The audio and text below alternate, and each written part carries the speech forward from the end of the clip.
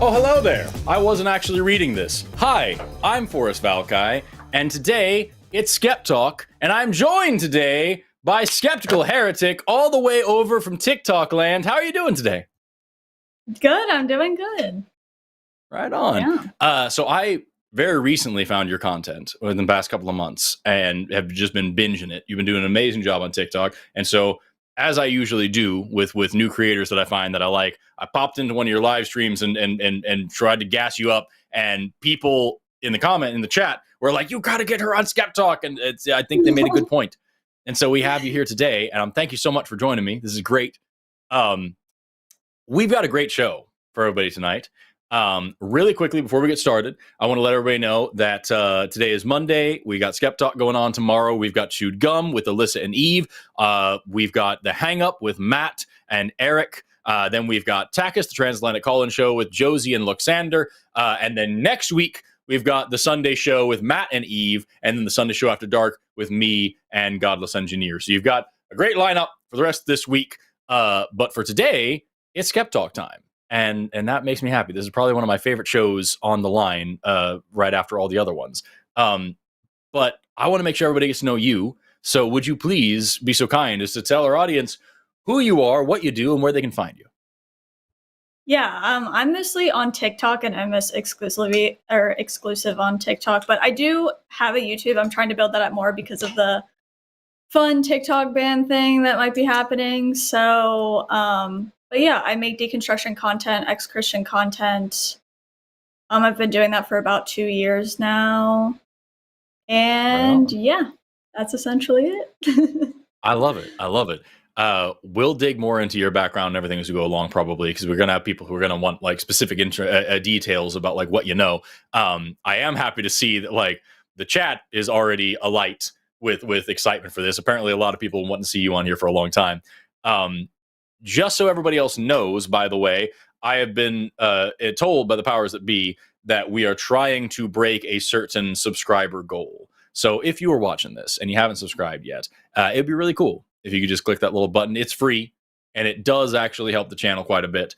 And then while you're here, make sure to go check out her channel, and make sure to go check out my channel, and make sure to learn as much cool stuff about as many cool things as you possibly can. And even if you never open the YouTube app again, good gravy does it help with them algorithms, y'all. It's a really cool thing to do. So tune in and hit subscribe and push the buttons and do the things. I am not a salesperson, but I hope that you are a subscribed person. Lines are already full. People are excited about this show, but I'll go ahead and say right now, if you are watching this and you are a theist of any flavor or a science denier of any kind, if you are a Muslim, Christian, Hindu, Buddhist, a polytheist, a pagan, whatever, and you want to talk about your supernatural beliefs and why you believe them, or if you're some sort of a science denier, if you're a flat earther or a anti-vaxxer or a transphobe or a creationist or whatever, a climate change denial, whatever, this is the show for you. This is SkepTalk. This is where we take a long flippin' time to discuss the beliefs that you have and why you have those beliefs. So stick around. Lines are already full, but we're going to open them up as we continue to take calls. So just stick around, call in. The second you see us hang up on somebody, keep dialing in, keep calling in, and we will try to get your calls as fast as we possibly can. With that, are you ready to get started? Yeah, I'm ready. Dope. All right. Let's start with, we always prioritize theist calls, so let's start with one of those. We're going to talk to Matthew, pronouns he, him, calling in from octagonal hubris. What does that even mean? Who's a theist who wants to present proof of a higher power and proof of specifically Christianity. Let's talk to Matthew. Matthew, you're on the line with Forrest and Skeptical Heretic. How are you doing today? Hello. Hey, Forrest. Hey, Hello. Skeptical Heretic.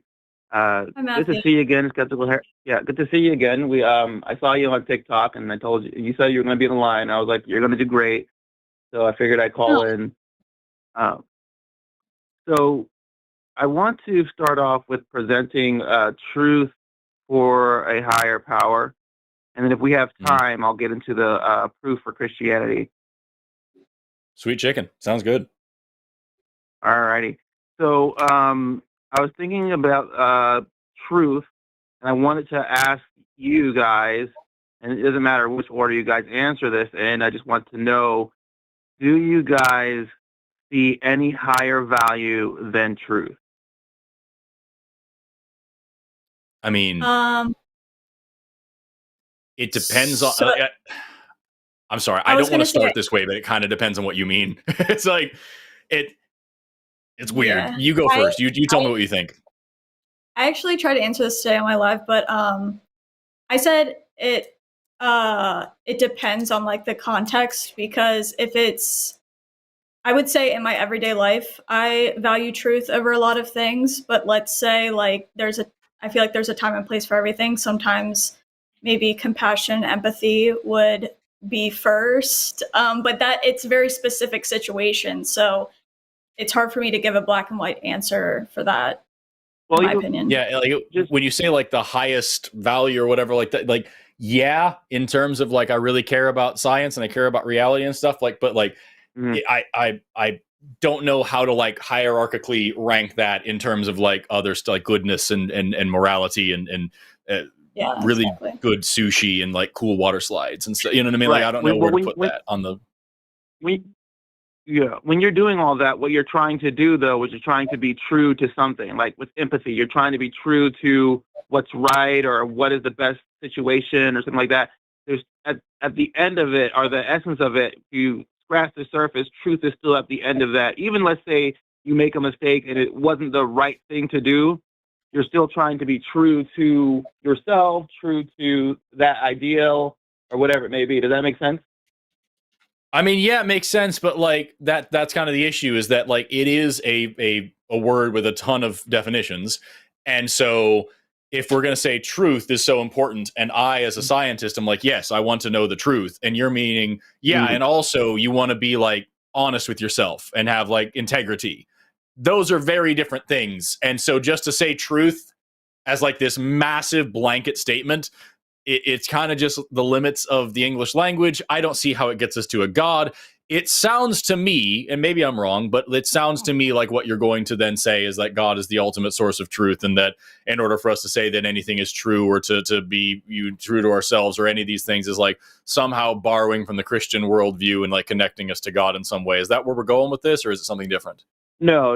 I mean, as a Christian, obviously that's what I believe, right? But baby steps, right? I'm trying to present the proof of that truth is that higher power. Jesus says he's the truth, right? In scripture, you don't have to believe it. Jesus says he's the truth. He does. I believe as a Christian. Say those things. Pardon? Yeah. He does say that. I don't know what that means. Yeah, that's fair.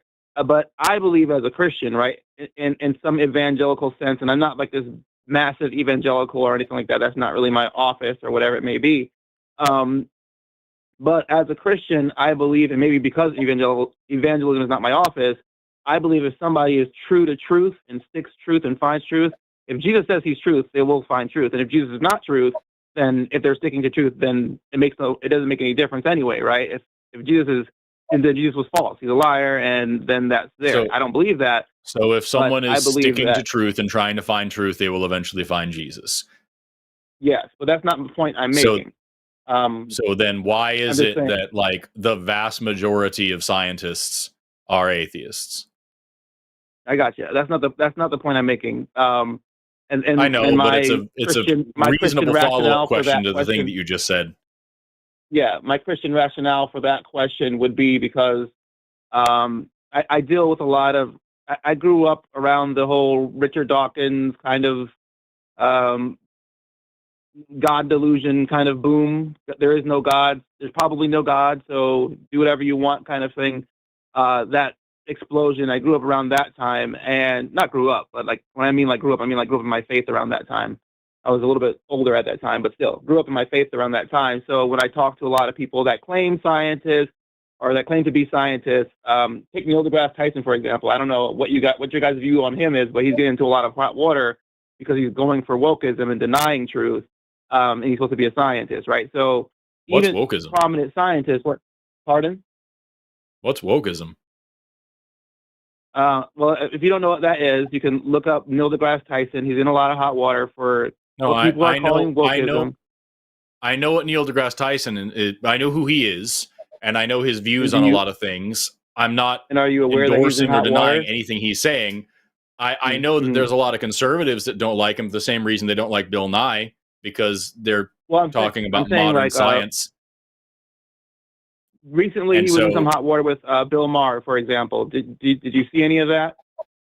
I don't really care about Bill Maher, so no. I'm asking you. About Bill Maher. You use the word wokeism, and I've heard that word a lot. I know what it means to me, and I know what it means a lot to other people. I'm asking you what it means. What do you think that means?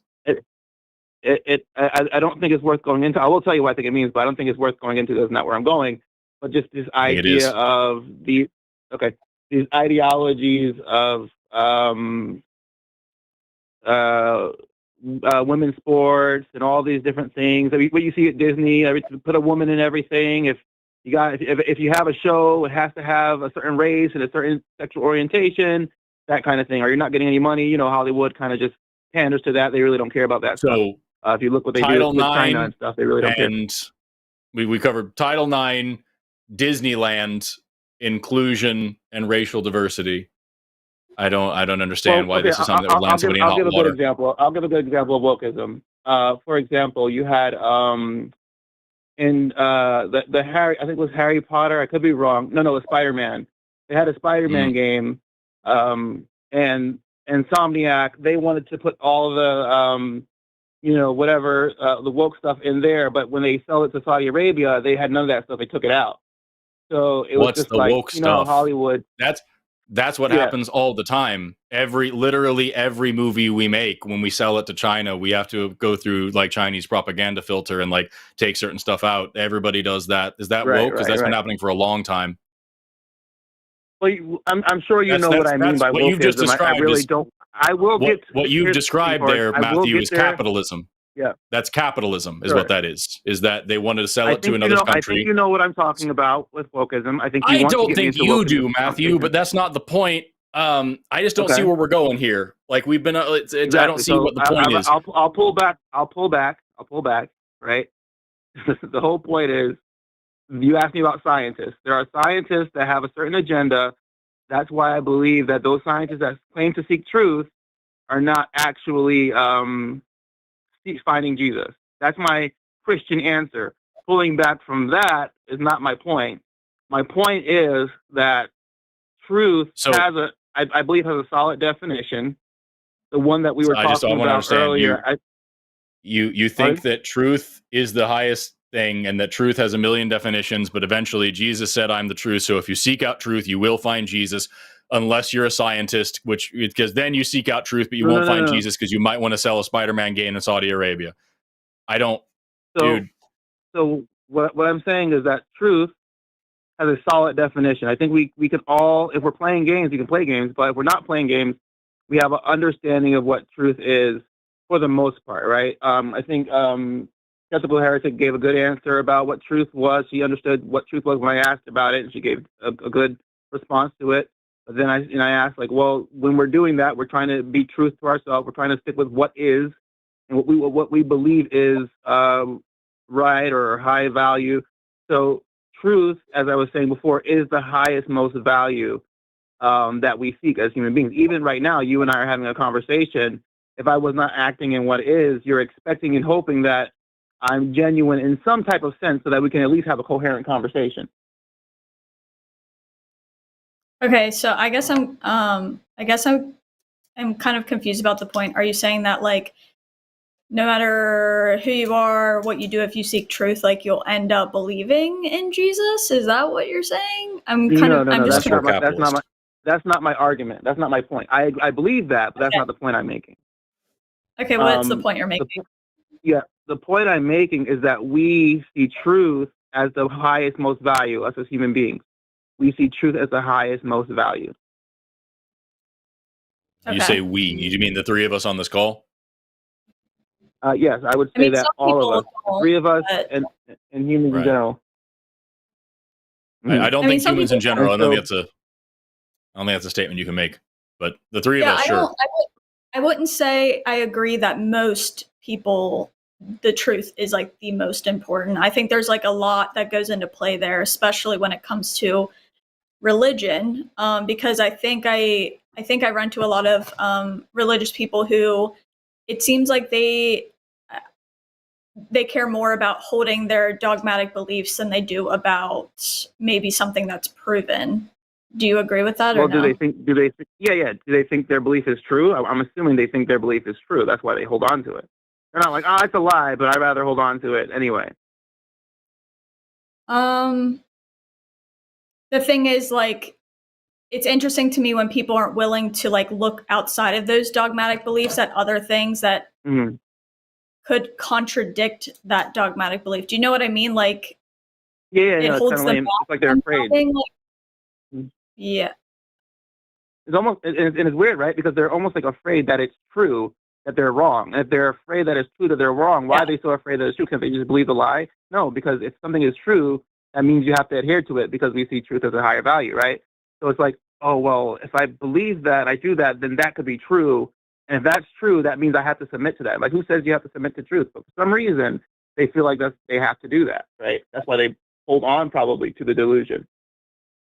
But how do we know how do we know that they're doing it because they value truth the most and not something like they're comfortable where they're at, or like they don't want to go through all the trouble of like examining their entire life and their entire belief system, because that would require a lot of work and also it's pretty scary. So I guess I just don't agree with the statement that like everyone values truth. I think people are convinced of certain things, and yeah, they maybe think it's the truth, but I just don't know if every single person values truth to the highest degree over other things. Okay, I mean that's just what I've observed, and I believe that is linking to a higher power. We are all submitting to that higher power. At least let's just say the three of us on this conversation, we would agree, from what I understand, that we would want to know as many truths as possible and submit to that truth, and we don't want to violate ourselves by denying that truth. And I would say that there's nothing that makes that a theistic claim. Knowing true things is exactly. Yeah, wanting to know more true things and being honest about the things that you know that are true, that's an evolutionarily advantageous thing. If I believe with my whole heart that drinking rat poison is going to make me healthier, it's going to kill me. It doesn't matter what my belief is. It matters that what I believe is true. And if I believe true things and as many true things and as few false things as possible, I'm very likely going to lead a longer, happier life. And so, I agree. Yeah, there's a reason why we value truth, or at least the three of us on this call do, or at least I do. I don't know. I can't speak for too many people, but like, there's a reason I do. And it has nothing to do with any theistic claim or any God, telling me to, or anything like that. This is why I specifically said higher power. I didn't want to like add any type of theisticness to it or any type of godness to it, even though I believe that it's God. I believe there's a higher power. I didn't want to add that to that, just to kind of frame that to at least come to the understanding that we see a higher power out there that we feel like we have to submit to, and if we don't, there are consequences, as you mentioned with the rat poison. What's a higher power? Like something supernatural? Or are you saying like laws of the universe, or like what? Is truth natural or truth supernatural? I think it's natural. Truth is a category. Truth is a category that we put on things. Yeah. Okay, you say it's a category that we put on things, and I'm wondering this question because someone actually presented that idea to me, and I asked them, they didn't give me the answer. When I say, did we come up with the category of rock? Rock? Yeah, rock. So this is actually, I feel like I want to, if it's okay, just for a second, let me just cover this really quickly so that we're not, going through a weird rabbit hole. We named things that we saw. So like rocks exist. Truth just means that something comports with reality. And when something does comport with reality, we just call it truth. Truth is not like this ethereal, magical thing that is derived from something. It's just a label, just as rock is a label. Correct. When something is made of certain conglomerations of minerals, we call it a rock. And that doesn't mean that there's some like platonic form of rock in this higher dimension that from which all the rocks are derived. It's just labels that we put on things. Bueno. So that's exactly. So that's why. So we know what truth is. Like we don't need to say, oh, it's just we don't know what it is. Oh, it's just no. We know what truth is. That comports with reality. We know that we go against that. So it's not. If you feel that if you believe that it's natural and you see that as natural, then it's natural, right? We don't need to add any supernatural to it. We don't need to do any of that, right? We don't need to go into La La Land, right? We know that what comports with reality is truth. That is a higher power over us. We have you and I, the three of us, like you said. If we do not submit to this, truth is not. I'm sorry. I'm sorry. I hate to interrupt you. I really do. But like, Please, you did the thing where you just recursively went back and just slid in. Truth is this thing, and truth is a higher power. Truth isn't a power. Truth is just a label. It's not a power. That which comports with reality is what? A label? Yes, that's just a description. Like it. I don't understand where we're going with this, dude. It's been 16 minutes, and we haven't gotten to any point where we're actually talking about a God. What do you think happens if we don't submit to truth? Like, whatever that means to you. Like, what do you think happens? Depends on the situation, right? Forrest mentioned drinking rat poisoning, thinking it would cure you, but it won't. You'll die. So, depending on the degree that you deny truth, I wasn't done. What about rich, successful people who get their success from being dishonest, and they live a great life, they get a bunch of money, and they do terrible things? Like, what's the consequence for them? Because, like, we don't live in a perfect world where everyone gets some kind of, like, consequences for their actions if they don't get caught for something or whatever. So then, like, I guess, where do you end up with that? Like I said, there are minor consequences and there are major consequences. I don't know how that person sleeps at night. Maybe they do sleep at night. I don't know. Right? I can't go to the depths of each person's consequences, but I know there are consequences from denying truth. That person may self-delete one day because they feel like they've defiled themselves. I don't know, but there are consequences, and not only are there consequences for them. Maybe they have perfect. Maybe their life is perfect. They have no consequences for them, but someone else may receive consequences from it. Obviously, the person they worked over in life. People they're exploiting. So, yeah, the people they're exploiting. So there are consequences there. So there is consequences for denying truth, even if the person who denies it is living the best life now, as Joel Osteen would say. Just out of curiosity, is there not also inevitably consequence for embracing true thing as well? And those consequences may be equally or even more dire than the consequences for denying a true thing. You mean, no, definitely. And sometimes when you go with truth, that there may be certain bigger consequences that you have, but the consequences not due to denying truth. So here's the thing, man. I don't understand what we're talking about or why we're talking about it, because that's fair. Believing in true things, but I'm gonna finish this sentence. Believing in true things leads to consequences. Not believing in true things leads to consequences. So a lot of people value truth as a really high thing. A lot of people don't value truth as a really high thing. A lot of people dedicate their lives to seeking out truth. A lot of people dedicate their lives to exploiting and dealing in untruths and trying to spread lies. It's just a thing. And I've yet to find 18 minutes in, and we've yet to discuss why this relates to any significant meaning of a higher power, why this gets us to God, why this gets us to Christianity. Can we skip the script and just get to where you're trying to go? Because this part is real. And I still don't even fucking know what wokeism is. So like I at a certain point, I want to get to where we're going so we can move on, because we got 5 other people waiting on the line. And like, I want to get to that's fair. So like I said, I'll move. I lay down the foundation for that. We had a conversation about truth. If you didn't get it, that's fine. I will talk about Christianity and the proof of Christianity. This will be a lot more concrete. This will be a lot something you can dig into and probably have more fun with, I guess. So Jesus, and just as a disclaimer, I'm taking what Jesus said and comparing it to what's going on now in history. So I'm not using the Bible to prove the Bible, just so that we can move that out of the way. Jesus says in Matthew 7:22 and 23. Do you guys know that verse? No, it's not in my head. You can tell it to me, or I can look it up. To be a Christian. I've got my Bible right here, or I've got the internet in front of me. So do you want me to look up the verse and double check it? I don't have like a ton of Bible verses memorized like I used to in like Tijuana or whatever. Or not Tijuana. I only have the fun ones memorized. Look at it yourselves and possibly even read it yourselves. That way there's no shenanigans. Okay, Matthew, you said? Yes, Matthew 7:22 through 23. Matthew 7:22 and 23. Many will say to me in that day, Lord, Lord, oh, it's this one. Have we not professed in thy name, and in thy name cast out devils, and in thy name done wonderful works? And then I will profess unto them, I never knew you, depart from me, that ye work iniquity. Mine's in fucking King James language. So yeah, it's that one. It's that not everybody who's a Christian is a true Christian, and not everybody who says Lord, Lord is going to get the salvation and the blah, blah, blah. Matthew's a weird one. Yeah, I got that one. So Jesus says this, right? And this is what I'm saying, why this proves Christianity to be true, or Jesus' prophecy, which is proving Christianity to be true. Christianity could have fell apart. Jesus predicts basically what we see now, and even the atheists proclaim, hey, you guys don't even follow your own scripture.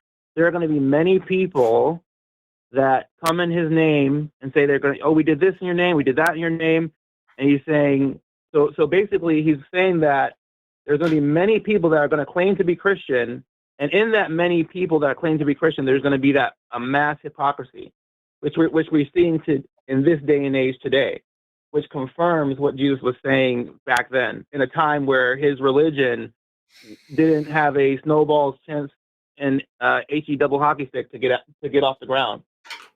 Just out of curiosity, has there ever been a single time in the course of the entire history of Christianity when there weren't some Christians who were doing Christianity wrong?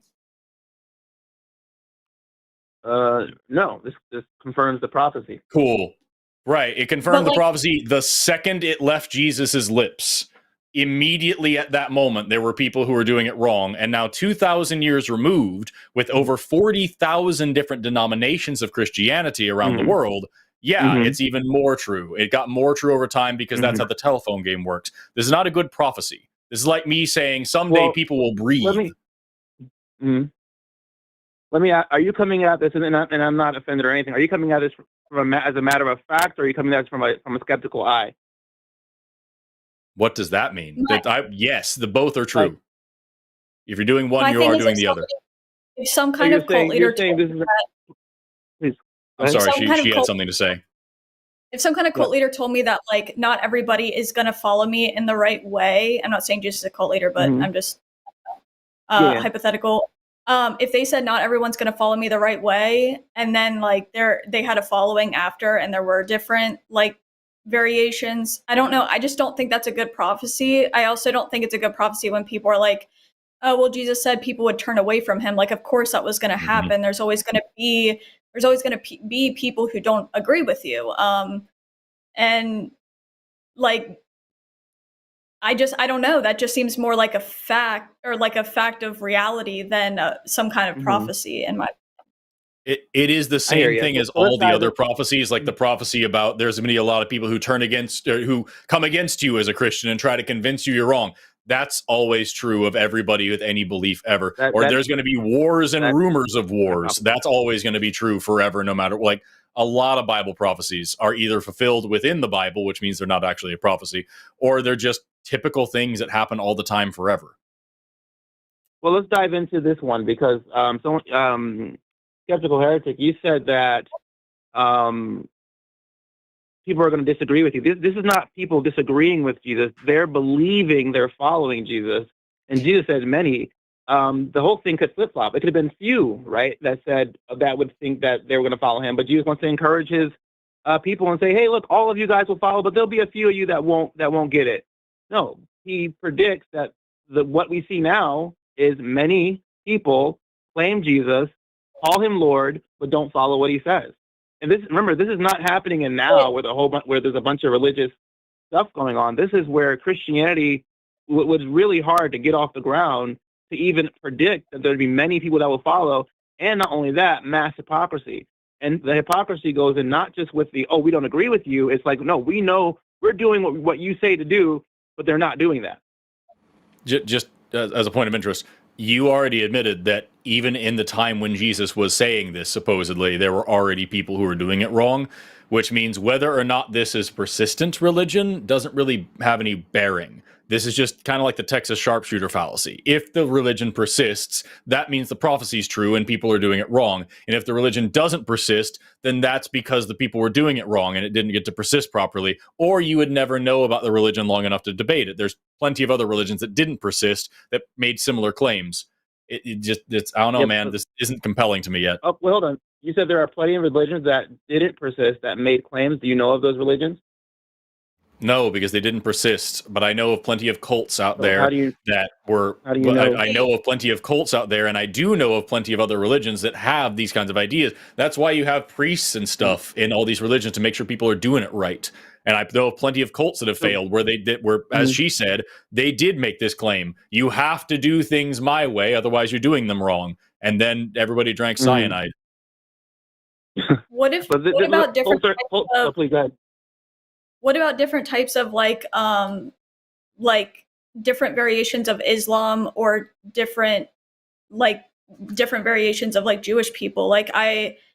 Isn't it that way in every major religion where there's like different variations? So like some of them are going to disagree with each other and say you're doing it wrong. That's why I also don't feel like it's a prophecy, because that's the way religion truly plays out.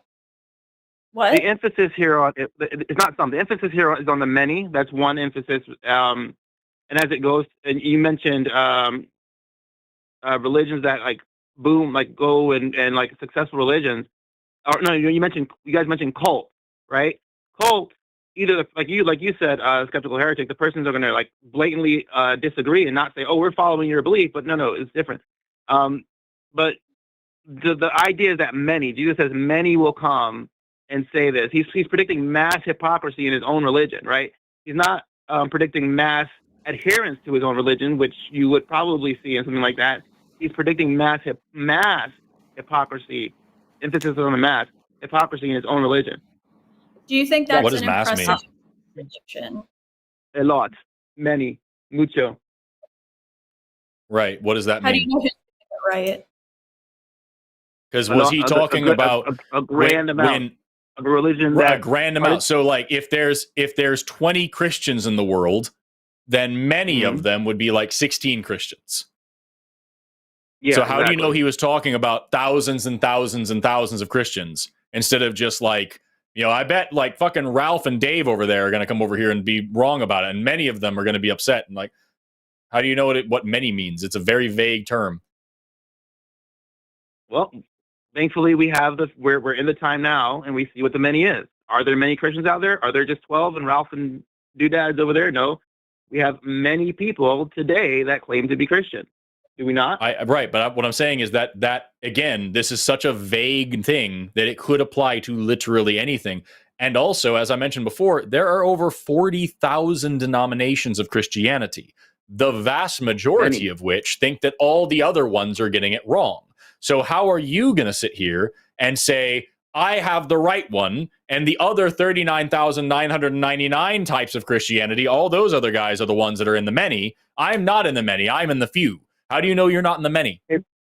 Hey Forrest, I could be in the many. That's not the point of the point, right? The point is many will come, right? Issue. That's not I'm not going to argue I'm a Christian.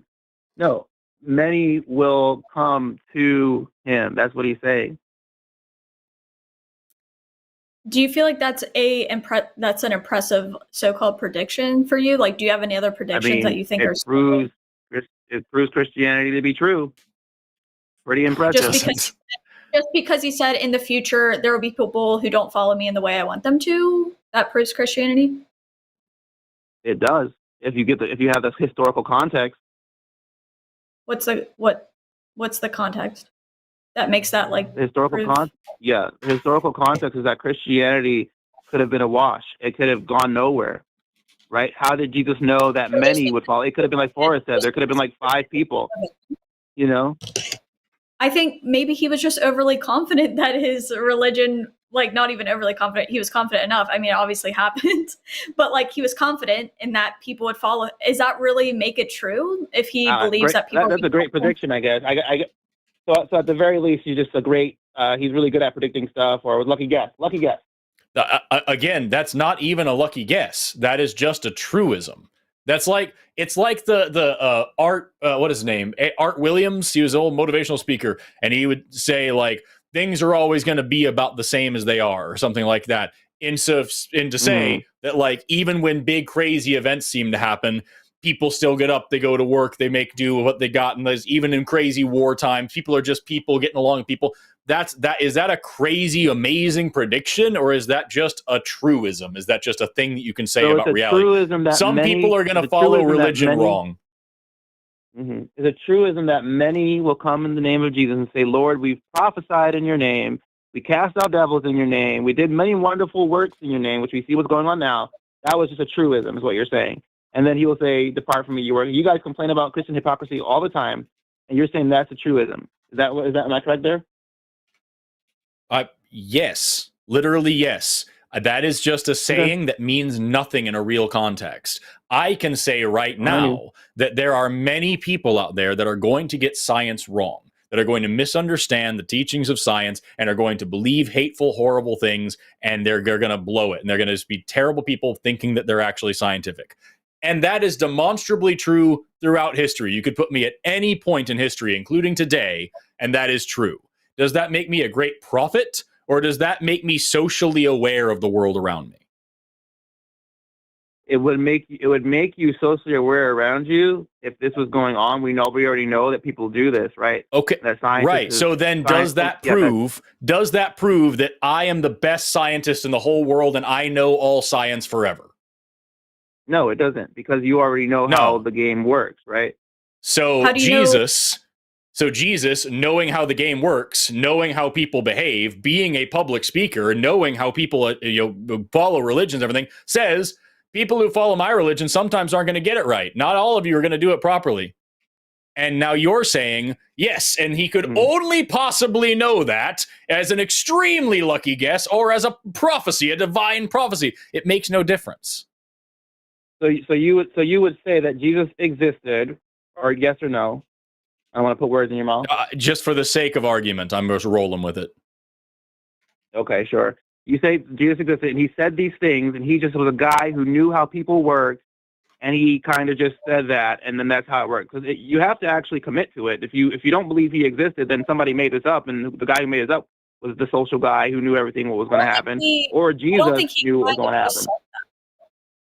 Pardon? I don't think he kind of just said that. I think it's just like living in reality, is knowing that if he's trying to create this big religion, or if he's trying to get a bunch of people to follow him, he's going to like be critical of some of his followers if they don't do what he wants them to do. Isn't that just kind of like, I don't know, common sense? It feels like. And you're saying that he knew he would be successful. He was like, man, if I say this controversial stuff, I'm going to be really successful. People are going to follow me. So many that some people are not going to get it right, and they're going to come to me on that day of judgment and say, we did this and that. Oh, is that what you're saying? And I'm not trying to be like pedantic or anything. Is that what you're saying? Yeah, I mean, he could have fully believed that he was going to like get a lot of followers. I have no idea. He wouldn't be the first person to think that he's creating a like groundbreaking religion. Like, whether true or not, it doesn't matter. There's plenty of people in the past who have believed the same thing. So I just wouldn't be like, it wouldn't be anything crazy to me, is what I'm saying. So you're saying like a bunch of other like fake messiahs that came up and like said the same thing, got because they knew the gift of the gab too, and they knew that was going to happen, but they were the ones that didn't make it. But Jesus is the one that made it, so his words are written down. So just because he was right about his following means it's true. No, I'm asking you. Do you think that that's the case? That there were other people that were around that were doing the same thing he was doing, and he was the lucky one that just got picked? No, I'm kind of confused. I don't think there are a bunch of people doing like exactly what he was doing. All I'm saying is like, it makes sense that he would say, not everybody who follows me is going to follow me in the right way. I just don't understand like why that's like impressive. I guess I don't know. I guess I don't understand that. I would say like, I guess yes, for me, yes. Hold on just a second. Let me just double check this really quickly. So Apollonius of Tyana was born around the same times as Jesus, was also a religious leader, lots of similarities to Jesus Christ. Both were said to have ascended to heaven and and all this stuff. I'm trying to pull up like lists. Apollonius performed a bunch of miracles. He was a great spiritual teacher. Apparently his mother was visited by an angel who told her that her son would be a divine creature, and there was divine signs in heaven that preceded his birth. These are all the stories of Apollonius, who was around the same time as Jesus and was a great spiritual leader. And no one's out here saying Apollonius Christ, right? Because this is just a dude who was also there. There were plenty of apocalyptic preachers at the time. There have been plenty of apocalyptic preachers since that time. And you only take this one seriously because it became the dominant religion in the Roman Empire and then was used to justify genocide across most of the global north and south. And so, like, I was going to say just north, but really it's the whole world. So this religion was spread through violent conquest, and people were either forced to convert or murdered.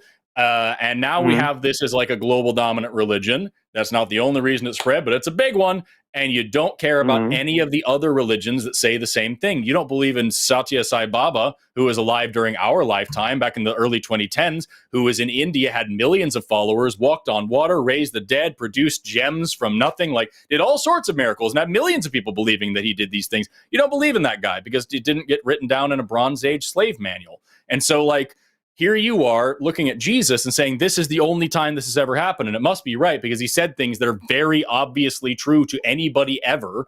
And I don't understand why you give this the same this special courtesy that you wouldn't give to any other religious belief or any other apocalyptic preacher. So it seems like what you're doing is kind of proving the point, right? You're saying, or at least what Skeptical Heretic was saying, like he just got lucky and he got picked, right? The other person that you mentioned, I forgot their name, but they were not. Did they even say they would have many followers and there would be hypocrisy in that situation? I don't even think. Does it matter? I don't know. I just don't even think. I just don't think it's a like impressive prophecy. I understand. You don't think it's impressive. I got that. I mean, and then I'm not trying to like. Impressive. Let me ask you. What I'm just saying is that this is the proof that you have. This is the proof that's presented. Let me ask whether you think it's impressive or not. Do you believe there's another prophecy that says, and this is the one that I usually talk about in this thing. This is from Mark, I think.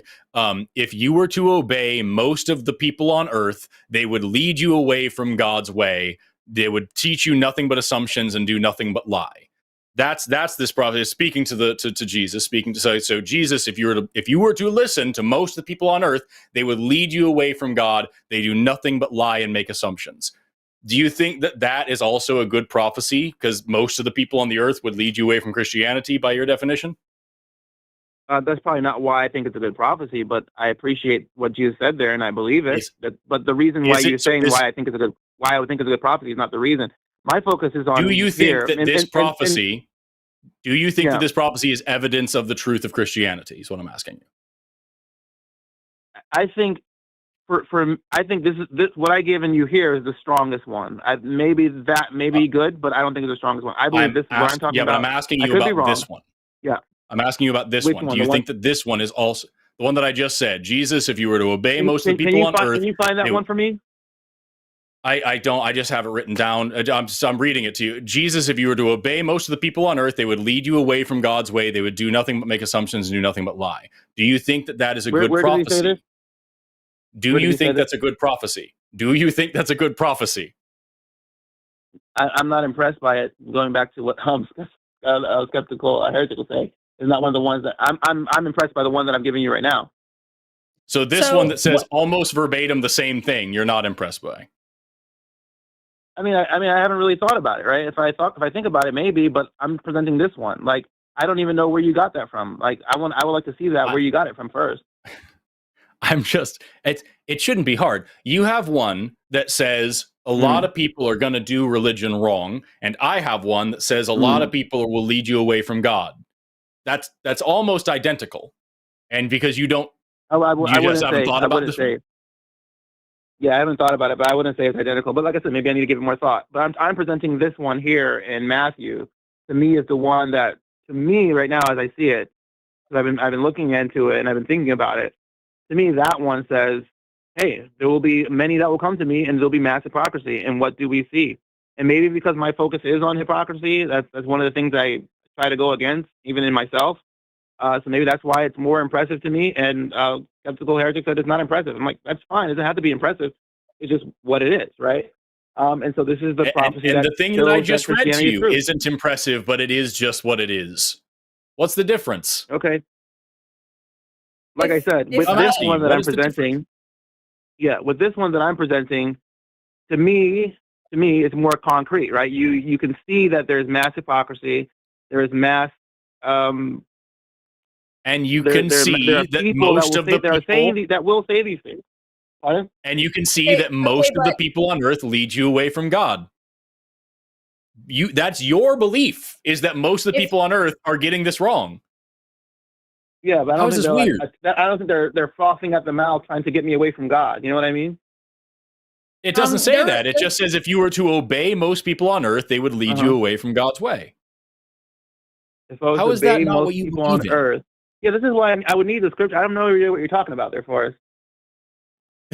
What is the scripture if Jesus understands hypocrisy and how it works, and he just says, hey, there's going to be some hypocrisy in the future, like, I guess I just don't understand how that's a prediction or a prophecy or whatever. It's just as impressive to me as like the whole wars and rumors of war thing. Like, it's not like brand new information, I guess is what I'm saying. Like, if I say eventually, if I make some kind of quote unquote prediction that eventually some sort of species will die out, is that really like impressive, like super impressive? Well, it depends on the species, really. No, just no, because it depends on hold on. Answer what she actually said. It depends on the species, and it depends on when you made the prediction. Like, if giraffes had no entire sign of being endangered, actually they are endangered species now, so, but they had no entire sign of being endangered, right? And you said back in 1999, I wasn't done. What was that? Eventually something will die out. Is that impressive no matter when it dies out? I don't think so. I think that's like it's not. No. No. But what I'm saying is, for example, we have, like I said, we have a bunch of giraffes in 1999. If you were to say, oh yeah, that species is going to die out in 2024, he doesn't even give us a date, so that's why I wouldn't give it. I wouldn't give a date. I would just say eventually. A lot of the prophecies in the Bible don't give any dates. They don't give any time period. They're just like, eventually this one thing will happen. And so that's why I don't even think it's impressive prophecy ever, because people can predict all kinds of things and say it'll happen the date eventually. Is inconsequential. I'm just saying it's going to happen if it's like reasonable, I guess. The date with this prophecy, the date is inconsequential. I'm just saying what would be impressive if you were to improve. I was using your example, if you were to disprove or prove an animal dying out or whatever. The point Matthew, is with this. I actually dare you, like legitimately, I actually dare you to actually grapple with what she is saying rather than trying to turn it into something else. You gave the most vague possible prophecy. Lots of people sometime will get this wrong. That is nothing that means anything. She's giving you an example. Some species someday will go extinct. That is equally as true and as valid as the prophecy of the Bible. The verse that I gave you, most people, if you follow them, will lead you away from this religion. That is equally as true as the verse that you gave. And you keep changing what we are saying to say, well, no, it would be impressive if you said a specific species. It would be impressive if we knew the scripture. It would be impressive if when what we're saying is the same caliber of evidence as you're giving us.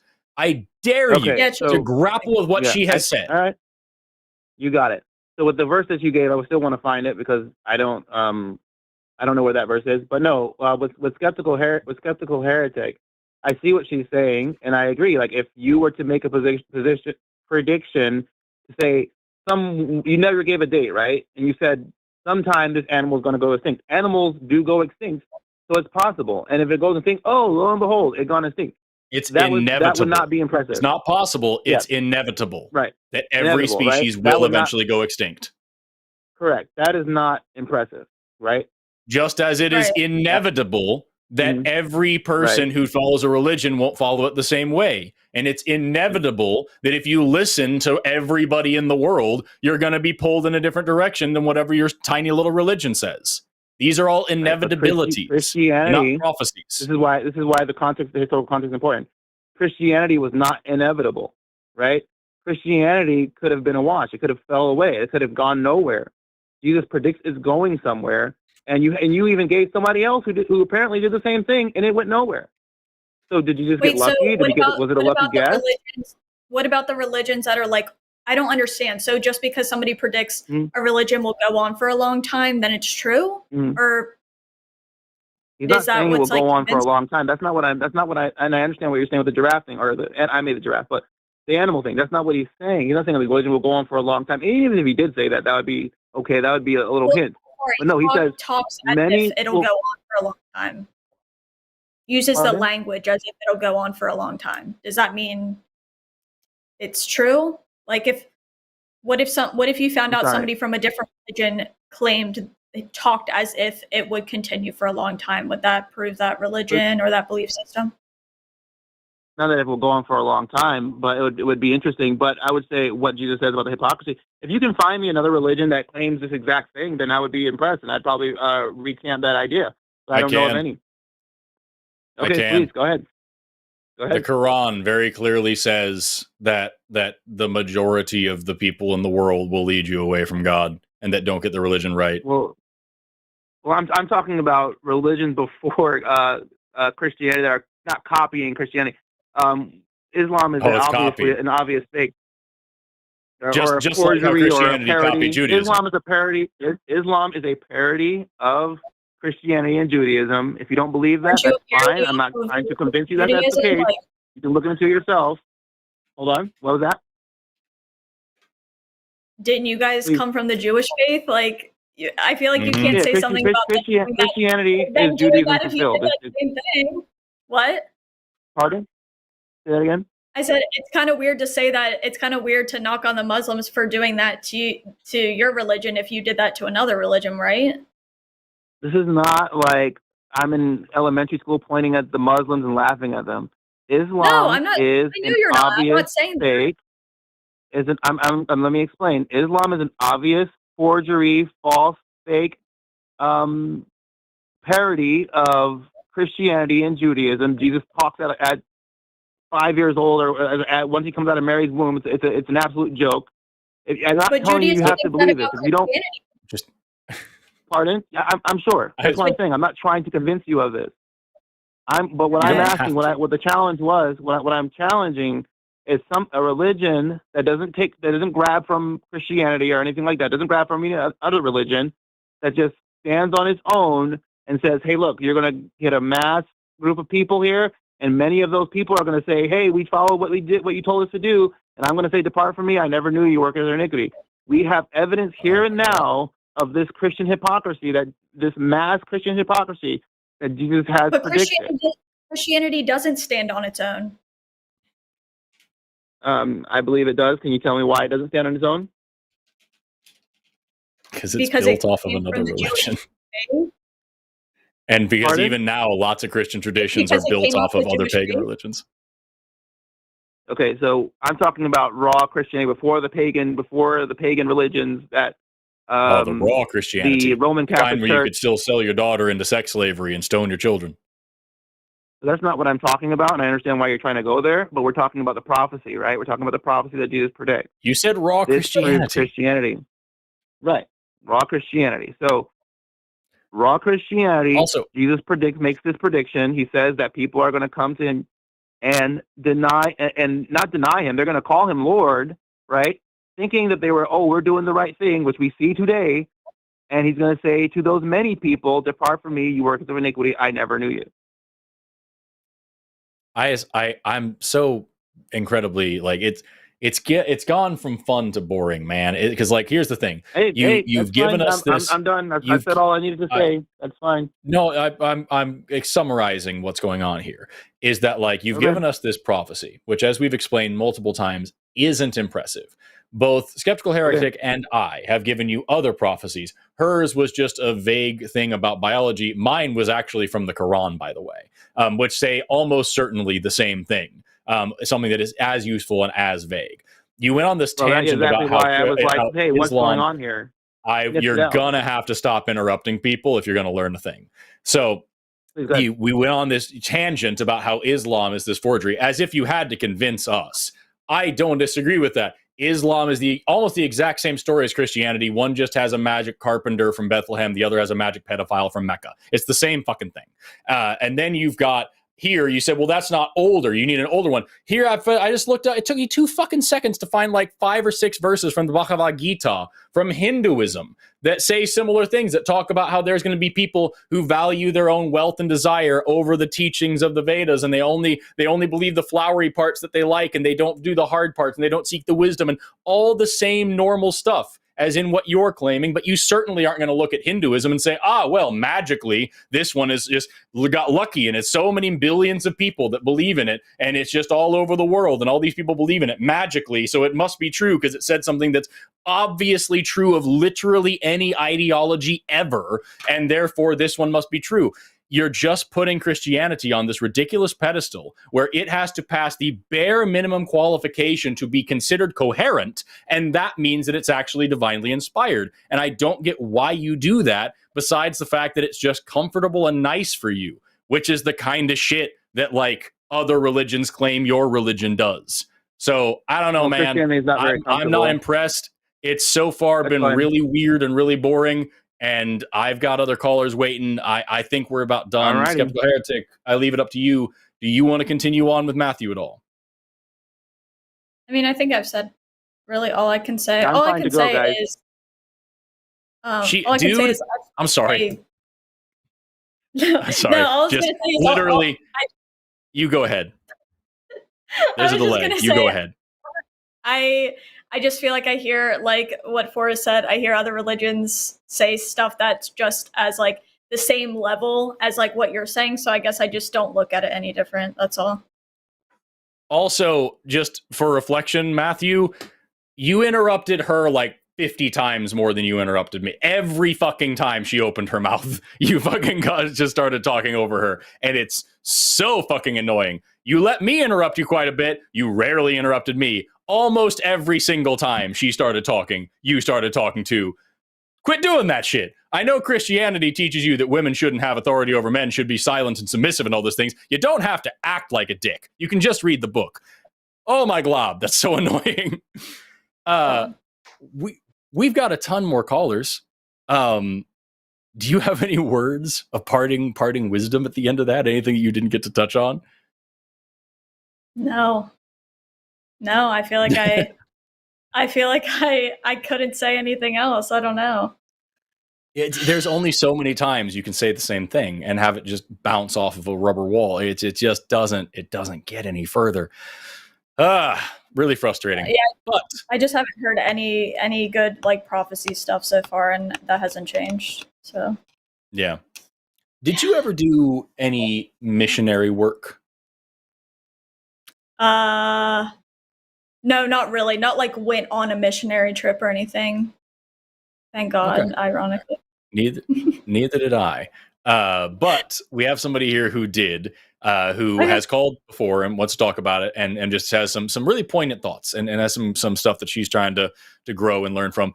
We've got Emma Grace, pronouns she and they, calling in from Scratchy Cats, who is a theist, who is an ex-missionary, calling back about how Western thought continues to perpetuate colonialism, wanting humanist perspectives from the hosts about the ethnocentrism that we hold in our educational models that limit humanity's ability to move on to a more equitable world. That's a hell of a prompt. Like, that's a fantastic call screen. Emma Grace, you're on the line. How are you doing today? I am doing all right. I'm glad to hear it. I feel like I lost some brain cells on that last call. It was rough.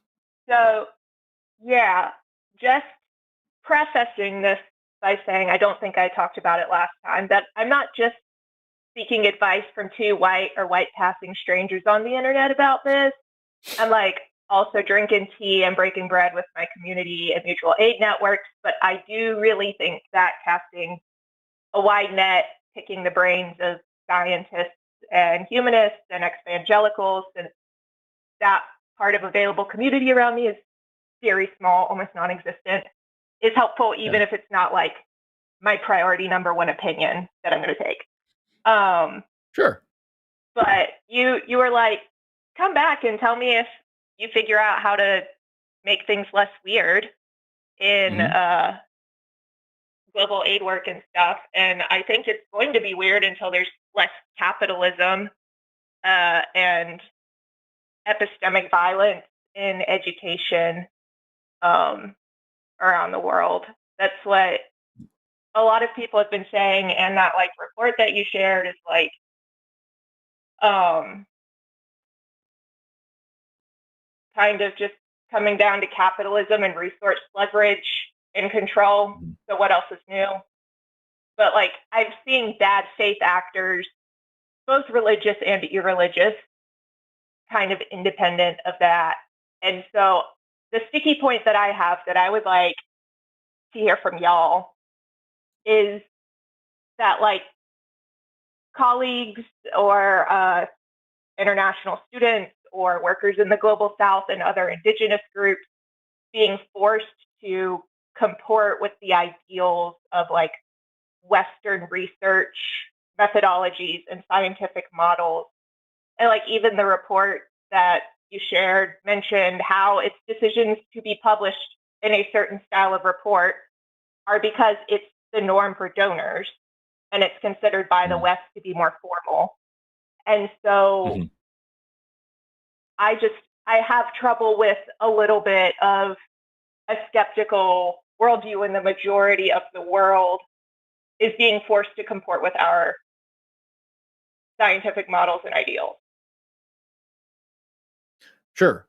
So here's where I would sit on it, is that it's absolutely no secret that science and you know, our history of aid work, what we called aid work and things like this, have a dark, long, deep history of sexism, racism, colonialism. Like that is no news to anybody who's paying attention. It also shouldn't be news that science works, and it works because of our ability to get out of our own way and learn about the natural world rather than what it is, rather than what we want it to be. And the history of especially the last century in science has been going back and finding problems in our research where we were being sexist, racist assholes and glossing over, covering up, or destroying evidence that went against our Western framework. And that's why, you know, nowadays you hear it more and more and more, and people talk about, oh, this isn't real science, this is this modern woke science. And back in the 60s, it was very clear that this was how the phrenology worked, you know, and I was like, no, actually, it never worked. You're just an idiot. And so this is, you know, as we go through, you know, we find all these problems, we try to correct for them, we try to make things better, we try to ameliorate these situations, and we learn more stuff. And a big part of that is bringing people from other cultures, from other backgrounds, other heuristics, other mental frameworks into the sciences, reaching out to them on their terms, in their language, in their framework, and having them use the scientific method to learn new cool stuff. It's why you see all the time, like, hey, this person from pick a random place in South Asia has discovered this crazy new thing about mathematics that they just were able to do as effortlessly as any Western person was able to do whatever calculus, because they had a different angle at which they were approaching the problem from their heuristics, their cultural perspective. And so I think that, like, it would be, in my opinion, it would be foolish to try to denounce all scientific progress and say that we need to completely reinvent the entire endeavor of science. I think that it makes more sense to say we need to make science as inclusive as possible. We need to decolonize science in such a way that we are not forcing people, as you mentioned, to adhere to a Western framework in order to get the funding they need. But we also need to make sure that science is being done properly, and that the things that these, you know, whoever they may be, are coming up with are still backed by solid evidence and sound reason. Whatever ontology you're coming up from. This last summer, we had a whole thing about Native American ontologies and how they comport with science. And it works because they are bringing their framework into the scientific world, not changing the scientific world to match their framework. That would be no different than saying, you know, the Institute of Creation Research or Answers in Genesis, who bend science to fit the Bible. You know, so like, that's where I'm at with it. I think that, I think there's a lot to be done and a lot of work to be done and a lot to be said about decolonizing education, stopping, as I love your words there, epistemic violence, telling people you have to learn in this way and you have to use these examples. There's a reason why at a collegiate level we have like stats for social sciences versus stats for medical science versus stats for this, that. The same fucking stats. You just teach them in different ways for different people who are coming from different angles. It can and should be the exact same thing. Teach this in a way that works for you, learn this in a way that works for you, then get into the lab, put a coat on, and start working in a way that makes sense for everybody. That's my idea. But I know that's a lot of flowery language. Skeptical Heretic, do you have thoughts on this? I don't feel like I'm very experienced in that like realm, okay. Honestly. That's totally fine. It's a weird situation. Emma Grace, does any of this resonate with you, or do you think I'm missing something? I have a question about like the scientists in wherever in Southeast Asia who discover something in their own culture, in their own way. Why does their report style and their methodologies have to be reported in the same way that we do in the West? Yeah, so I think when you really dig into the literature, like there's kind of a general framework. It's not terribly specific. I do think that reporting like a method section is the best thing to do. I don't think it has to be exactly word for word, line for line, the same as what we have to do in the West. But you do have to tell me what you did, why you did it, and how you did it so that I can replicate it. You know what I mean? So like, I have no problem at all with saying, hey, yeah, go ahead. There's just a lot of hierarchy and more credence and expertise given to people who do it in certain manners. And so that creates sucks. More work for that sucks. Local workers. And there is a lot to be said about that as well, because like that is a major complaint with like a lot of stuff in higher ed where it's like you didn't actually do anything that interesting. You just took something you could have explained in one sentence and explained it in 10 pages. And that's what we value for some fucking reason. I can tell you all throughout grad school, it was that like, yes, this is perfectly explained. I need this to be 5 pages longer. Find a way to make it 5 pages longer because that's the way it has to be.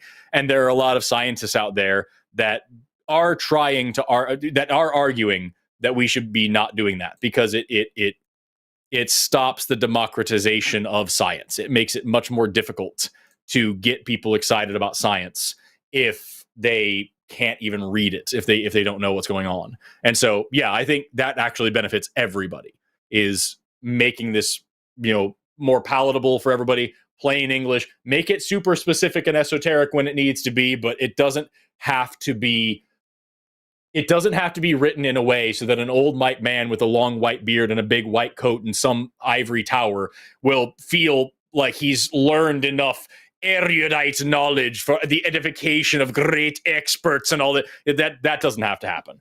But it does have to be reported in a way that makes sense and that can follow along with like good scientific methodology later on. That's my point. Okay. Yeah. If I could ask Skeptical Heretic a question, just not even globally, but even locally, for you. How have you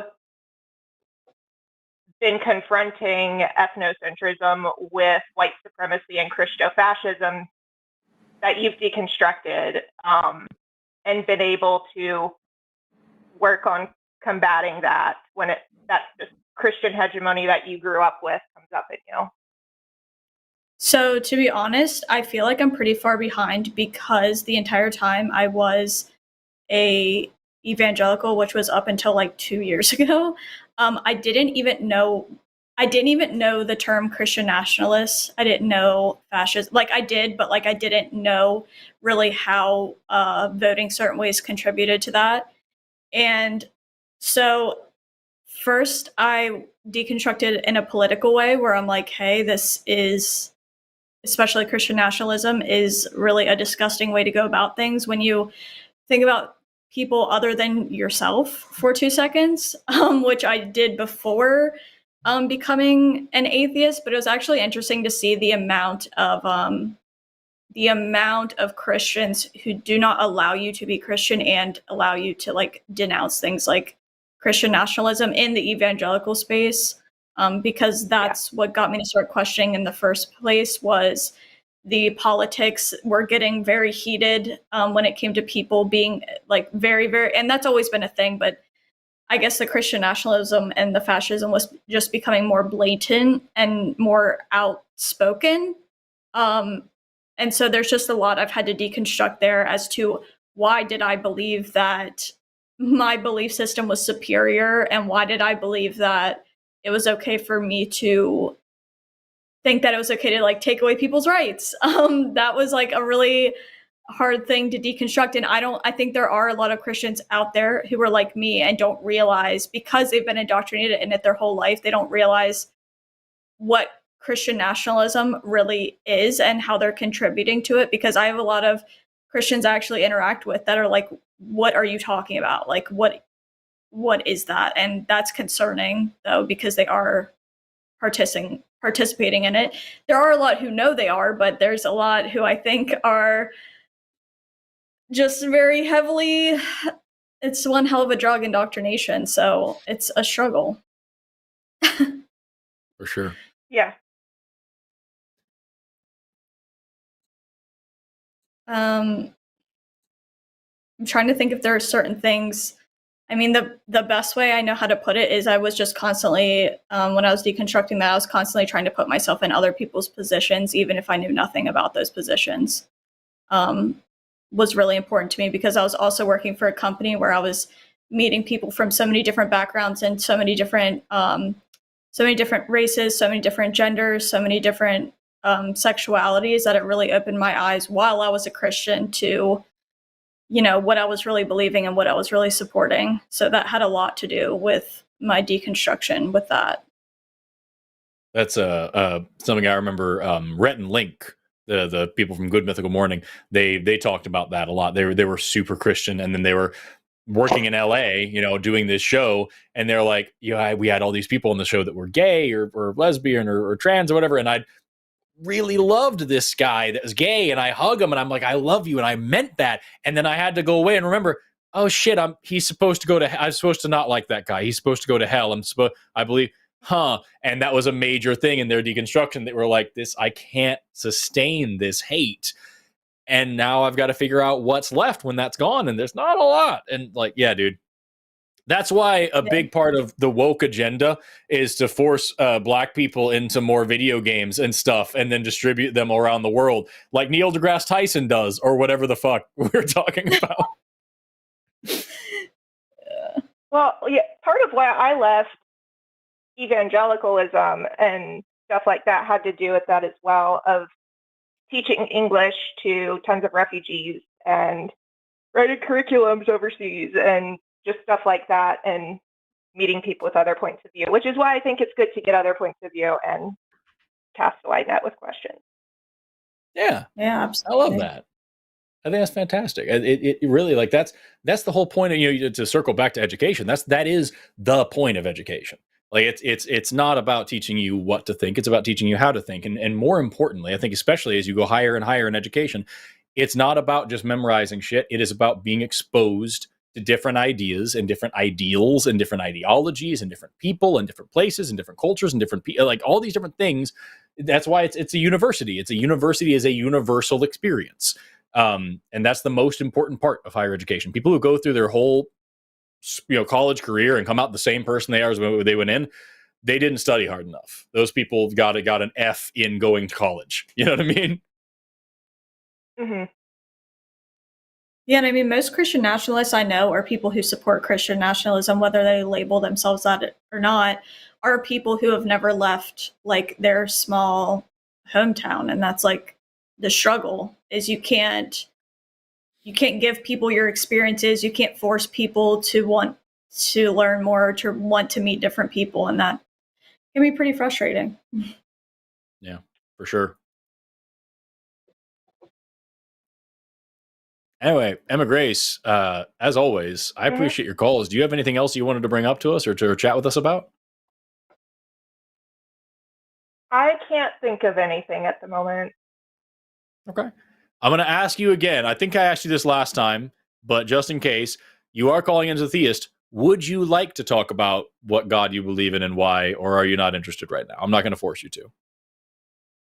I don't think you asked that. Okay. I'll consider it an invitation, as always. I find the story of a teacher from an oppressed minority being prosecuted by religious leaders and then executed by an imperial state compelling as a scapegoat allegory, but I don't know. And that resonates across many cultures, like you were talking with the last caller. Yeah. But probably not magical. I don't know. And but definitely not the like penal substitutionary theory of atonement that I was taught to teach other people and save people from hell. It's insane how far ahead of the curve you are, Emma Grace. I wonder why you're still a theist. I genuinely do, and I mean that in a good way. Like it sounds like you really I don't know, y'all. Out. I'm kind of sitting on a fence impaling myself, but I don't know. Yeah, I get it. Yeah. That's part of it. I think genuinely, I mean this. I think you are probably one of the most thoughtful callers that we've ever had on the show, or at least as long as I've been here. And I think that I think you're a very good person, and I think that the way you think about these things is indicative of somebody who really genuinely cares about other people. And I think that facts matter to you, and I think that evidence matters to you. And if you're already on the fence about this stuff, I'm not going to try to push you. I think that secularism and skepticism and humanism are already interests for you. And I think eventually you'll be comfortable enough to just put away this theism and move on to a different part of your life. We're here for you if you want to talk about it. If you ever want to poke something, if you're like, hey, just kind of hung up on this one thing, you know what? How do I get over it? We're here to help you fuck with it. And recovering from religion also has a tremendous amount of judgment-free, really cool resources and counselors and stuff that'll help you out with it. And I look forward to the day when you're revolutionizing education and getting your EDD and going out there and changing the shape of education and decolonializing our way of bringing people in and getting people aid work and all sorts of things like that. All of that is just an awesome. Even if you stay a theist the whole time, I don't give a shit. You're just a cool person, Emma Grace, and I wish the best for you. All right, thank you guys. Thank you. Have an awesome rest of your day. Take care. All right, y'all too. Bye. Emma Grace is super cool. She called in once before with really similar nice. questions. Really, really nice. Really, really nice. We've got lines open right now. We actually, with those last two calls, we cleared those lines and they have not filled back up. Well, they have. We got some people dropped, some people came back in. Right now, we have two lines open for theists alone to call in. We already have a couple of atheists on the line. We're not going to take too many atheist calls tonight. So if you are a theist or a science denier of any kind, if you're calling in as a Christian, a Muslim, a Hindu, a Buddhist, a polytheist, a spiritualist, if you believe in ghosts or witches or crystals, if you don't believe in evolution or the age of the earth or trans people, or if you can tell me what wokeness is, I would love to talk to you. If you want to call in and try to define the terms man or woman, because that's a big one that it's all over my comment section. You don't even know what a woman is. I would be happy to compare definitions with anyone in the audience. I bet I know better than you. But we'll see. We'll see. But we got two lines open for all those stuff. Do you ever get any atheists that don't believe in evolution? Not that don't. I don't think I've had an atheist that doesn't believe in evolution yet, but I have had plenty of atheists.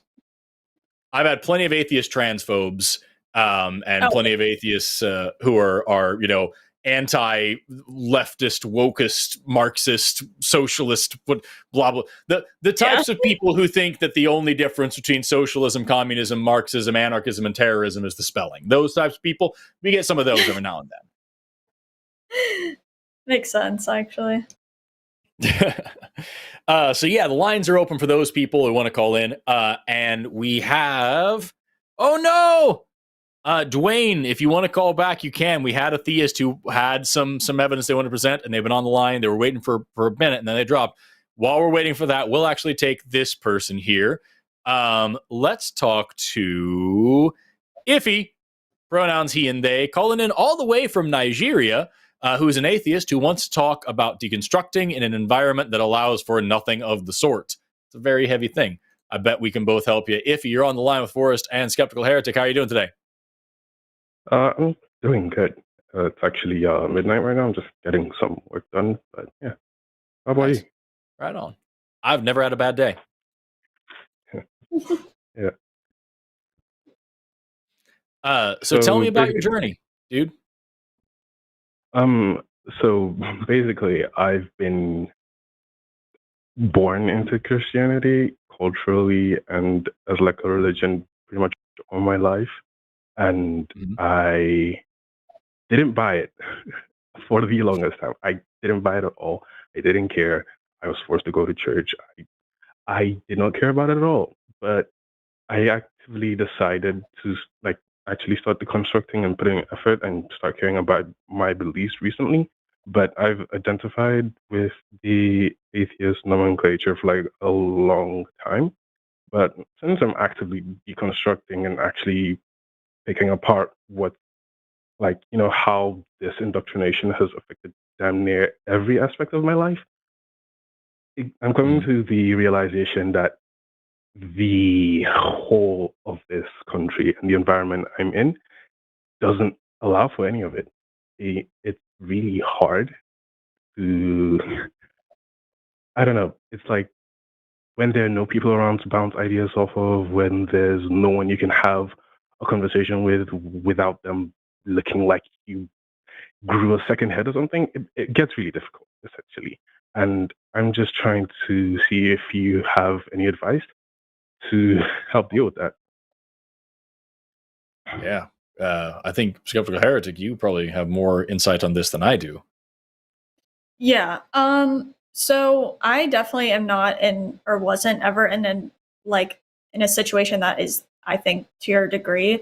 But I will say, I out of every single family member I have, I am the only atheist, like out of even extended family. And my family is super conservative, even to the point where like my grandparents or my grandparents were Amish. So that's like how conservative it was. So I understand the like lonely aspect. And when I deconstructed, I didn't have anybody to talk to, but that is also why I started making content online, because that was one of the only ways I was able to connect with other ex-Christians or people who were questioning and deconstructing. And it's unfortunate because I know in a lot of areas you don't have like physical like places where people gather for that kind of thing. I think that's something that like the atheist community can work on in a lot of areas, but I understand, maybe not to the same degree, but I understand the isolation feeling, and it's really, really hard. The best way I did things, like I said, was connect with others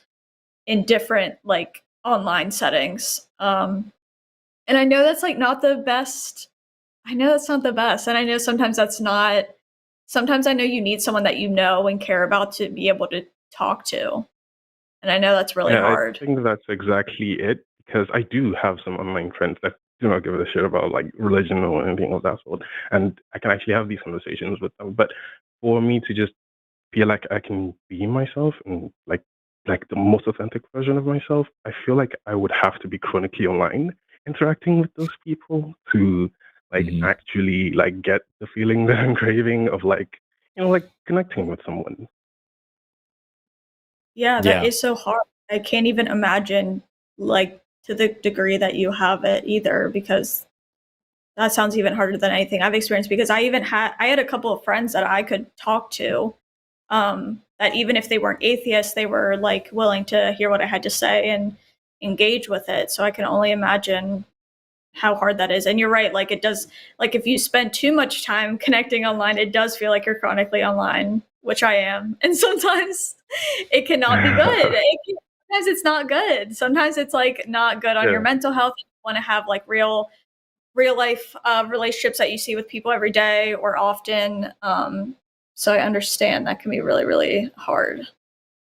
Yeah, and especially like depending on people, especially in this country, it's like I'm interacting with people that we have a literal demon and also like the theists out there, I don't actually mean a demon, but like we have a literal demon for president, and he is like honestly the worst in like the recent times.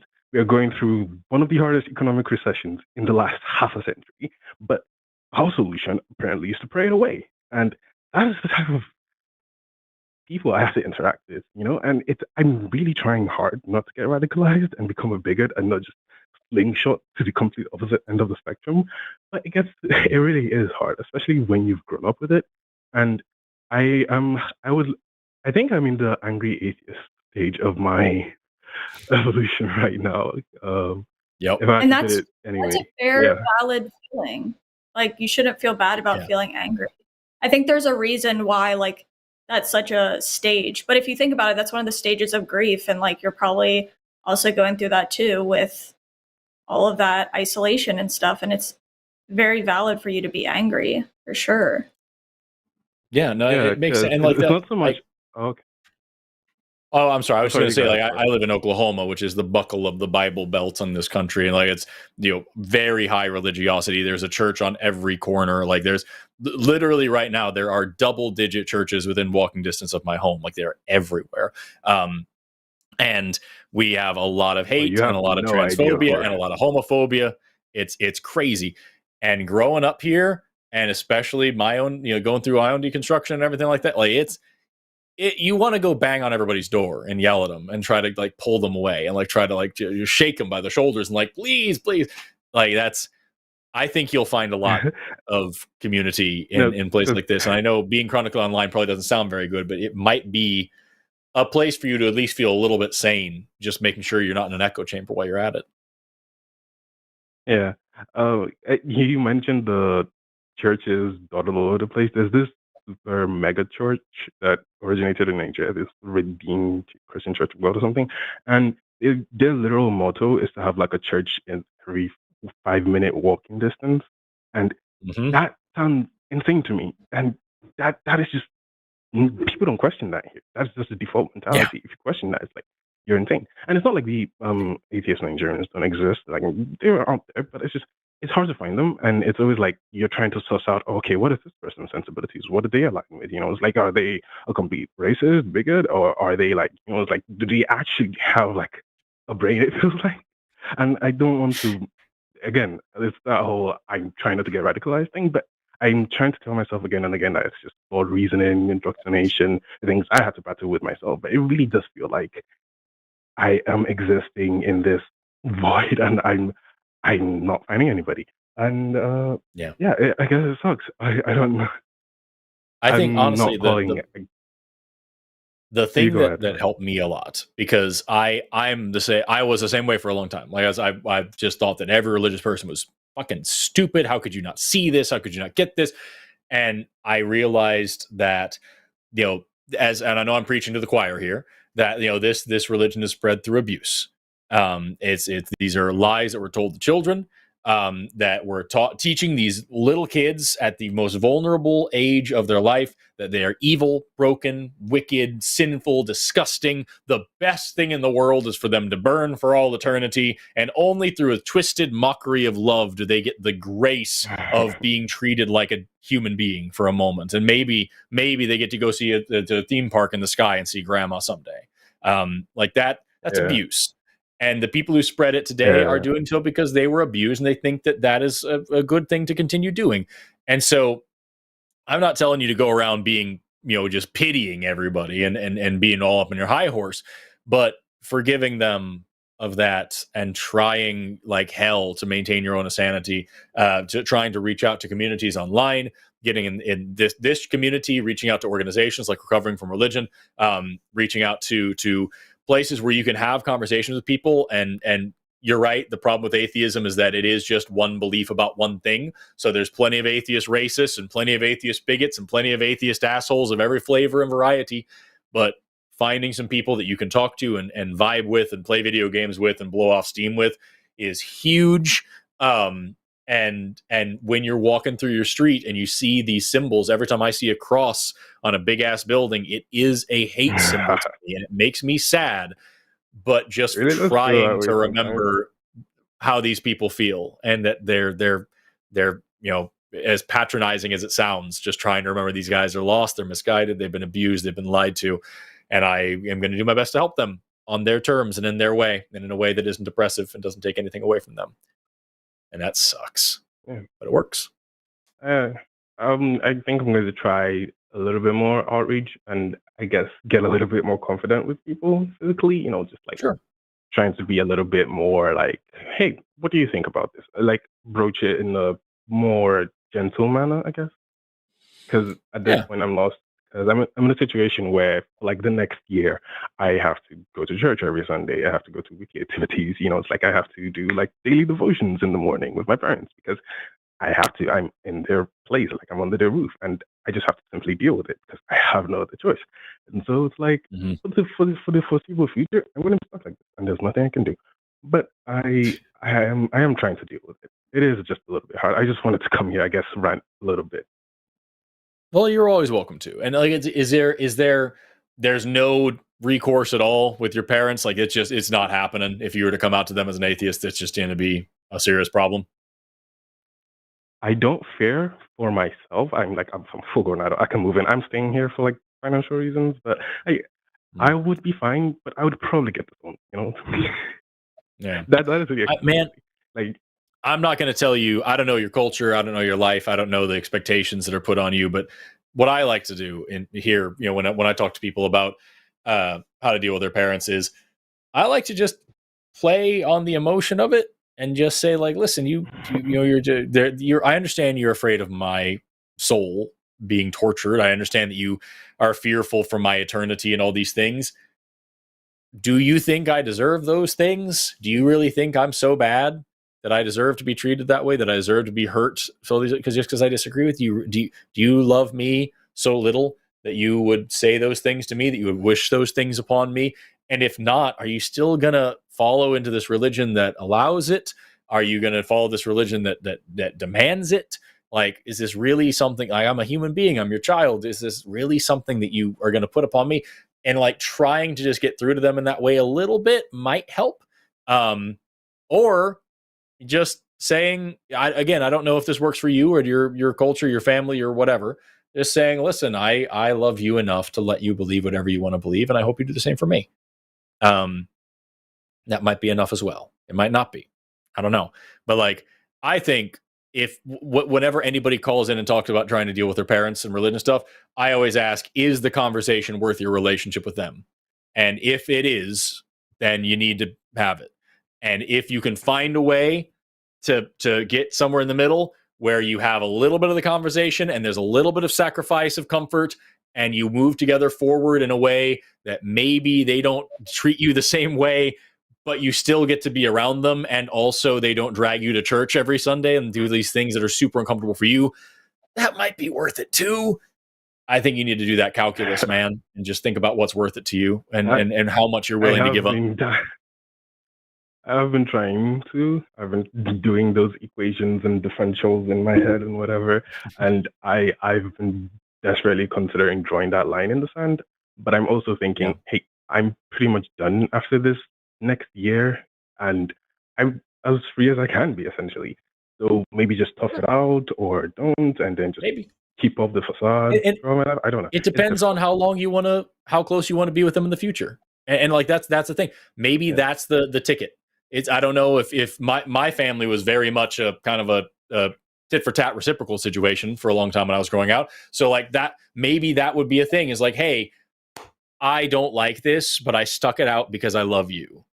Now I would like you to please pay me the same kindness and be a little uncomfortable while I tell you that I don't fucking want to do this anymore, but I still want to come over for dinner, And so like, that's just like, let's not make me say grace at the beginning. You guys do it. It's like, you know what I mean? Like, there's surely something that can be done there. Something you can get through. Yeah. And if you have to fake it for another year or so, I wouldn't feel guilty about that. Like, you have to do what you have to do to like make it through and to have your peace and stuff. Like, if you think it's going to make the next year or so a living hell, like everyone's relationships are different, and you have to weigh the pros and cons, Yeah, it's really good. I will give you guys giving me some things to think about. I will continue to think But yeah, I just wanted to call in and say that. Also, I love both of your content. Forrest, I watch damn near all your videos. I love what you I'm so do, sorry. and also, you always say that, but you're an amazing creator, an amazing person, at least as far as I can tell. Well, thank you. And also, I watch your content as well, Skeptical. I don't know your name. I'm not sure of it, but also I do catch you on TikTok sometimes. I'm glad you finally made an appearance on the show. Yeah. Thanks for calling. I really appreciate you, Iffy. Thank you so much for being here, and call back anytime you need to vent a little bit. Yeah, definitely will. You guys have a rest of your day. Good rest of the day. Take care. Bye-bye. Yeah. Super nice dude. Yeah, he's so nice. I feel. Yeah, I was just about to say it.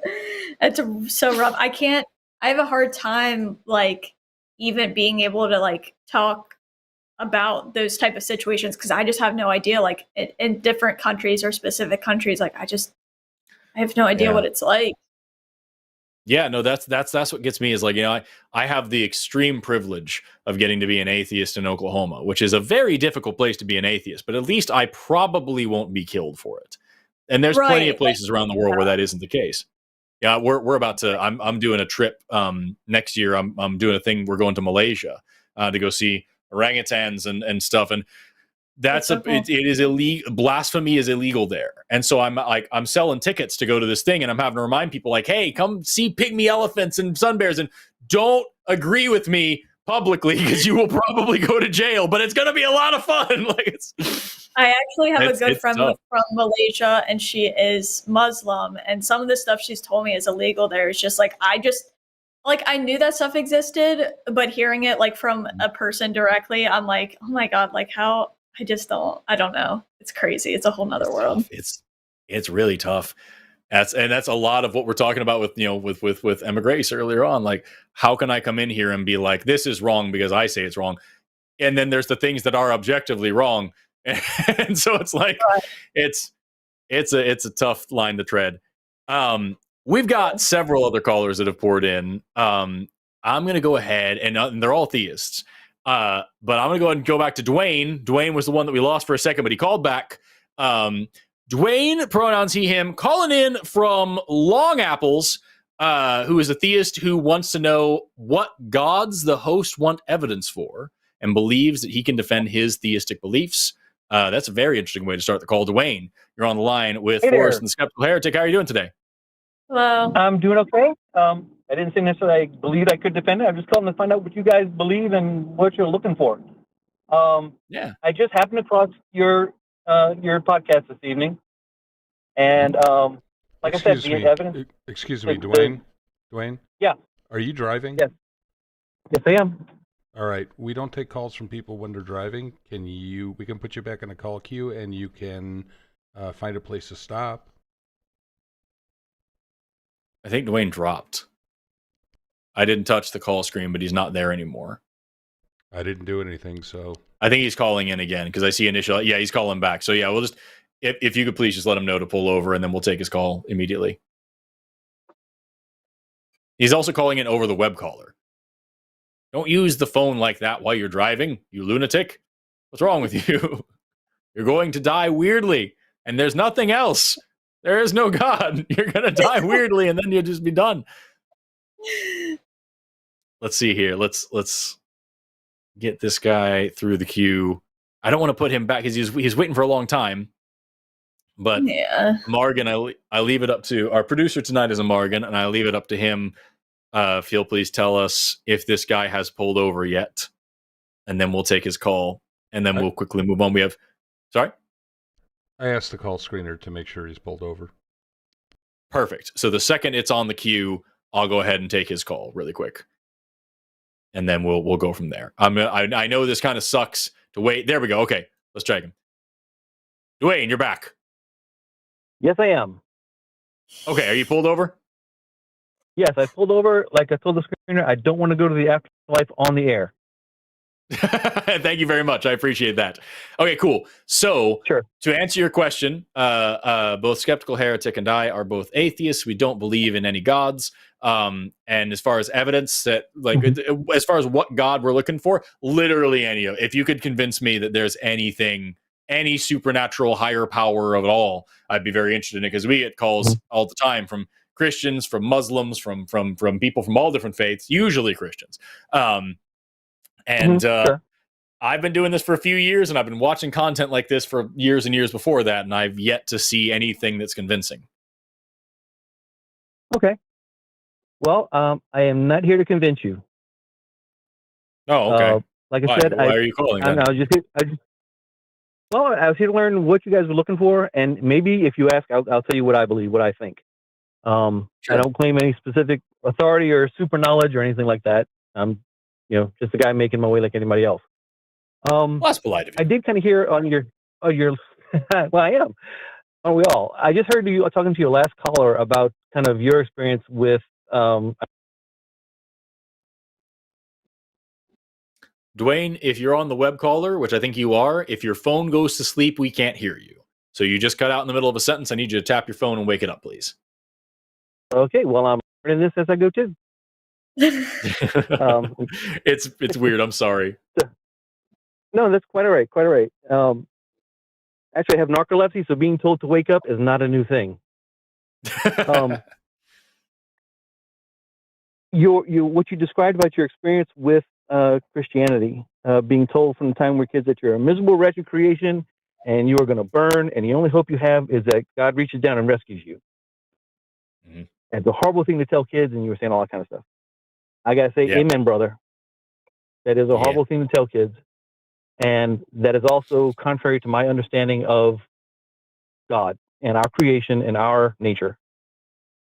Okay. My tradition is that we as human beings are, for lack of a better term, the pinnacle of creation. God made life. He made living. He made intelligent beings. He made animals. He made people. People alone of all the animals, he gifted with a higher sense of reason. I don't know of any monkey who wonders where monkeys came from. That sort of thing. There are lots of intelligent animals, right. Some are surprisingly so. But I think that we're the only ones that have that higher level of reason. I think that humans are the only ones that have an immortal soul. That's gonna be hard. That would be hard to prove to you. But as far as God, my understanding of God is that God is, in essence, God really is not a being. God is not something that exists. God is existence itself. You get into some really weird philosophical terms and a lot of woo-woo sounding stuff, but essentially, like I said, God isn't a being. God is being. I do believe that God created this thing that we call space-time, the universe, all that good stuff. I think that he set time in motion, and I think that he transcends time. I think he is outside of time. I think he is inside time. It is my understanding that essentially God is unchanging, and so he exists in an eternal instant. Everything is for him now. You were created now. Right now we're living now. The choices you're making in your future, you're making now from his perspective. I hear a lot of people ask, how can God send people to hell? That's done as far as he's concerned. Okay, so you do. So just to be clear, you do believe that there is a hell, but because you believe that all of eternity is in the same instant for God, that's not like as a sequential thing. It's just all in the same. But there is a hell that people do go to. There is an existence we call hell that we do end up in, because we, being who we are, criteria? Do move forward through time. The criteria are for going to hell? From God. Separation from God. Okay. That is hell. So the fire, the hell is not a place else. of like. That's what I was about to ask. Hell is not a place of wailing and gnashing of teeth and fire and all these things. It's just separation. Yes, and it's worse than that. Oh, What's worse? Because well, hell is worse than fire and nailing and gnashing of teeth. Because I believe is there that pain? Excuse me? Is there pain? There is not physical pain. You don't have a body anymore. Well, that's what I'm But asking. yes, there is pain. Yes, there is the most insane regret you can have, the most insane anger you can think of. God is Emotional everything good. Hell is separation from Him. So you are separated from everything good. You have no hope. Okay. You have no, everything. So I've taken a lot of notes here over everything you said, and I want to kind of start cutting into it because I appreciate you detailing this out, but I'm not looking for a whole sermon. I just want to like understand what we're talking about. No, I've got quite a bit. I'm just rambling now. Yeah, it's fine. I don't think that you're calling in to preach at me, so I'm not upset with you about it. I'm just letting you know. Like I got a bunch of notes here, and I have some issues with a lot of it, and so I kind of want to detail it out a little bit. The first question that I have is, why do you believe in this? Okay, that goes to why do we believe anything? Okay, we believe things because we experience them. Go ahead. I would get real pedantic about that and say that like belief is just like you're pretty sure a thing is real versus like knowledge where like you believe in this thing so strongly so that not to believe it would be absurd. Like I believe that I'm writing on this whiteboard. I know I am writing on this whiteboard, which means if I were to stop believing in writing on this whiteboard, it would be ridiculous to think that this whiteboard doesn't exist and I'm not writing. That doesn't make any sense. You know what I mean? So like I can get real pedantic about what these words mean, but if you're asking me why I believe anything, I would say because I have evidence for that thing. And not that I have to experience it directly. Just has to have evidence. Right. Yeah, experience is just one form of that evidence. Like I think I heard your partner, skeptical heretic. Can I call you skeptical? Yeah. As I heard Miss Heretic say earlier, that's just one form of experience. It's just one form of knowledge. And I got so distracted by her name, I forgot what the point I was going to make. But yeah, sure. But the issue is belief is. I'm sorry. Yes. I'm sorry. The issue for me is two things. Number one, Miss Heretic is a fucking dope thing to call somebody. Second of all, saying like that experience is just one part of this belief system. It's one part of the evidence. It is the worst part of evidence. Like the direct experience, eyewitness account, all those things, they are the worst, flimsiest, most fallible kind of evidence. I would prefer something that's a little bit you're writing on the whiteboard. Oh, yeah, for sure. Right? Because you're having the experience of writing on the whiteboard. Yes, but I can also test that. Right. I'm not saying that it's reasonable for me to test it. Right. But, exactly. But the thing that's different, Dwayne, is that extreme, like the thing that's different about it is that me writing on a whiteboard is a very ordinary thing to claim is happening. It's not that crazy. Extraordinary claims, however, like that there is a creature that is the very nature of existence and goodness that created time and space, like that's a very big claim, and I need a little bit more evidence than the kind of evidence that I would expect to have for writing on a whiteboard. Of course. And that's what we're here to talk about. I was kind of okay. I say that that there exists an essence who caused the creation of space-time, the universe, and everything. Okay. And I do know you that. could say yes, no, okay, whatever. Right. I can say one piece of evidence of that is the fact that there is the universe he created itself. Okay. Well, then I can just as easily say there is some other guy that is a different god or a different process that's completely naturalistic and isn't divine at all that created the universe, and the universe existing is evidence of those as well. So that doesn't really get us anywhere. Right. What's some evidence just for your god? I would go back to the argument from motion that St. Thomas Aquinas brings up, if you're familiar with it. Sounds like you're going to give me the Kalam cosmological, that like or something along the lines of there has to be one unmoved mover, one uncaused cause. Yeah. Right. So you understand why that's not a good argument, though, right? I understand why there's some arguments against it, but why don't you think it's a good argument? So there's a few reasons. Number one is because it is special pleading. It is the very definition of special pleading. If you're going to say that literally everything in the universe needs a cause, therefore there is this extra special thing that doesn't have a cause, then you are just, I can just as easily just say the universe doesn't need a cause. The Big Bang is the thing that doesn't need a cause. And it means the same nothing. It doesn't get us anywhere. It doesn't answer any real question. Okay, can I disagree with that objection real quick? Sure. Okay. You object to my saying everything within the universe needs a cause, yet there is an uncaused cause somewhere.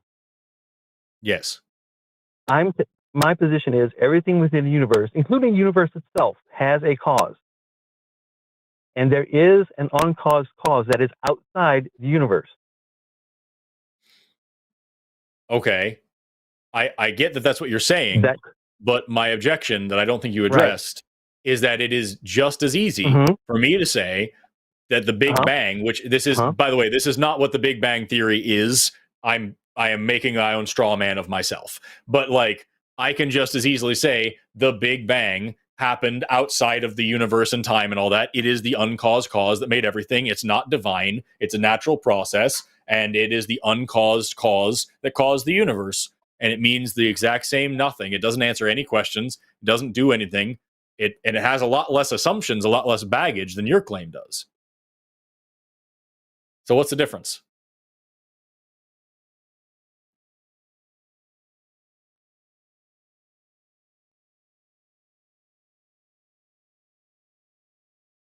You need to tap your phone.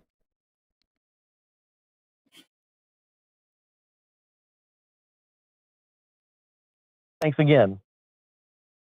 One thing I learned recently is that the Big Bang Theory was proposed by a Catholic priest, which I thought was kind of cool. But that's beside the point. That doesn't change anything. Right. That's fine. Okay, so that's your one objection to the argument for movement. I haven't refuted it. That's fine. You haven't refuted mine. So I think we kind of, we can agree there to disagree kind of thing. No. Right? I don't think so. No? I don't think so. Because again, what my refutation to you was a straw man of my own point. If I actually get into the seriousness of it, your point falls apart for me. Because here's the thing, is that you're talking about, when we talk about actually the beginning of the universe, we get to a point where we don't know what else is beyond that. I don't know what happened before the Big Bang, because that question literally doesn't make logical sense to me. But for you, what you're saying is that there is a place that is outside of everywhere at a time that isn't. No. And in that area, whatever that means, which doesn't mean anything. Yes, you said that this creature, this God, is outside of space and time, independent of these things. It's not a creature. It's not a creature. This nature of being, whatever it is, right? There you go. Is outside of space and time. This whatever this agent, this thing. Time. Right. It's outside. So you're telling me that there is a realm that is outside of everywhere, where time doesn't exist, but somehow things can still happen, which that doesn't make any sense to me. No. And in this place of logical absurdity, in this place that makes no logical sense to me, there's a guy. Which is true, because you're wrong. That's what you've just said. You said that this thing transcends space and time. I don't know what that means. That's something that makes no logical sense to me. And you're telling me that not only is it a real thing, but there's a guy that lives there and did this stuff.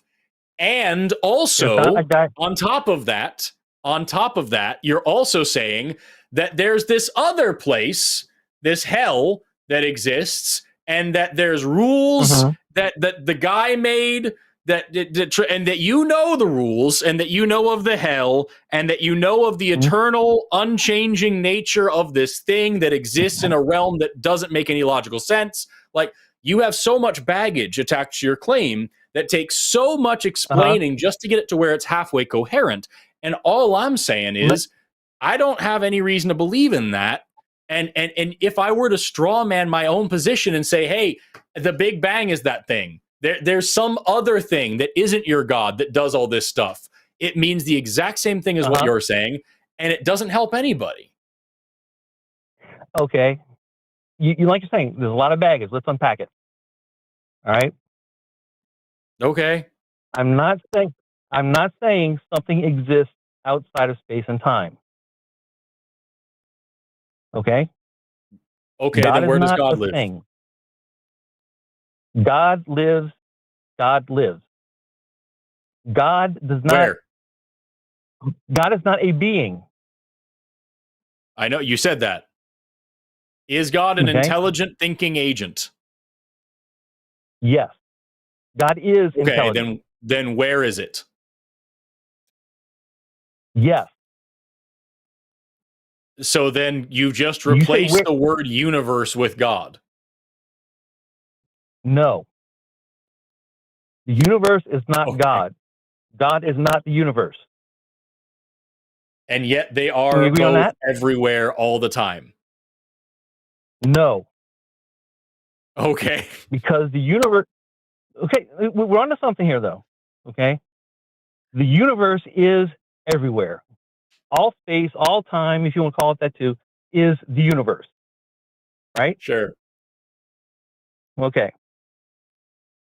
God exists. God is that universe. God is also... But you just said... Not that... Listen. God is that universe. God is existence. If something exists, it is God. It is part of God. It is an expression of God. The universe exists. It's an expression of God because God is being itself. God is not a being. God does not be. God is the act of being. I agree that God does not be, but for a very different reason than you do. And like the thing that's like the thing that's so frustrating about this, Dwayne, is Dwayne, I'll be honest with you, I don't think you're a bad guy. I think that you've got a theology that's working for you. I appreciate that. I think you've got a theology that's working for you. Okay. The problem for me is that as much as you are trying to explain this to me, I hope you can appreciate that I'm being honest with you when I say that what you're saying doesn't make any sense to me.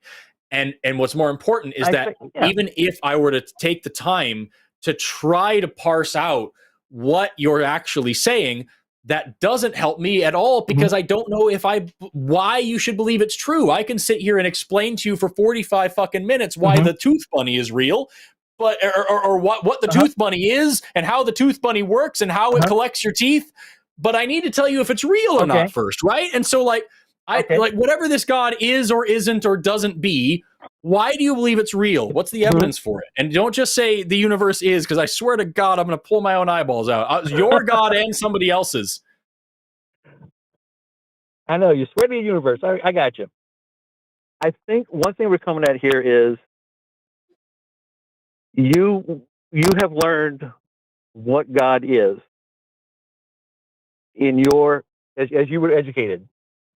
From the time you were a child, and now what you've gone through your deconstruction, everything else, what you've learned.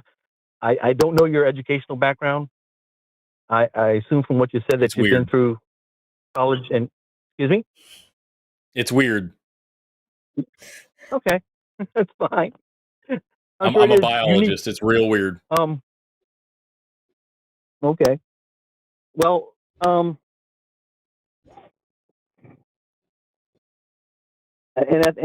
like I said, I am no philosopher. I'm not a theologian. So my vocabulary for expressing this stuff is very, very limited and probably inadequate. And so I do appreciate your patience and bearing with me as I'm trying to mumble this stuff out. It's fine. So that's why I wanted to ask you what your definition of God is. And it sounds weird. What is your definition of God that you don't believe in? Like I totally believe that there's no white man in the cloud, no white bearded man in the clouds.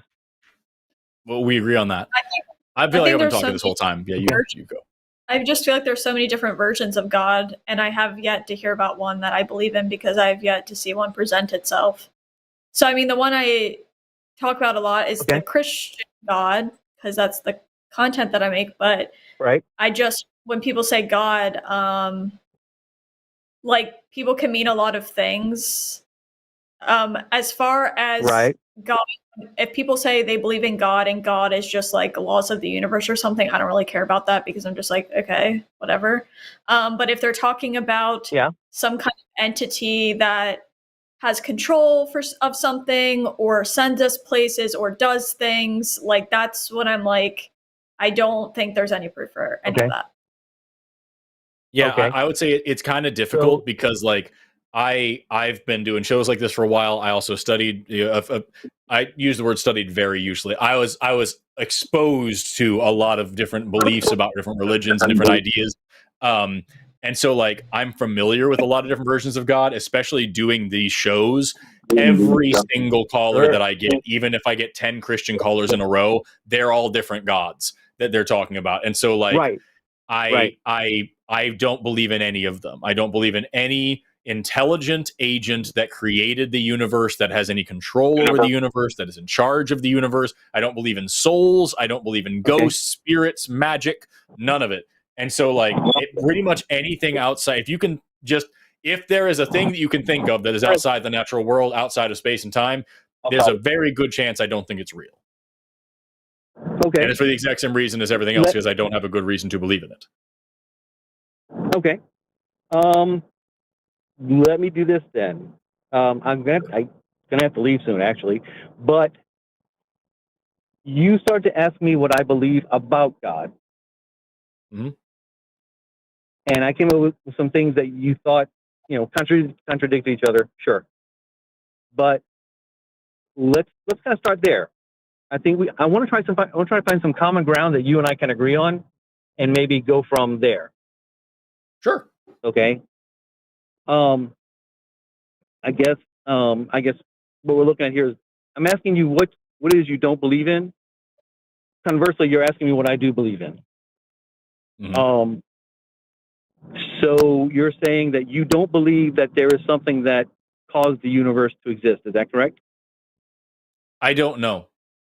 I'm saying I don't know. Okay. And so like, for example, if I were to tell you that I have an elephant in the next room, you can either say, yes, you do, no, you don't, or I don't know. Yes, you do, or no, you don't means you have evidence for that. Just saying I don't know, you're waiting for me to provide the evidence. So like, for me, I know the Big Bang happened because I have evidence for that.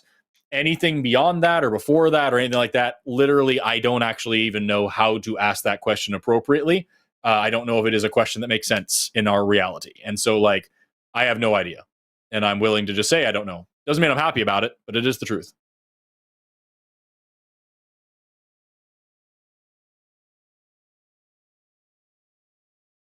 I think your phone's asleep again.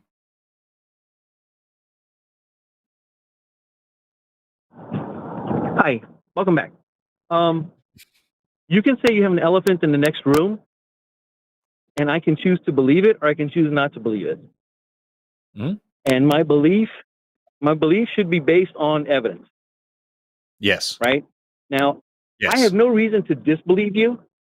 If I think you're an honest guy and you tell me you have an elephant in the next room, then I can believe you. And there's nothing wrong with that. I think it's a bad strategy. It's the thing, man. It's like what we're talking about with extraordinary claims, though. I think that's a really bad plan. If I tell you that I had pizza last night, you could probably just believe it and take it on faith. But if I tell you that the moon is a spaceship piloted by gophers, then you should not believe it, even if I'm a really good, trustworthy guy. Let's go back to your elephant. Sure. If you tell me there's an elephant in the next room, I can or cannot believe you. That's my choice. If you tell me there's an elephant in the next room and I hear something from the next room, sorry to do an awful elephant, but if That I were was talking, great. I hear an elephant trumpeting. If I were talking, I hear an elephant trumpeting, then I have a little more evidence. I might believe you. A little evidence, sure. But at the same time, I know from my experience, it's not likely you have an elephant in the next room. Yeah. So I would probably choose not to believe it, and that's okay. Yes. If I choose to believe it, and that would be that's a good also decision okay. to make. Excuse me?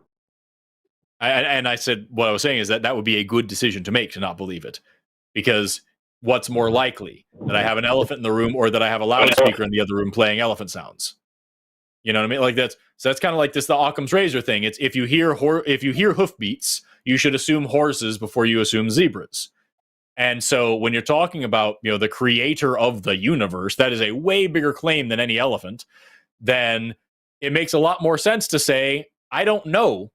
And if someone comes along and says, no, actually, it's a guy, and that guy is pure existence and does exist but doesn't exist, and hell is real, but it's a different thing than what you think it is, and all the like that's a lot of claims to make when you could just say, I don't fucking know, dude. I don't have any reason to believe this huge thing.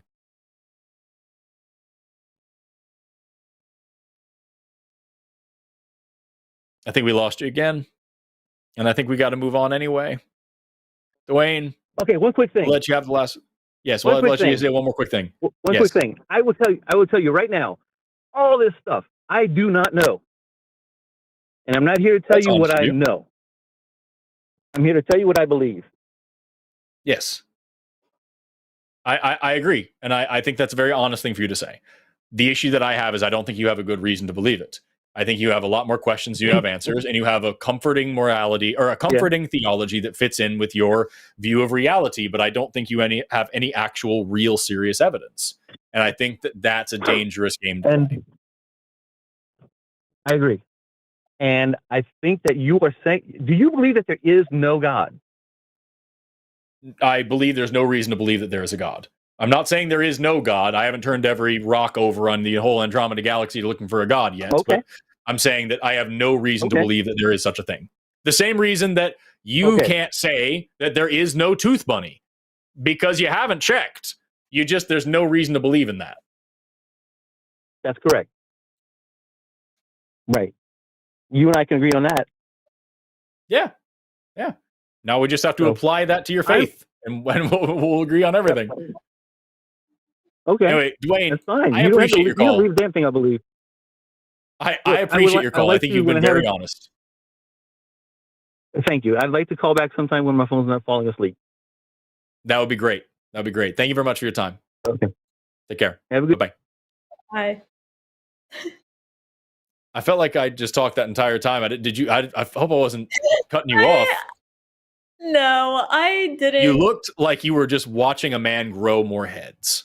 I just didn't know what to say, honestly. I didn't really know where it was going, so I just don't know. When he said he didn't believe God was a being, when people say stuff like that, like they believe in God, but they're not even a being, like I just don't know. If people don't give me like a direct thing they think God is, I like have a hard time. Yeah. Know what to say. It's tough because like I on the one hand, I do want to meet this person where they are and argue about what they are talking about.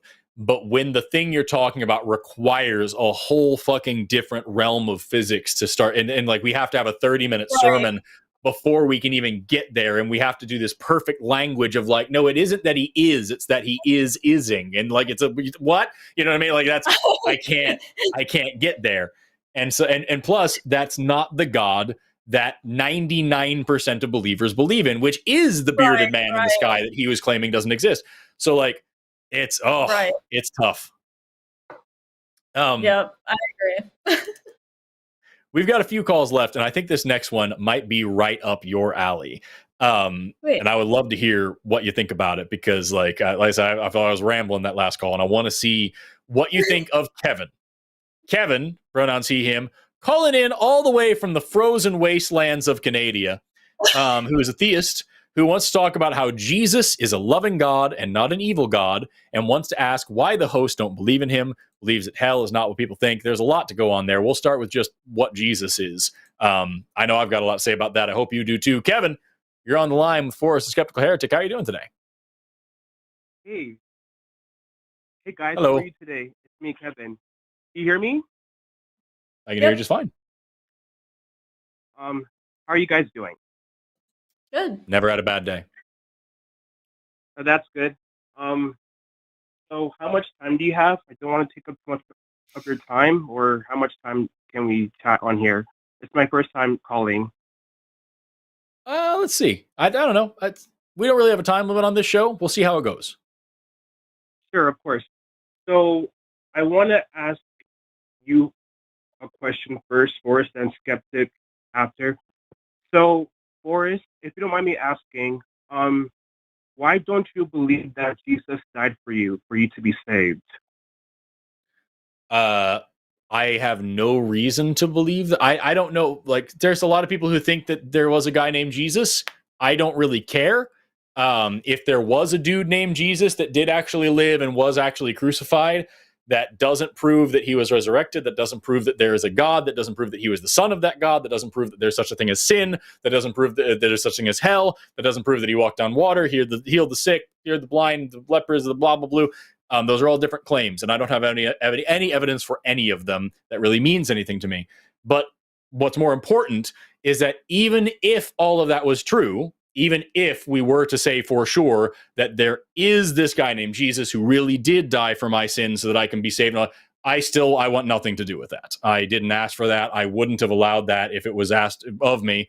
I don't want anything to do with such an evil, disgusting, amoral system that requires human sacrifice in order to appease some monster in the sky and absolve me of crimes that I committed by being a human being. So I don't have any reason to believe this is real, and even if it is real, I don't want anything to do with it. That's my answer. Skeptical Heretic, I would love to hear your answer as well. All right. Yes, go ahead. I essentially feel a lot of the same ways. I think maybe Jesus existed. It doesn't really matter because I don't believe any of these supernatural things happened. And like Forrest kind of said, I don't believe that I need a human sacrifice to be forgiven for being a flawed human being. I don't think I need this like big forgiveness for that. Especially if God apparently created me the way that I am, and I don't know what you think about original sin or whatever, but often I'm told that I'm born into sin. And whether that's true or not, from whatever Christian perspective, it's impossible for me to be a perfect person. So I don't think anyone needs to be sacrificed for that, because that's just nature. But I just don't think I've never seen any kind of proof for anything supernatural. So I'm not going to assume that this supernatural thing happened either. Yes. That's a great answer, and I appreciate you two being honest. So the topic that I want to get into, because again, it's my first time calling, and I'm pretty nervous for the questions you're going to ask. So I'm ready for it. But before you ask questions, so the idea I want to get into is the about why Jesus, that you go to hell because you didn't accept him as your Lord and Savior, and so I want to ask, why do you think that makes no sense? Because the way that you see God as a monster, I don't think he is a monster, because he loves you so much that he gave his only son for you to be saved. So the thing that I want to be asking you to, I'm sorry? To be saved from what? First? Like to be saved from what he's going to do to us? Is that what you mean? No, like not to go to eternal damnation, like to hell. Who made eternal damnation as a possibility? I'm sorry? Who made eternal damnation as a possibility? Jesus. Right. And who determined the rules as to who gets to be eternally damned and not? Jesus Christ. Right. So if I walk up to you with a gun and I say, give me your money or I will shoot you, I love you so much that I will not shoot you if you give me your money. That doesn't really make any sense because I'm the one with the gun. I'm the one making the rules. So this God made hell, decides who goes to hell, and then says, I'm going to commit human sacrifice, murder my own child, who is also me, I guess, and that way I will forgive you of the crime of not letting me let you, like, what crime? Of being human? Of not believing in me? I'll forgive you of not believing I exist? That's a monster. That's a sociopath. That's insanity. Yes, I Your hear God you. could have very but the easily thing- just made a universe without hell, and that would have been just fine. Yes. Or your God could have just forgiven everybody of their problems because he loves us, period. But he didn't. Yes. Instead, his love is limited and conditional. And it only works Yes, by and- blood sacrifice and your sacrifice of your credulity. Yes, and I hear you, but the thing is that because God knew people were sinning, and that's why he gave his only son to die for everyone so they could be saved through his son, and that's Jesus. So You that just way, completely you avoided the won't point have that to we go to both just hell made. forever. You sorry? completely avoided and you just completely ignored what we just said. You just repeated but I was yourself just rather than giving- addressing what I'm saying. I hear you, Why but I did, was just, making a point. Sorry. You didn't. You repeated the same point. You ignored what we said and repeated the same thing. We already addressed that. Skeptical Heretic, you were saying something before I rudely interrupted you. What are you saying? Oh, you're fine. Why did Jesus have to die? Like, why did he have to die? Period. Can't God just forgive us without all the weird blood sacrifice? Like, I'm confused why someone has to die in a weird sacrificial way, since he makes the rules. Because he loves you. That's why he died for you. But if That's he not loved what me, she couldn't asked. he just forgive me? Like, if somebody came to Yeah, me, my loved one, and they did something against me and said, "Will you forgive me?" And I said, "Yeah, sure, but I have to off my child to do it." Couldn't I just forgive them? Because I love them, and that doesn't make sense for me to kill my child. You can just forgive. And Forrest, I apologize if I was paying attention, but I was just making a point. But so that's what I was wanted to say is that's why God is loving because he gave his son to die so people can be saved. That was my point. That sucks. That's awful. And how does that suck? How does that suck exactly for you? For the reason that we have asked you several times and you keep not answering. If you come into my house and you track some mud on the floor and I'm real angry about it, you have trespassed against me, right? You have done something that I don't like and you have hurt me in this new way. Can I just forgive you? Can I just say, fuck, man, that sucks. It's cool. Shit happens and I let it go? Or is it make more sense for me to say, listen, man, I want to forgive you really bad. I'm going to go kill my dog and then I will be able to forgive you. Is it a good, loving thing for me to go kill my dog for you? Or can I just say, it's all right, man. I'll get a fucking mop. No worries. Like, what's the good thing to do? Just to forgive that person. Yes, right. But God doesn't do that. God doesn't just forgive. God says, I'm going to murder my own child who is also me, and that is the only way that I will forgive you on the condition that you also believe in me and my child me. Then so it's not even the sacrifice. He kills his son, and then you also have to do the work of believing in the son, and then you are forgiven. If God really loved you, he would just forgive you, and that'd be the end of it. You would never even know that you did anything wrong because God is so loving and so forgiving that he just let it go before it even happened. That's what unconditional love looks like. But God's love is conditional and restricted and temporary. I hear you. Also, the next threat I would like to go to. I'm sorry. I said, do you hear me? Because that's the thing that we've been saying this whole time, and you keep just ignoring it. No, I did hear you. I was saying that I was going into the next point if you don't mind. I would prefer that you, I would like to hear your next point, but I want you to stick on this for a second. Do you agree with what we're saying, or do you think that we're missing something? You're not missing anything. Okay. So then you agree with us that God does not love you unconditionally? I agree that to be honest, I don't really agree with that, what you're saying, but I understand what you're saying. Is that different? That's fine. I want to know what you disagree with. I disagree is that what I disagree is that God didn't just need to forgive us. He needed to send his son to die so we can be saved. That's what I don't know. That's what you're saying, that he didn't have to do that. That's what I don't agree with, because if he just only forgave, we would still be sinners. We would still keep doing what we're doing.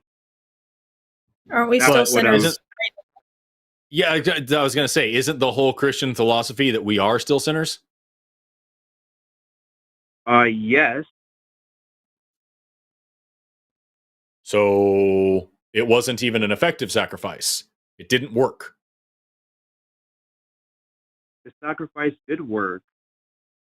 So that way people would follow Jesus, but they had the choice to follow him, or if you don't, you'll be separated from him from forever. You'll be in hell forever for not accepting him. That was your choice. Do you think people go to hell for not believing? Is that what you're saying? Yes, they do. Okay, so one question I have for Christians a lot of times when they say this is, what if I'm not capable of convincing myself that God is real? Like, I genuinely do not believe God is real. I'm not trying to rebel. I'm not trying to deny him.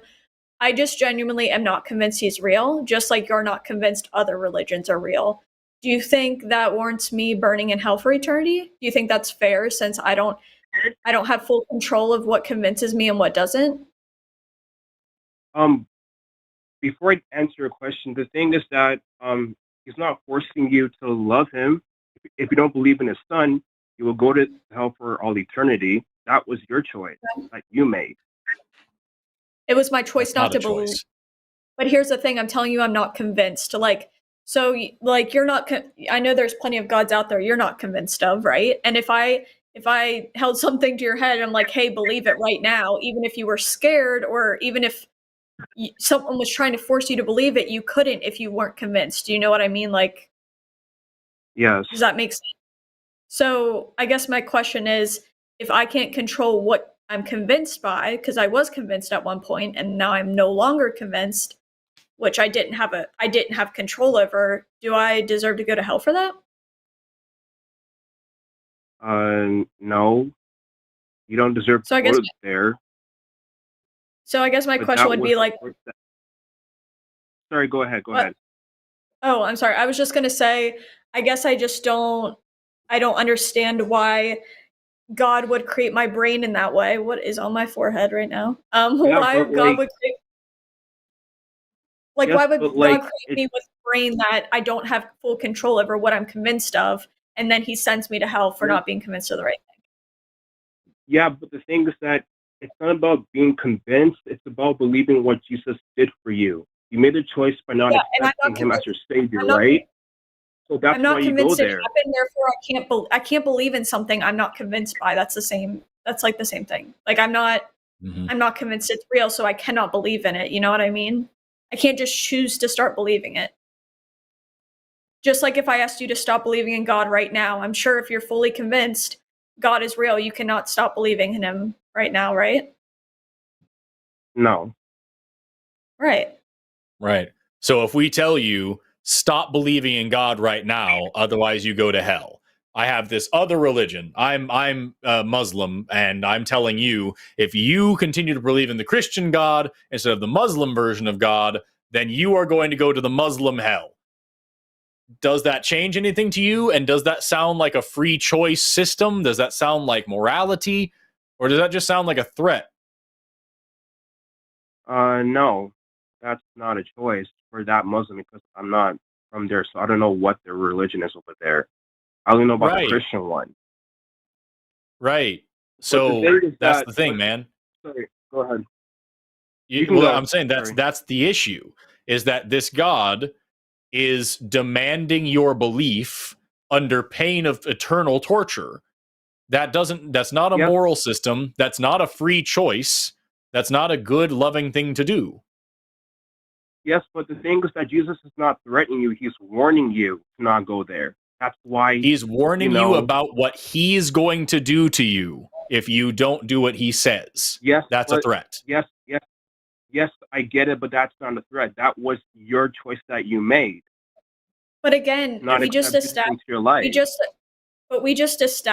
that if I told you to stop believing in God right now, you couldn't do it, right? Just in the same way that I can't start believing in God just because I feel like it. I'm simply not convinced. So we just established that that isn't a choice, right? Mm-hmm. Yes. So I guess my thing is, if I am going to hell, I'm going to hell for something that I have no control over. I could really want to believe in God, but that doesn't mean I can force myself to be convinced that God is real. So you can't really believe that Jesus gave his own life for you not to go there because you're not convinced. Again, that's the choice that you make. Because he's giving you a free gift to accept it or reject it. Yeah, but I don't understand. I don't understand because we keep establishing this. You know how when I said if I told you to stop believing God right now, you know how you said you couldn't? Mm-hmm. It's that way, but the opposite. And I know that's hard because that was like a really hard thing. I'm not saying that you have to deconstruct or you don't, whatever, but I'm saying that's a really hard thing for me when I was deconstructing because I was realizing I was panicking when I was deconstructing because I realized I was no longer convinced. And then I was having the realization that this is how the human mind works. And if people are not convinced of God, that he is sending people to hell for something that they have no control over. And that's messed up. And the reason I believe, the reason I believed is because the reason I believed in the past is because I was indoctrinated into it. And I really did believe. I was convinced at one point and now I'm not. I don't really have control. I didn't have control either way. Yes, I get your point, but the whole reason why God lets people go to hell because they rejected his son. That's the only reason. That's all it is. But I guess my question is how am I rejecting him if I'm not convinced it ever happened? How can I reject something I don't believe ever happened? It's not just him, it's the son that you also rejected. Yes, and as at the beginning, I said, I don't believe this person ever existed. So if I don't think this guy ever existed, I'm not rejecting him. I don't think he's real. How am I going to be punished for not being convinced of something? Is it moral to punish someone for ignorance? No. Right. Let me ask you this. If someone has never heard of Jesus at all, someone is born in some other place and they live their entire life, they never even hear the name Jesus, and then they die. Do those people go to hell?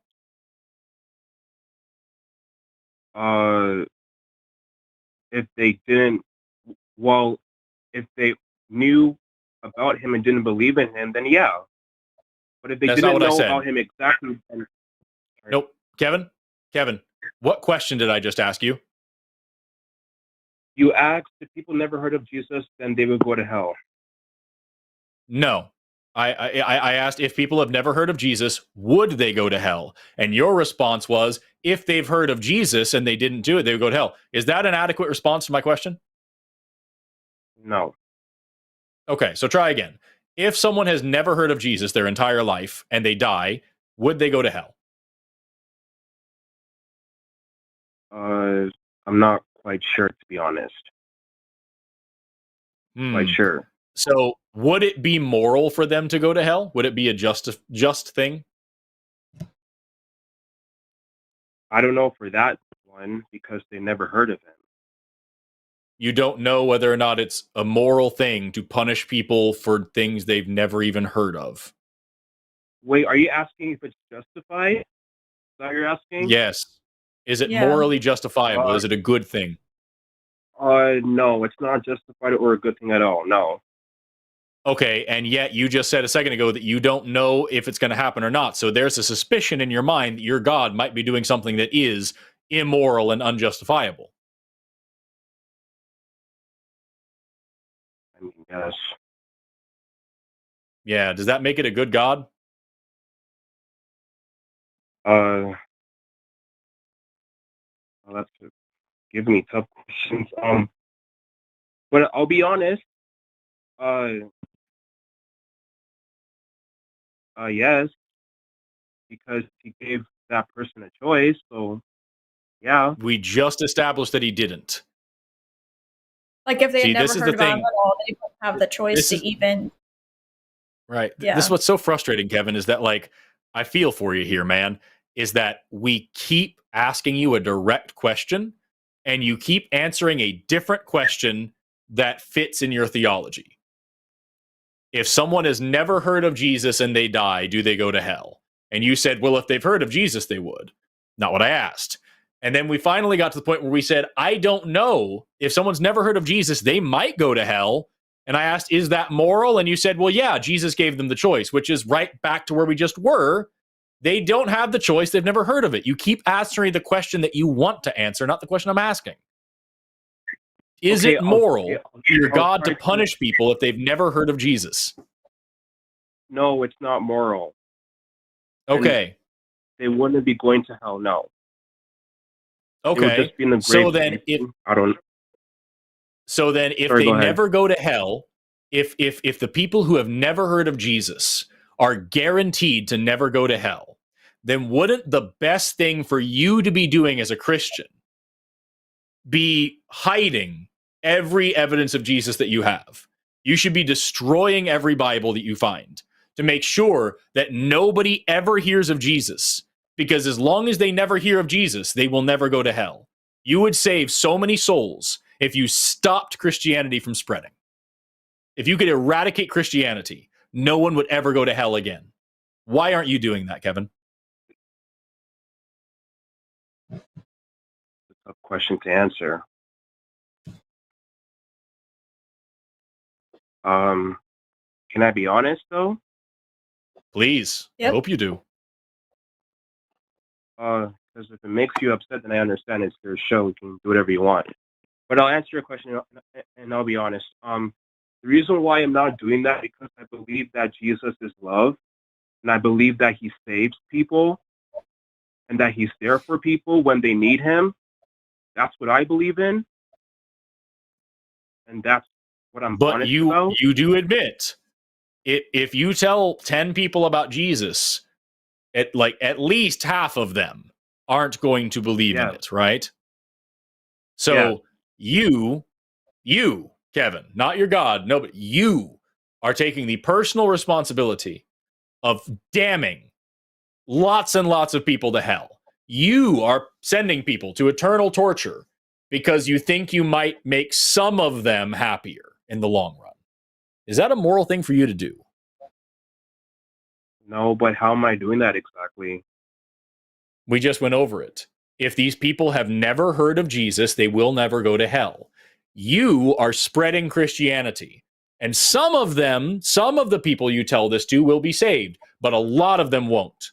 So you personally are risking people's souls and damning people to hell because you want some of them to believe the same thing that you believe. That doesn't sound moral at all. That doesn't sound loving at all. Yeah, that's what I'm saying. That's my honest answer. That's a terrible thing. At least I'm being honest. You're being honest about doing something that you think is evil. Kevin, were you born into Christianity, or like were you born into a Christian? I was born into a Christian home. My whole family is raised Christian. Mm.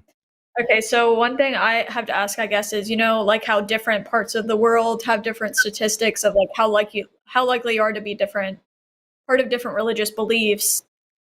For a person who was born in like India or somewhere else and they grew up in a different religion, do you just think God, and they're convinced of a different religion, do you think maybe God just thinks they're like shit out of luck? Or what's your stance on that?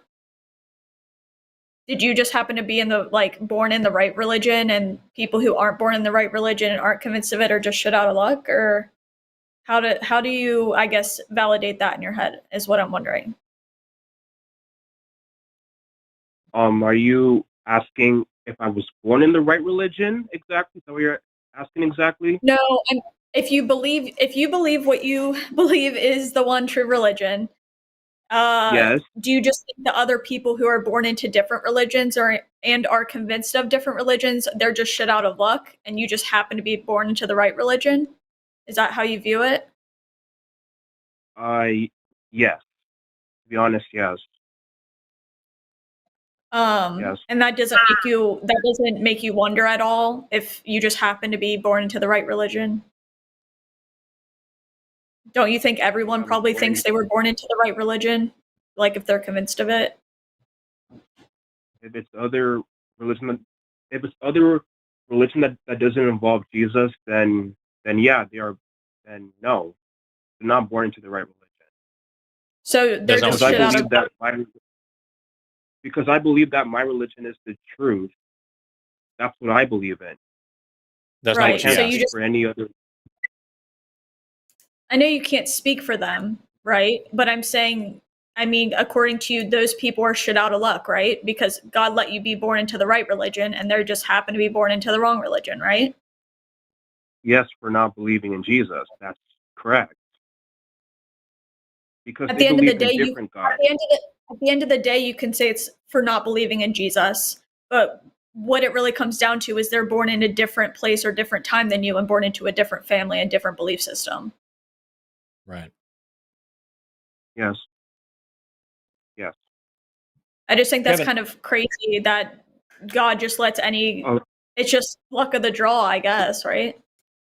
That's the biggest thing that I don't think you're grappling with here, Kevin, is that like you are claiming that out of all the religions in the world, out of all the religions in history, even just Christianity, there are over 40,000 different denominations.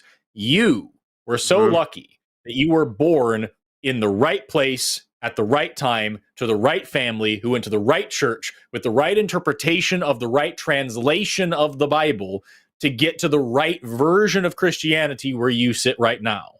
And somebody born 2 houses down that goes to a different church and has a slightly different belief system and doesn't believe in Jesus the same way you do, they're SOL. And then somebody born in Saudi Arabia is just SOL. And a Native American born a few hundred years ago is just SOL. And all these people around the world throughout history just are fucked because they weren't born the exact specific way that you were just so lucky to be. Is that not an incredible claim to be making?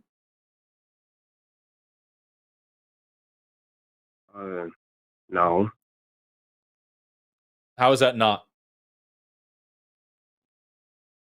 Because I believe that my religion is the truth. Do you feel like that's fair? Do you feel like that's fair, or do you feel like that's really messed up? Yeah, because Jesus is the way, the truth, and the life. Okay. That's don't you feel like I believe that. I understand why you believe it. I understand. But don't you think that's a little messed up that some people are just like born into different situations, therefore they believe different things, and then they're going to hell for it, even though God had them born into those situations or families or whatever? Kind of messed like, up, did it just happen? So anybody who's born into a Christian household, they have life on easy mode, and everyone else has to figure it out, right? Yes, and can I say why? Yeah. Can I explain why? Sure. Yeah. Yeah, because because other religions, right? Because again, they believe in different gods. Because in other religions, you have to work hard to get into paradise of their own religion. But for Christianity and for Jesus, you don't have to work for anything. All you have to do is just believe and accept the gift that he has given you. That's all you have to do. So yeah, except I would say that is the easy part. Except for the different versions of Christianity, because we've had callers, Christians on this show, who tell us that faith alone will not get you into heaven. It is only works, and that you have to work hard to get into heaven. So no, again, it's not just Christianity. It's for the same reason you are. They're saying it for the same reason you're saying what you're saying, because it's just the way they believe. Sorry, yeah, I don't know why they're saying that, because it's not true. Because works don't get you into heaven. That is not true. You've never heard the whole like faith without works is like nothing, worthless or whatever. You've never heard Christians say that? No. And God said that if you are lukewarm, I will spew you from my mouth, and you must be out here doing the stuff and just believing him. And not everyone who cries, Lord, Lord, will enter into the kingdom. And I'll say, go from me, I never knew you, and all the same stuff. Like, there's plenty of verses that can be interpreted one way or the other. And there are plenty of Christians who believe one way or the other. You have your specific interpretation of your specific version of the Bible that you like. And for the exact same reason that you believe what you believe, every other flavor of Christian believes what they believe, and every other religious person of every other type of religion believes what they believe. And what Skeptical Heretic and I keep trying to get through to you is that you just happen to have been born into this one. You just happen to believe this one thing. And you're going to sit here and cast aspersions on everybody else in the whole world and say all these other people deserve to be tortured for eternity because they don't believe the one very specific thing that you believe. That sucks, dude. Can I say something, Forrest? That's why I stopped speaking. Please. What people don't, especially atheists, don't understand, but I can't speak for everyone. I'm just only saying my opinion. But you guys have, but you two have to understand that it's never about religion. It's about relationship with Jesus Christ. It's about having, it's about having here we that are with again. him. That's what it's all about. Okay, but so first, that doesn't change anything we were talking about. But second of all, there are plenty of people in their religions where their religion is about having a relationship with a deity. So like when you say that, it doesn't change the fact that it's a religion like all other religions. Like, do you believe that Christianity is the only religion out there where somebody's trying to have a personal relationship with a higher being? That is typically a part of religion. And it's no different than the other religions we're talking about, at least a lot of them. So I don't know. It also just doesn't change anything we were talking about. I hear you. See, this is what's so frustrating, Kevin, is that like it's throughout this entire call, every single time she or I make a point and try to explain something to you, you give us another one of these just everlasting thought stoppers, where you say some weird religious platitude that doesn't mean anything, doesn't change anything, doesn't answer the question at hand. It's just some new preaching, some new thing that apologists say that doesn't answer the question and doesn't deal with the reality that if your God is real and is as powerful as it claims and really does know all things and can do all things, then that God could have made any universe possible. It could have made any universe that is logically possible and probably any universe that's illogical as well. It could have made a universe where every single person, by totally free will, just by luck and chance, every single person who's ever born gets to know Jesus and lives a sin-free life and lives in heaven, and there's no use for hell. This God could have made a universe where there is no hell. This God could have made a universe where there was some other way to forgive us besides human sacrifice. He could have, read an angry note and torn it up like other people do to deal with anger or something else. But instead, This God, this all-knowing, all-powerful being, made this specific universe where humans evolved 200,000 years ago, and for 198,000 years, we're raping, murdering, dying, just running wild all over the planet. And then suddenly, God's like, I'm going to intervene, and the only way I can do that is by sacrificing myself to myself somewhere in Palestine. And then, if that doesn't work, I don't know what I'm going to do. And 2,000 years later, the only way that people are going to be able to get to know me is by a dusty Bronze Age sex manual, which tells you how to own slaves. And this thing that's been reinterpreted and reimagined and reinvented 10 billion times has been translated into a dozen different languages and then back out of those languages again, and has 40,000 variations and reimaginations all across the world. And if they don't get the right version of the right interpretation of the right translation of that, then they're going to burn forever because I love them so much. That's a horrible thing to say. That is a hideous, disgusting, monstrous thing that you would never forgive if anybody else said it.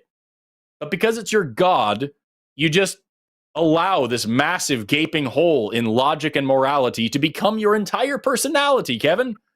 And every time we try to present that to you, you give us some other bullshit platitude about, oh, it's a relationship, not a religion. Well, you see that Jesus is the way and the truth and the light. And all this thing, that doesn't change anything. At the end of the day, if your God is what it says it is, it's a monster. And it's a very good thing that there's no reason to believe that it exists. So you're telling me that Jesus is a monster, then? Is that what you're saying? Yes. So you think that Jesus is not a living God at all, and you think that he's a monster? That I don't think that it exists.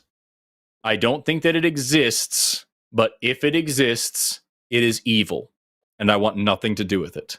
And I think Skeptical Heretic and I and you, Kevin, are better people than the God that you worship. If your God is real, it has a hell of a lot to answer for.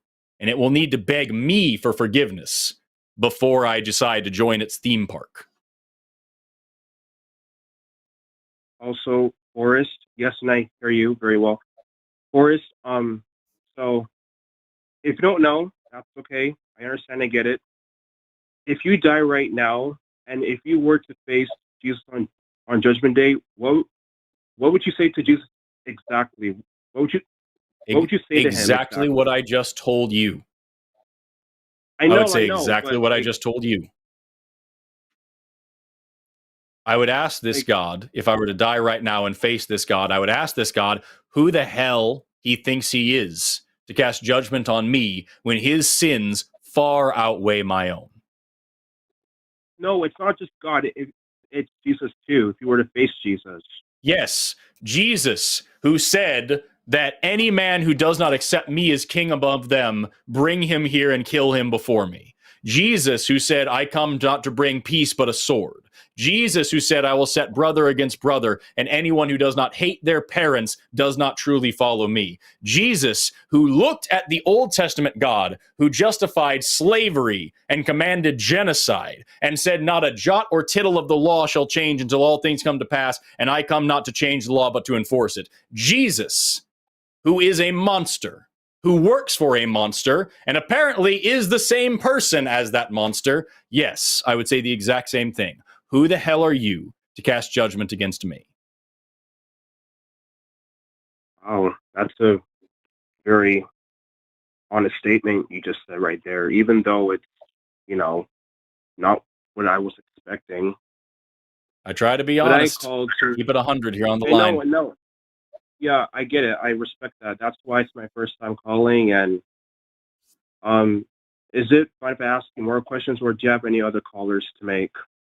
We do have two other callers. I will leave it up to Skeptical Heretic. Do you want to continue with this call, or do you want to have Kevin call back some other time? Yeah, go ahead. I'll ask one more question, then I'll leave. Yeah, that's good. Okay. So I'm skeptic. If you were to face Jesus right now, what would you say to him? So when people ask me this, I guess like they normally ask God, and I wonder what version of God I would get since there are so many versions of God out there. But I think the number one thing I would ask is why, if he wanted me to have some kind of relationship with him, or if he wanted me to believe in him, why he wouldn't make himself known to me and instead just have random claims written down in a book and expect me to believe it over everything else. That would be my number one question. Why would he go about it that way? And why would he make it so hard for me to be convinced? And why is he punishing me for? Because when I left Christianity, I was seeking truth. I really was wholeheartedly, honestly seeking the truth. And from what I found, I was no longer convinced he was real. So I would ask him why he set my brain up that way, and why, when I was looking as hard as I could, I found the opposite answer. So that's the first thing I would ask. Among a lot of other things that Forrest said, there's like a ton of things I would ask and say, but that's like the number one. If he expected me to have any kind of anything with him, why wouldn't he present himself? Okay. And one last one before I go. So Forrest and Skeptic, I know it's a hard question to ask, and sorry, whatever answer you have, I understand. But will you two ever be convinced that Jesus is real and that he's loving? Will you two ever be convinced, or that will never happen? I would be convinced with evidence. I would be convinced a God or Jesus or whatever the heck it is real if they presented themselves. Would I think they're good? I don't know. That would depend on a lot. Yeah, that's the thing. If you could convince me that this God is real and that Jesus is real and all this stuff, if there was good evidence for them, I don't think that you could convince me that they are loving. Because right now we live in a world where 24,000 people, 10,000 of them children, starve to death every single day. Right now we live in a world where there is pediatric cancer, children getting cancer, and also there is cancer where you are born with congenital cancer, literally babies being born with cancer. Right now, we live in a world full of rape and murder and genocide and pain, and this God watches all of it. And more often than not, blames it on us and says, oh, that's your free will. So no, I don't think you convince me this God is loving. If this God is willing to stop evil but not able, then he is useless to me. If this God is able to stop evil but not willing, then he is evil, and I want nothing to do with him. If he is neither able nor willing to stop evil, then I don't know why you would call it a God. I don't think there's any way to say that this God is a loving entity if it exists. So yes, you could convince me that it's real. You could not convince me that it's good. Okay, and one day or any other day, doesn't matter. And one day, what if you see that Jesus is real? Then how would you react? I've already answered that question. I would be sitting right here on this same show. I would not be an atheist anymore, but I would still be an anti-theist. I would be right here on the show telling people they have no reason to follow Jesus because Jesus is a monster. But to this day, you two would never worship Jesus ever, correct? Yes, correct. I would believe he was real if he was real, but I would not worship or follow him. I also think worship is weird. That is a big thing. Is that like any good God would not require worship. Anybody who requires worship is probably not a good dude. And you, Skeptic, what about you? How about you? What was the question? How would I react if Jesus was real? No. I was asking you. You would never worship Jesus ever, right? Is that correct? No, I think you would never worship him. No, I think worship's really weird, and I think it's an extremely egotistical thing to want from people. It doesn't make any sense to me, and it also doesn't make any sense to me why a God would need worship if he's like this amazing being that's all perfect. And it sounds like a very egotistical human thing to want, and I just don't get it. Pride and vanity are supposed to be sins. Also, Forrest, yes, I hear you. I get it. Forrest, also, I watched one of your videos on YouTube. I'm sorry. Not sure what it's called, but I think it's called about how God doesn't like how he's not real. But I watched the beginning of it, and someone asked you a question about how you find it offensive about how people especially Christians, say that Jesus loves you. I wanted to ask why you find that offensive before I drop the call. Sure, yeah, I can answer that briefly, and then we'll move on because we got other people waiting. We've been here for a long time. Sure. I don't care if somebody says Jesus loves you. I feel like they're probably coming from a good place, so I'm not going to be mad at anybody for saying that 99% of the time. But I do think that it's a hurtful thing to say, because the Christian religion is based on the idea that we are all born sinful, evil, broken, wicked, disgusting, blah, blah, blah. And there is this eternal hell that we're all going to go to, all the things that we've covered in this call, and that this God loves you, and that broken, twisted mockery of love is the only thing that saves you from hell. So when somebody says Jesus loves you, they're threatening me. They're telling me that I'm going to go to hell if I don't agree with them. And number two, they're insulting me. They're telling me, hey, you're so fucking gross. The best thing that could possibly happen to you is to be burned. But if you join my book club, you won't. And that's a fucking evil, cruel, hurtful thing to say, especially to somebody who's an atheist or somebody who's LGBT or somebody who's, any other flavor of person, that anybody who's a person of color, all these different people that Christians have historically and regularly persecuted and denied humanity to. I think it's a horrible thing to say to somebody, but that's just me. Okay. Anyway, with that, Yeah, Kevin, we're going to move on. It's been about 45 minutes. Feel free to call back anytime I'm on if you want to deal a little bit more in this, but I think you need to start being a little more serious about answering questions rather than dodging to the next apologetic that you like. I will. Thank you for your time. Take care. Take care, Kevin. Thank you. Bye-bye. I feel for the guy. I do. It's very frustrating, but like, I don't know. It just reminds me so much of like myself before I even bothered. I mean, it does say something that he's willing to call in and ask those questions. I feel like sometimes that's the beginning of it, but like, it seems like he's never really like thought about a lot of these questions, which is fair if you're not fair, but like normal if you're indoctrinated and raised in it. That's why I love shows like this, because I feel like there's a lot of Kevins out there that have every time Kevin has ever had a question, it's been met with one of those thought stoppers. Well, it's a relationship, not a religion. That doesn't mean anything. But that was an answer that was given and supposed to be good enough. And if you question that answer hard enough, then you're going to go to hell. So stop questioning it. And so like that, I think the dialogue that we had with Kevin here is indicative of Kevin's training in Christianity, and his education, his upbringing. And so like, I feel for the guy and I want to be there for him. I appreciate him being polite, at least, Yeah, right. No, he seems like he really wants like answers from different people, and I think that's important. I think that could be a step in the right direction. Yeah. Also, to the person in the chat while that call was going on, to the person in the chat who said that they have this show on two different devices and they are hearing our voices echoing through their house, testicular torsion. We're going to move on to the next call now. We've got two left, one atheist and one theist. We'll take the theist first because we always do. And then this atheist has been waiting for 3 hours. And they're going to have to keep waiting. Fuck you. We're going to talk to Gilberto, pronouns he, him, calling in from Nice Yarn Cats. What does that even mean? Why would you put that? Who's a theist, who believes in Christianity, and that I don't know what that non-Israelites shouldn't believe in it, and it's not good for you or it's not for you. Okay, let's cover it. Gilberto, hello. You're on the line with Forrest Valkai. How are you doing today? I'm doing good. My name is Gilbert Trinidad, calling from New York City, and the reason that I'm calling is to tell you that you shouldn't believe like you guys don't believe, and it's not for you. And before I start, I want to say thanks to my father Yahweh and to his son Yahweh Shi for taking the time and giving me life. So I want to say that the reason that I'm telling you, I will also take a second before this call to thank Evolution for giving me life.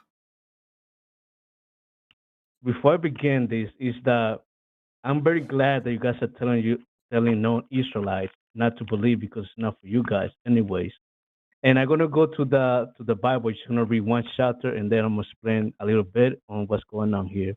So in Jeremiah, so before you do, really quickly, because like I'm gonna be honest with you, I'm not looking for a sermon. I want to understand. Like you say that non-Israelites should not be Christian.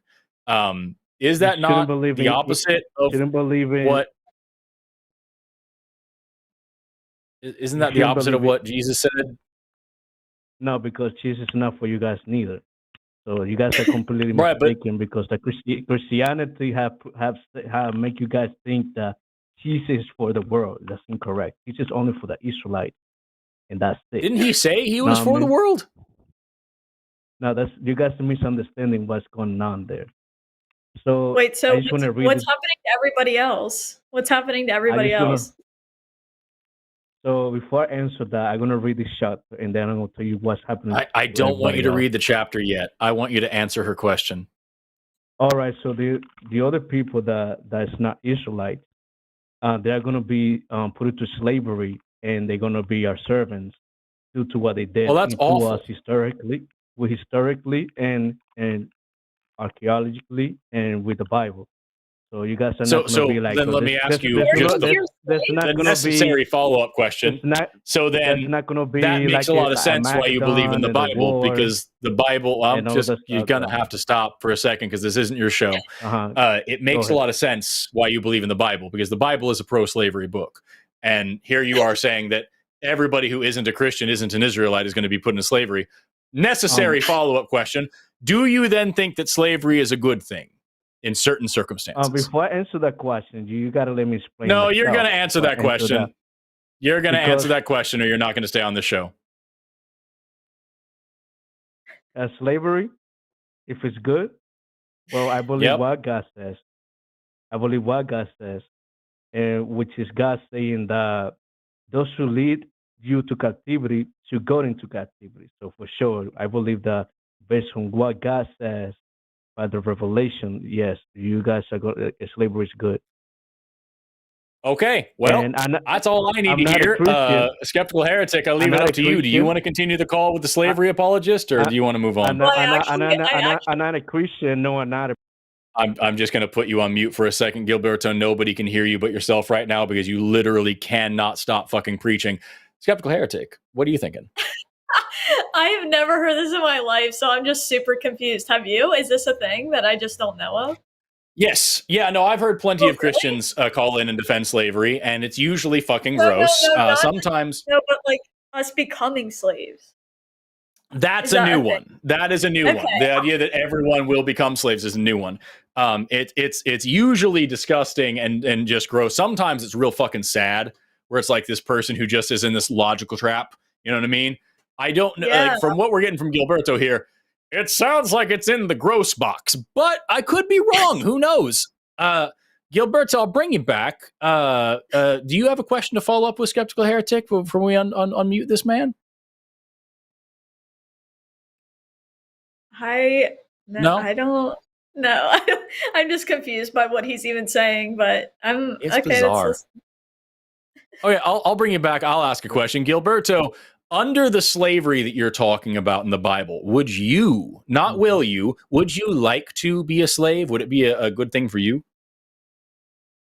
For me, why would I be a slave? No way. That's not what I asked you. I asked, would you like to be?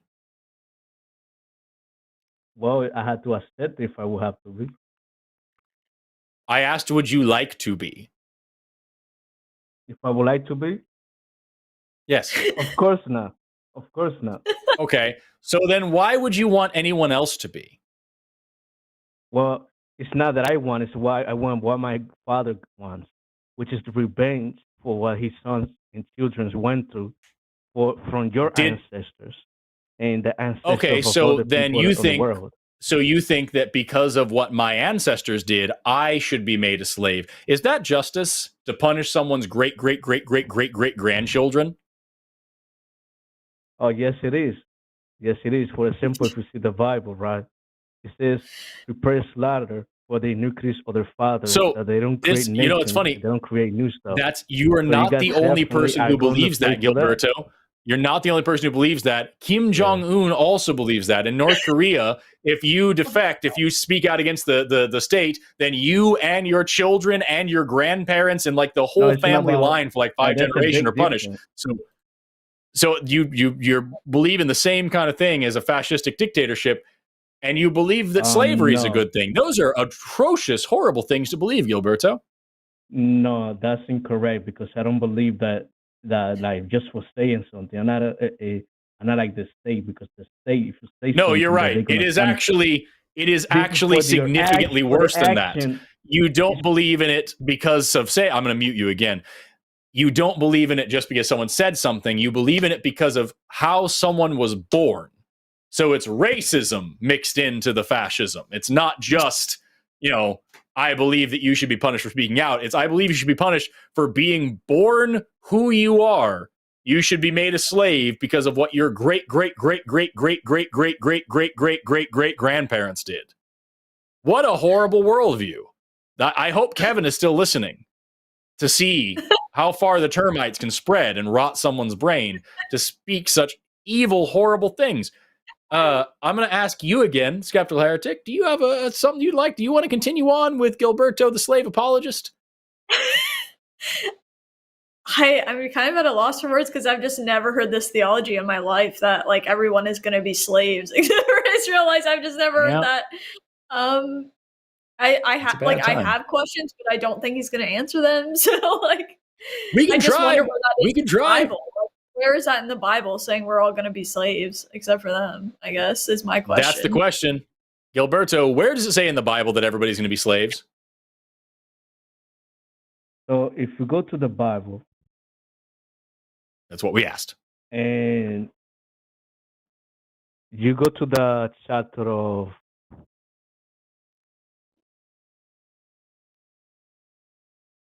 if you go to the Bible, right, in the with the KJV, yep, KJV.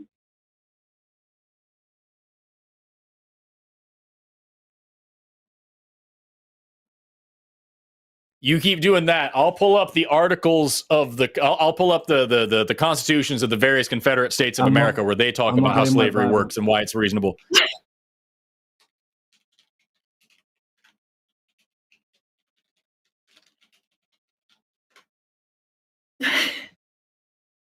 I've just never heard of this. I don't know. I don't think it's in the Bible. I've never heard of this in my life. I'm going to go ahead and say that, like, I think we're kind of done. So if you honestly, go to Isaiah 14, chapter 14, verse 21 to 22 say, prepare slaughter for his children, for the iniquities of their fathers, that they do not rise, nor possess the land, nor fulfill the face of the face of the world with cities. For I will raise up against them, say the Lord of hosts, cut them off of Babylonian and remnant in the son of the new fields. So basically, what Isaiah is saying is, because of the iniquities of their father, because your great grandfather did to my ancestors, you guys gonna be paying. You guys gonna be paying for your ancestors, which is the Romans, the Greeks, will be your ancestors, and many other people. I'm not Europe. Roman or Greek. Oh yes, you guys are. You guys are from the same nation, so you guys will be the Edomites. The Edomites that come from Esau. I'm not. I promise you, I'm neither Roman nor Greek. You're Esau. You're Edomite. So for that reason, that you guys slave us, killed us, and many other things that you guys didn't do any of those things. Need to pay it out for that. And that's that. I want to add the last thing is that not even a scientific laboratory or whatever experiment you're trying to do will recreate the sun, the moon, or anything that has created. Okay, so that's a totally different thing that's really fucking boring. I want to stay on this. I just want to add that on there. So.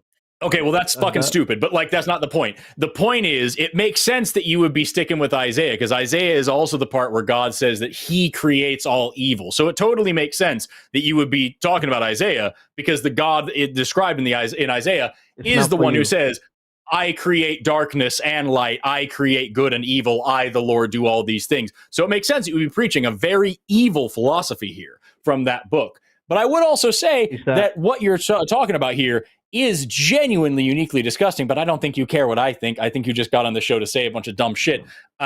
No, I hope that everybody else listening to this, I hope the people watching this see exactly what this is. I'm very glad we took this call, Gilberto, because the thing about Christianity, especially like evangelical Christianity, shut the fuck up, Gilberto. The thing about evangelical Christianity is that it prepares you for fascism, right? This is what it does to a thinking brain, right? It makes you get into this headspace where you cannot question God. Anybody who speaks ill of God is going to hell. If you don't believe everything that God tells you to believe, you burn for eternity. And also, slavery is good, but depending on who you are and who's born, just literally by nature of being born, you deserve enslavement. Generational punishment is good. I can punish you and your family and your family's family, your father's father's father, and your children's children's children, all burn because of my will and my edict. All of that is setting you up for fascism, for believing whatever the dictator says, whatever the state says, I will believe. If you question it, you get tortured, you get burned. Your whole family all need to be tortured for you disagreeing with the state, with the thing. Gilberto, you're a fascist piece of shit, and thank you so much for showing the world what your religion is and what it teaches and how fucking evil and awful and miserable of a person it will make you out to be if only you turn your brain off long enough to continue believing it. With that, I'm good to move on from this call. What about you? Yep, I'm good. Good. Fucking gross. Fucking gross, Gilberto. I'm amazed. I strongly encourage you to fuck yourself. He was very confident in the way he was like, yep, you guys are going to be slaves. It's tough. It's real tough. And he seemed pretty good and confident about that. That's wild. It is the, you know, if I can speak, I am just an employee at this channel. I'm not like one of the main guys, but like, if I could just make a blanket statement for the line, it is the belief of the entire channel that slavery is wrong. I don't think we've had a guest or a host or a producer or anybody that has disagreed with that. I think that is a good mission statement of the channel, is to spread the message that slavery is bad. And I hope someday we can get that message through to Gilberto. You absolute fucking clown. Unreal. Gosh. We've got one call left. This person's been waiting for 3.5 hours, and I'm going to hang up on him immediately. No, we've got Mario, pronouns they, them, calling in from nude muskrats. Aren't they all? Who is an atheist who wants to discuss nihilism. I am a nihilist, and this call screen specifically says they want a better understanding of me. I don't know about you. Do you hold a nihilistic view? You do? Okay, cool. Yeah. So there's two people we can talk to. Mario, you're on the line at long last with Forrest and Skeptical Heretic. How are you doing today? Hey, doing all right. I usually have to say I have autism in case it comes up, which it might. I appreciate the warning.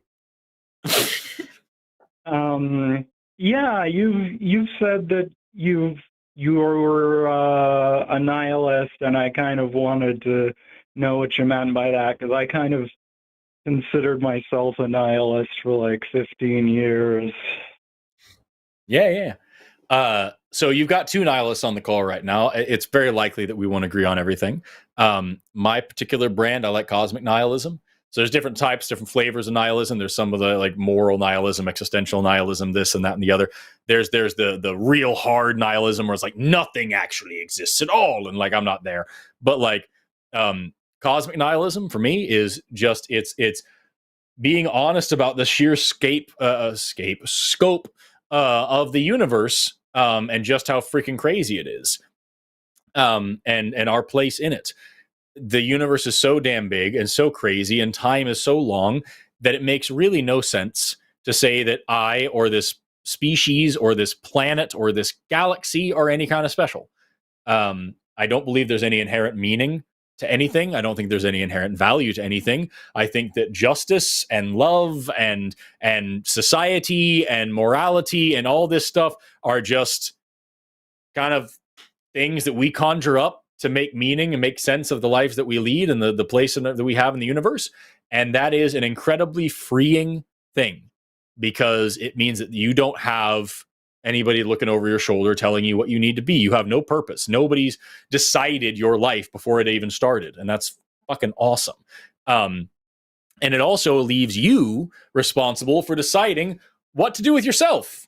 what are you going to make of the universe? What are you going to make of your life? What kind of person are you going to be? There is no eternal reward. There is no eternal punishment. At the end of the day, you're just going to die and it's over. So you can be a complete dick, or you can be a halfway decent person and try to make everybody else's little bit of time on this planet just a little bit better. And that's what I think is the best thing to do. So in that case, you get into a little bit of existentialism, trying to derive meaning from nonsense. I also lean heavily into an absurdist idea that if I'm going to be here and it means nothing, I'm going to be happy while I'm at it, because this is a pretty fucking ridiculous situation that I find myself in as a fucking mostly hairless ape talking to strangers over the internet. What the fuck is that, right? And also, I like mixing in a lot of ancient stoicism, where I have no control over the universe around me. I have no control over what happens to me. I have control over my attitude and my effort. I can decide how I'm going to respond to the world around me. I am both the marble and the sculptor. And through pain and stress and struggle and hard work, I can make myself really fucking awesome. And I can make the world around me really fucking awesome too. And that is entirely 100% up to me to do. So these philosophies together make up my particular brand of nihilism that I like to live by. I have coined the term smileism here on the show, where I talk about how I've never had a bad day. I've had days that are fucking horrible, that are leave me on the ground crying all day, days where I can't get off the floor of the shower, days where I don't want to eat and brush my teeth, days where I am miserable and depressed and terrible things happen. I've lost loved ones, I've lost friends, I've lost family. But I lived through it, and it shaped who I am, and it made me a better communicator. And the hardest, darkest, most painful things in our lives are usually the things that we can use to improve other people's lives and to reach out to people and connect with people and help people in their darkest moments. And so, how wonderful for me that I live such a good life that I'm able to recognize that pain and then use that pain to help other people. At the end of the day, death smiles at all of us, and the best thing that any of us can do is smile back at it. And that's my nihilism. That's what I'm all about. Skeptical Heretic, what do you think? I don't think there's any inherent meaning or purpose. I think it's only what we create as humans. As far as my attitude towards it, I have always shifted back and forth. At the beginning, it was very dreadful and negative for me, and over the past couple of years, it's become more positive. But I'm not gonna. I try to be very vulnerable with the thing of that I struggle with it sometimes. I'm not afraid to not exist, but I struggle with the concept of the end being the end and the whole nihilism thing, I guess. But sometimes it can be a positive, because I think anything is more positive than billions of people burning for eternity. So I'm happy that that's not real, but that's where I'm at with things. So.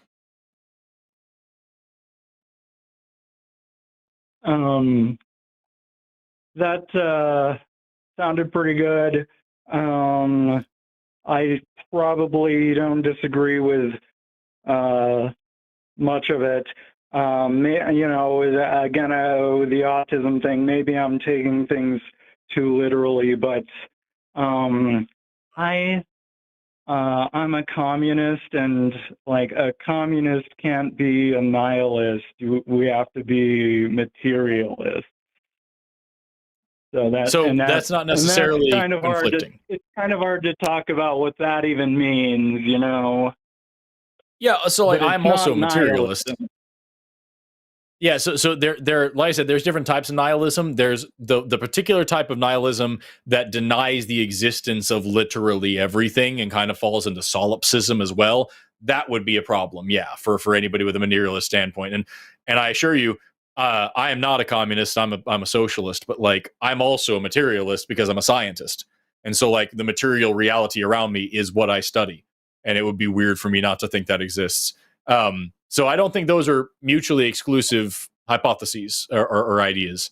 And at the end of the day, you can decide, you can roll up, whatever shit makes sense to you. There's a reason why there's, more different flavors of philosophy than there are grains of sand on the beaches of all the world. You can find something that works for you and make it make sense. Well, what a communist means by materialism, it might not be exactly the way you mean it. Literally everything I described from my perspective is from a materialist framework. So, what do you? Sorry if this sounds like a tangent, but what do you think happens to two photons when they cancel each other out in the dual slit experiment? No clue. I'm not a physicist. You'll have to call in and ask Dr. Aron Adair, or if we have Dr. Blitz on again. That's not up to me. I don't know if photons do cancel each other out. I'm pretty sure that they have an antiparticle that cancels them, but I don't know. Do bosons have antiparticles? I'm asking everyone. I don't remember if bosons have antiparticles. I'm not a physicist. But fucking other things do. I think mesons do. I don't know. I'm not a physicist. But yeah, anyway, all this, everything we're talking about falls into a materialist framework, and it's just fine. There are schools of thought that would say that there's an underlying material beneath that interaction. Potentially, yeah. There's schools of thought that do that. There's branches of theoretical physics that do that. Modern research is showing that even space-time itself may indeed be made of constituent parts, and that's fucking nuts. But at the end of the day, that's still a materials framework, so you're fine. It's all good, dude.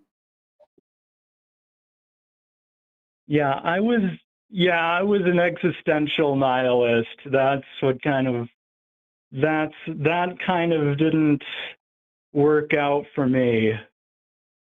Yeah, it wouldn't work out for me either.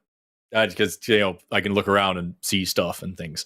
But like I don't know, man. I don't think you need to be worried about it. I think you got this. And I think that you can work whatever philosophy into your philosophy as possible. Also, communism is largely, a political and social structure. So, like, I don't think you have to worry about a political, economic, and social thing influencing your view of the world and what your place in it. You know what I mean? There is a lot of philosophy in it. If you there's like in the material, like there's a YouTuber named Luna Oi who translated the Vietnamese college textbook on dialectical materialism into English. Mm-hmm. Neat. I mean, yeah, dude. Dialectical materialism and like a materialistic standpoint is a lot of my understanding of like my training in anthropology. Marxist archaeological theory was a big part of my training and a big part of like my view of human evolution. But that's neither here nor there. Have we answered your question? I think we've covered pretty much everything. Yeah. I think so. I just I kind of had to, like, my whole life I've kind of had to scrape the bottom of my experience for meaning because like I've had to deal with a lot of boredom. I kind of feel like Van Milder, PhD in boredom studies. Welcome to the world, yo. That's the long and short of it. Anyway, I really appreciate you calling in, Mario. Have an awesome rest of your night, and thanks for waiting so long to talk to us. No problem. Have a great night. Bye. They were fun. And that's the last call of the show. We've got a ton of super chats lined up. I'm going to move this over here so we can get on those. Super chats. Super chats, go. Yes! Look at us moving like that. We usually, with these, we can either go back and forth with them, or I can just plow through them, and they will have questions for both of us. How do you want to do this? Whatever you want. I don't know. Whatever works best. Okay. Yeah, I'll take the first one. We'll start here. $5 a monkey a typewriter. Matthew, you're just awful at this. But seriously, if someone can define woke in a sensible way, I'm pretty sure they'll win a slot on Fox News. Funny enough, it was Ron DeSantis fired one of his lawyers for being too woke or something like that. And the lawyer, being a lawyer, sued for wrongful termination unless they could define what woke is. Ron DeSantis' team defined the word woke as like recognizing systemic and historical injustices that need to be like corrected. And it's like, cool. Literally every MAGA Republican is woke. Everybody who's like, they stole the election and they're persecuting Trump, that's woke. That's wokeism now. Yeah. That's so funny. Or if you believe like Matthew, it's putting black people in video games for the Saudi Arabians or something. I don't remember what the fuck it was. It's just so weird. $4.99 from Carla J. And she loves it. Hell yes. I just get sassy. I don't know, man. I feel like I have been in my sassy era lately. I'm channeling my inner Jeff Probst, trying to like control the situation while just being a petulant, just weird for everybody. I don't know. Good. And the next one says, go, go, go. Go super chats. Oh, is it like on a like timer? Like every single one so long? The producer is lining them up, and there was probably some weird error that like $4.99 from Aaron Colson. Matthew at one point said your Coles had little substance. That day is long gone. We're all incredibly bored by you at this point. Matthew, at one point your Coles had a little substance. I get it. Yeah, that was a weird one.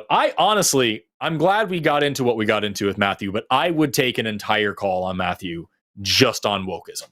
I would love to do that. Because I swear to God, that dude, I don't think he was to. Like, he didn't. He super didn't. And that's what made it so interesting to me. Because like he kept trying to like everything has a woman in it now. And it's like, so like, wouldn't you expect if everything was like actually representative of reality that at least 50% of the cast would be women on everything? Like, what does that mean? Yeah. Everything has a woman now. And they're like, well, when they sold this game to another country, they had to take stuff out. That's capitalism. Why is that a problem for you? Why are you confused about that? What the fuck did Neil deGrasse Tyson do? What's going on with that? I think he was like, I think he was like one breath away from getting into transphobic shit or like talking about like, and the gays are in it now. You have to have all the gays. And it's like, I want so badly to see a little bit more of what Matthew thinks about wokeism. 10 ass dollars from Darren McAuliffe.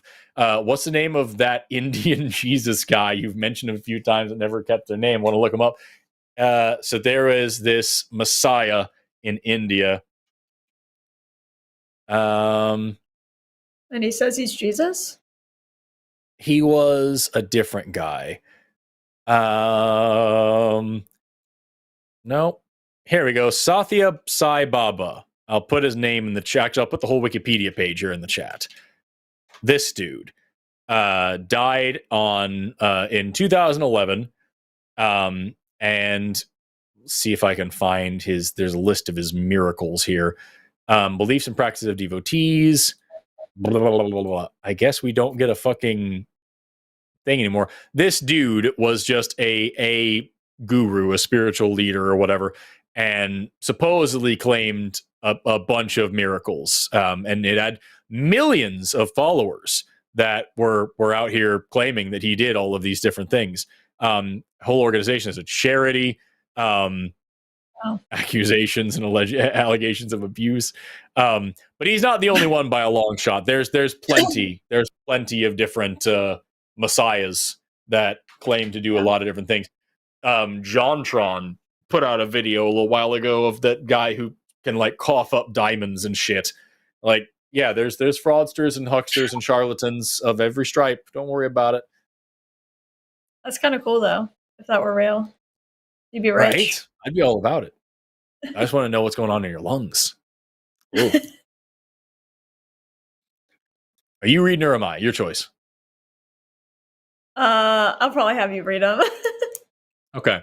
$5 from Monkey at Typewriter. Matthew impressed me tonight. I've never seen a misogynist switch modes so fast when talking to a man and a woman. Omi is dancing across that line.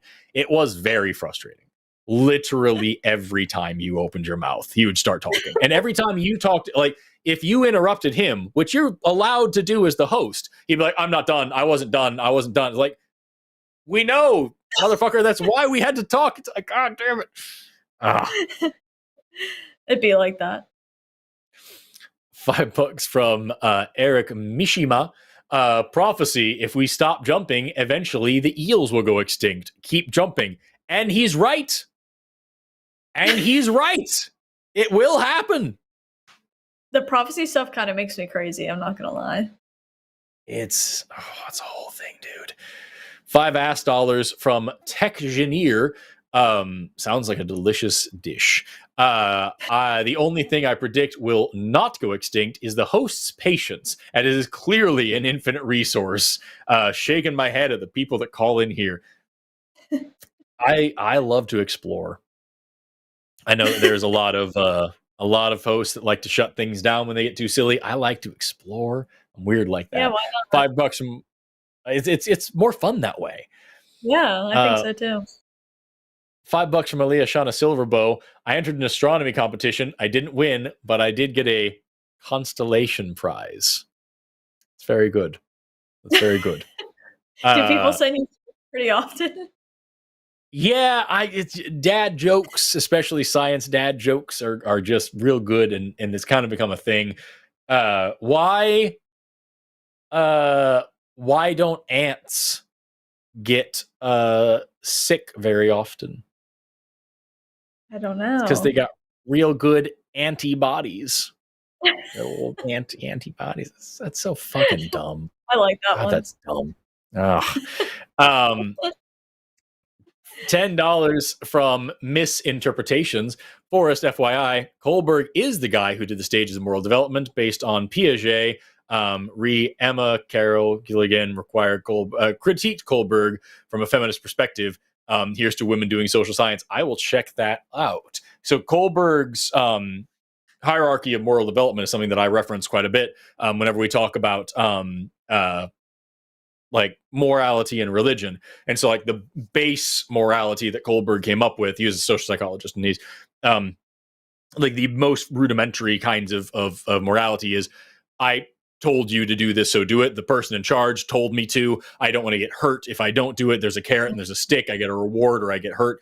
And then a little bit up from that, you get like social mores, and like, there's this is kind of like what everybody does, and I want to do the same thing. I don't want to be outcast. We've all socially, societally decided this is a good thing, so we're going to do it. And the highest level of moral thinking is like actually coming up with universal moral principles and like really reasoning things out. And religion keeps you trapped at that lowest level of moral development.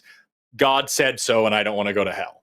And that's the only reason you have morality. It's the only reason you do these things. So I'm going to type that in. And it's based on Piaget. I didn't know he bases it on Piaget. Is a big on like educational psychology, if I remember correctly. Emma Carroll Gilligan critique Kohlberg morality. And I will look that shit up later. Real fucking neat. Thank you very much. $1.99 from Julia Scalia. Let me close this over here. There we go. As a biologist, what's your favorite D&D creature? Ooh, girl.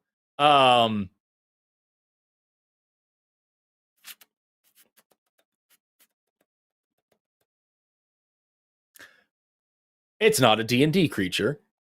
It's a Tales of the Valiant creature. And even then, it's kind of not anyway. It's the mother. It's Mother from Roll for Initiative. That's so fucking cool to think about, dude. I'd be all over that. Roll for Initiative, for those of you who don't know, is that one time when Jesse Jaradak and I played Tales of the Valiant for like 35 straight hours and raised $37,000 for Doctors Without Borders, and you should all go watch it. That's I would say we played Tales of the Valiant. It's like D&D. It's legally distinct from D&D. Hasbro is dicks, and they ran D&D into the ground and fucked it up a whole bunch. And so a bunch of people made similar games. Tales of the Valiant was made by a company called Kobold Press. And it is actually genuinely just, I think, a better game. It's the same basic premise. It's just you can do more stuff with it. It's a lot more fun. And we played a charity game called Roll for Initiative, where we played the hell out of that game and raised almost $40,000 for Doctors Without Borders in order to help save lives. Especially, we were really motivated, especially by the genocide in Palestine, but also there was a lot of other bad shit going on all around the world, and we wanted to help out with all of it. And so Doctors Without Borders was kind of the way to go. And so everybody should go watch that unless you don't want to, and that's okay too. But just donate. And also find us sponsors so we can do another season. That would be really cool. We would love to do more of it. $5 from Secular Feelinist. Why did the amoeba fail its math test? It multiplied by dividing. Thank you for that. That's very good. Speaking of mushrooms, why are mushrooms so great at parties? It's because they always get hyphy. Get it? Hyphy. I don't know what there was a it's Go Fuck Yourself Jimmy was at the bottom of that. Hell yeah. $5 from Foxy Ninja. Hey there, James. I guess I'm James. Thank you guys for a great show. It's helped me realize I'm a secular pagan. My question is, what is your preferred Bible? Thanks. Well, we'll help you out of that paganism someday. Well, at least you're secular. Whatever. I don't know what that means. I'll be honest with you. Do you have a preferred Bible? Honestly, whatever's easiest for me to understand, if I'm being so real. I also have something against King James because, like, I just know he's an awful person and I hate him. So, yeah. So whatever's easiest for me to understand. For. Yeah, I like the ones that are written in plain English quite a bit. The one that I use here is a King James version. Oh fuck. But like that's just the one that was handed to me at a certain age. So like, I don't know, man. I really have a preferred Bible. One that people thoroughly study, because studying the Bible will make you an atheist. $5 from Jeff Cochran. Do you think Matthew realizes his arguments are so bad that most theists actually find them reassuring? The thing that gets me about Matthew is the first call, I believe, is that like, if there is a God, why the fuck would he send you to spread the message? You know what I mean? If that's the plane, that's the level you're bringing. You know what I'm saying? Yeah, that one was just a rough one for me, to be honest. Harsh bud, bruh. $10 from Darren McAuliffe. Forrest, would you consider publishing your highlighted Bible? No. No idea of the legality of that, but I'd love to flick through your Bible to see things we weren't told about. No, honestly, because there are plenty of my Bible is like highlighted all to hell and like has a bunch of notes in the margins and shit, but they're just mine. There are plenty of way, way, way more serious like people out there that do this. There's the Skeptics Annotated Bible. There are real theologians that actually go through. There are plenty of things in here that like I've made notes of, like, this is what this actually means. Like when it says 40 days and 40 nights, it doesn't actually literally mean that. That was just a word or a phrase for like a long ass time. And that's my understanding of it. There might be more to it than that, or there might be other things in here that I didn't get because it was some other type of thing like that I didn't know. You know what I mean? So for me to publish mine would just be arrogant, and it would detract from a lot of people's understanding. They could go learn from somebody who knows what the fuck they're talking about. For the same reason that I wouldn't write a computer science book, because I don't know shit about it. I'm just I didn't know people like had their like sold Bibles and their like, what is it, like their critiques of it in it? Mm-hmm. Is that what you're saying? Yeah. Oh, yeah, cool. I think they're talking about, because I've held up like in my Bible, like I've gone through this thing and like marked a bunch. I just lost one of my bookmarks. God damn it! Yeah. But like I go through this thing and like I made a bunch of notes and stuff, and I have like a color coding scheme and all sorts of stuff.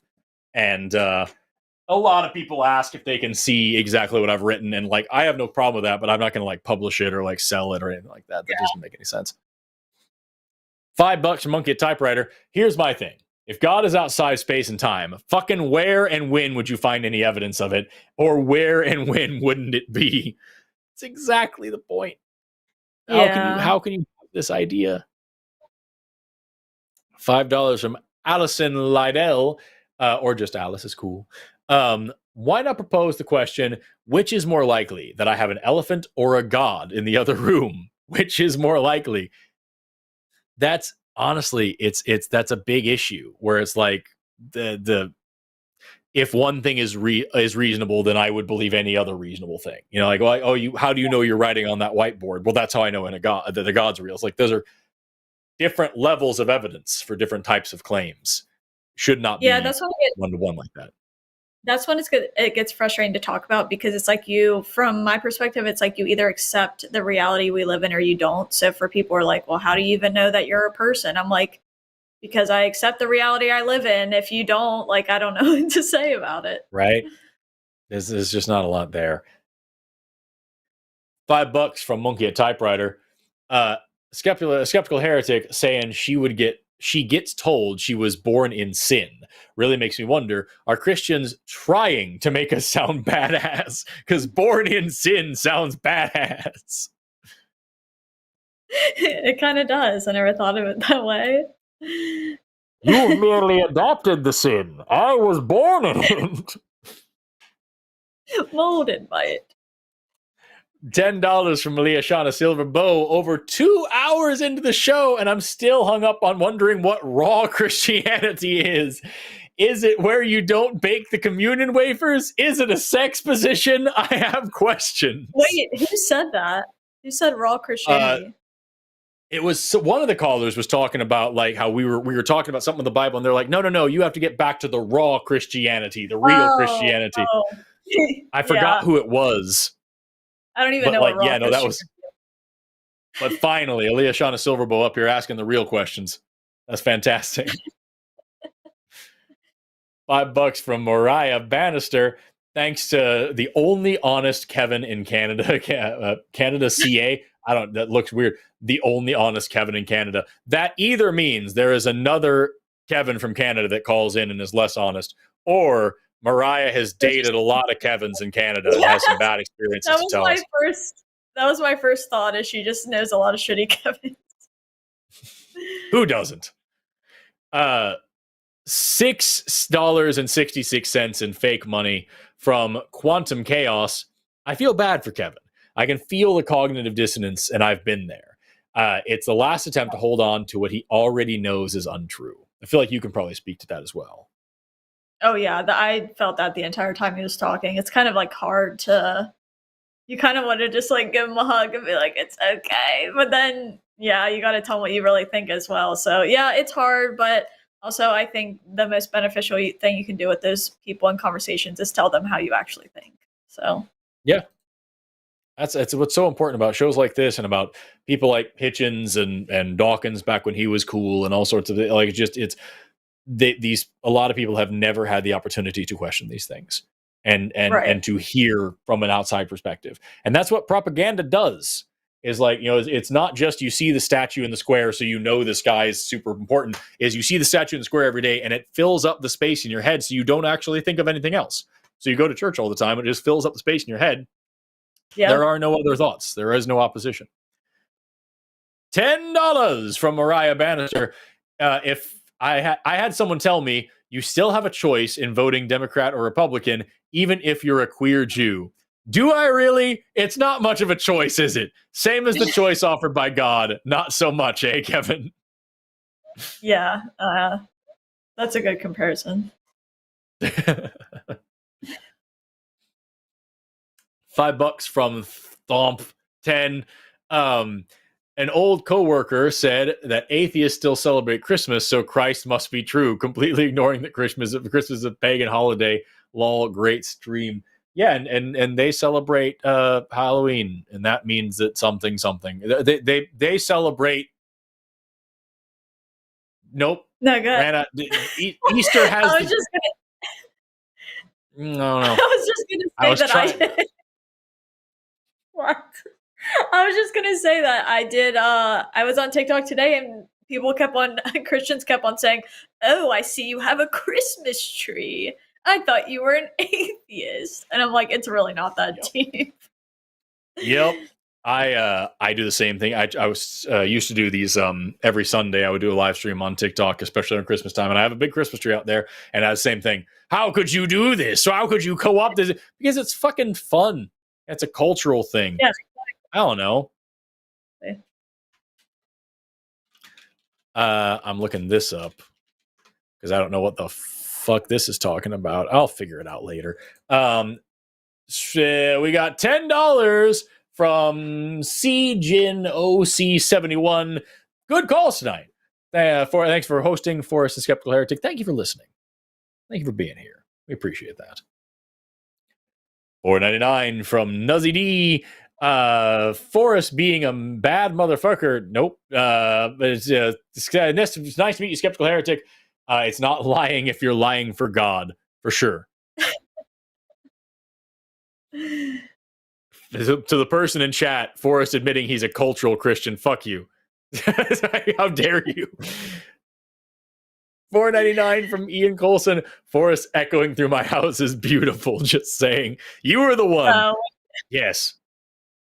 Let all that listen in Ian Colson's house hear. Your testicles must not be contorted. Keep them straight and intact. Preserve your ductus deferens. Do not allow your pampiniform plexes to become marred and intertwined. We'll do more of that later. I don't know.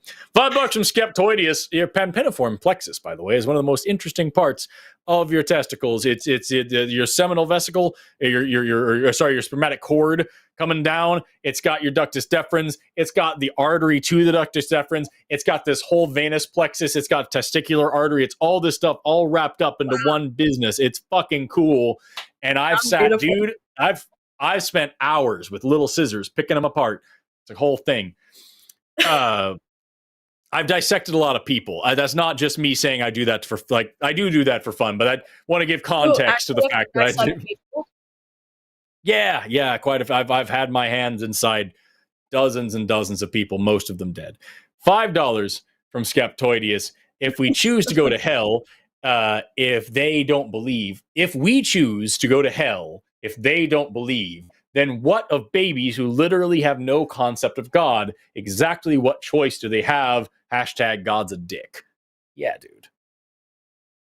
Yeah, and I mean, a lot of Christians will say, like, babies go straight to heaven, but I just don't understand that. Like, they're not even really a person yet. Like, they can't... who are they in heaven? Yep. Blobs? It's a whole thing. I don't know. $5 from Monkey at Typewriter. You know what the first thing Jesus will say after the second coming? Wait. Hold on a second. There we go. The first thing he'll say after the second coming? Was it good for you? Also, Skeptical Heretic, please return soon. Great show. I think you did great too. This is fake, by the way. I'm not an idiot. I just happened to have these around because I was working on a thing with Jesse Jurdak where I needed to play a guy who smoked, and I wanted to get comfortable holding a fake cigarette quite a bit and make it look natural. $4.99 from Ian Colson. Forrest, here's some money for a testicular torsion. Echo, audio turned up now. Go. Hold on. Testicular torsion. Keep those balls straight, loose, relaxed, and preferably empty. How do you get that voice? I just turned my microphone up. I just turned this up as high as it would go so I could just be... I was speaking incredibly quietly into this.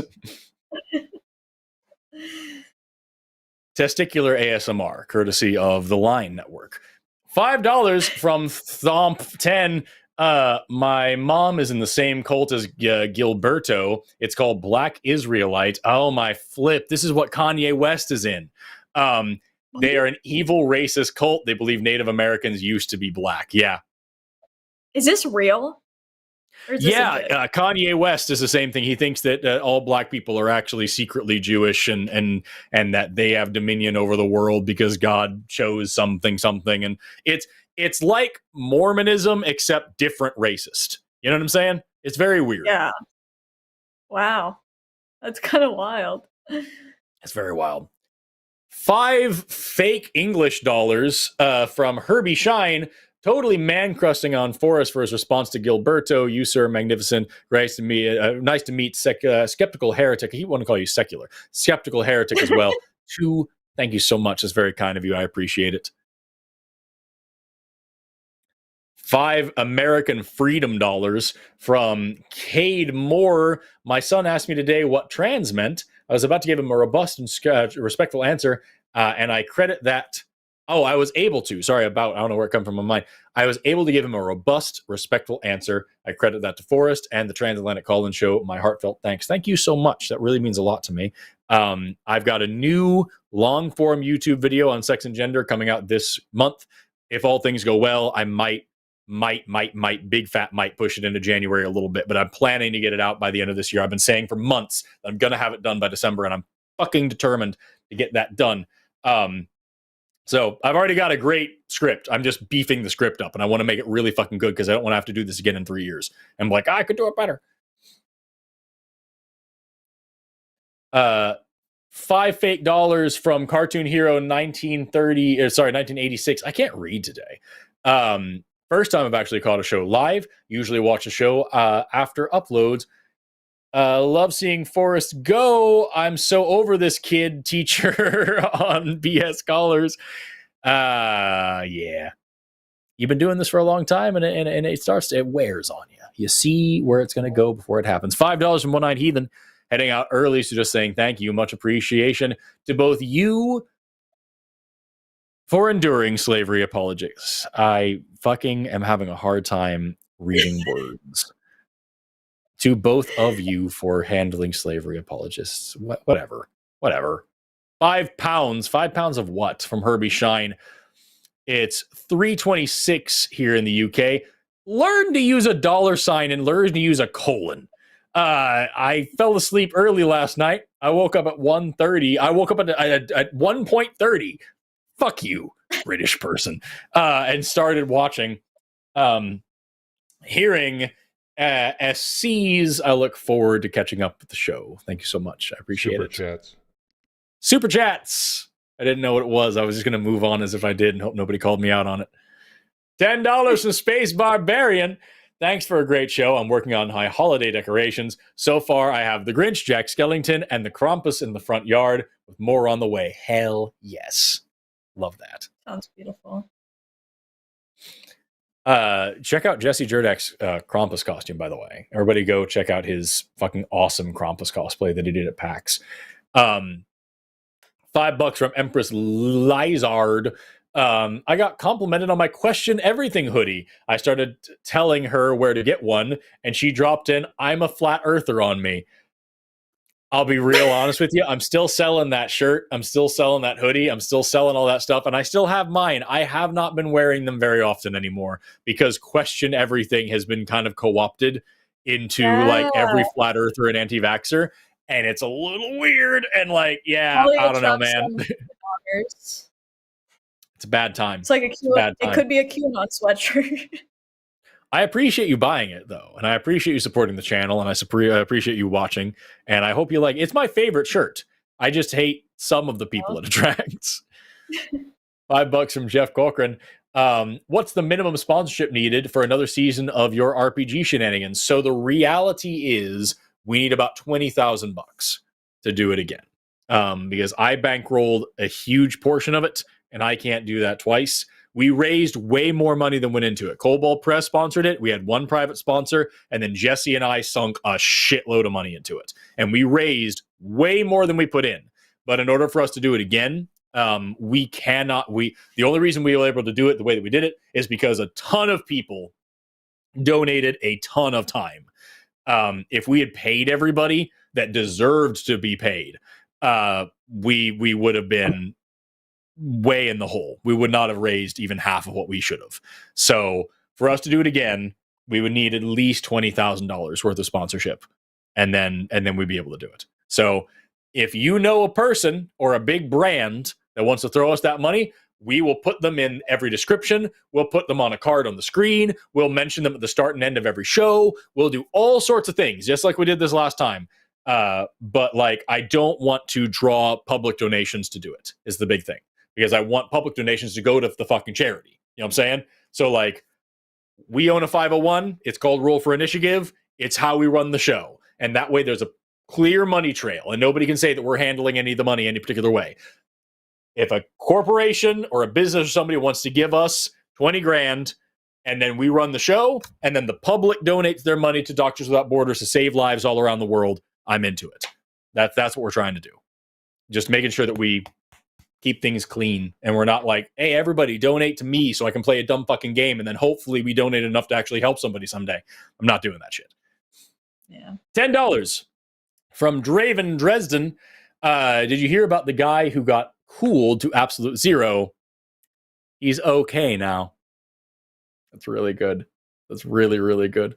I know we're not in the same room, but I'm so glad when I'm here because I know I'm not the smartest person in the room. That's fantastic. Very good. Why are monotremes? Are you familiar with monotremes? No.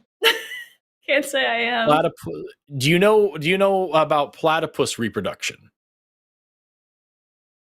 I don't I know they lay eggs, right? But yeah, no. That's all you need. That's all you need. Oh, okay. Why are monotremes? Platypus and echidna are the only two monotremes. I have to explain that it's so stupid. Platypus and echidna are monotremes. That's the group that they're in. Why are monotremes the purest of all mammals? Because they're untainted. It's funny because they have a cloaca, which means they don't have separate genital and anal openings, so they don't have a taint. You see what I mean? Biology. $5 from Jamnik06. Tomorrow, I'm going to another school board meeting to speak out against Florida's Chaplains in Schools program. I want you to know that I didn't know that was a problem. And I am in no way surprised. Oh, like you said that. I have heard about that. Yeah.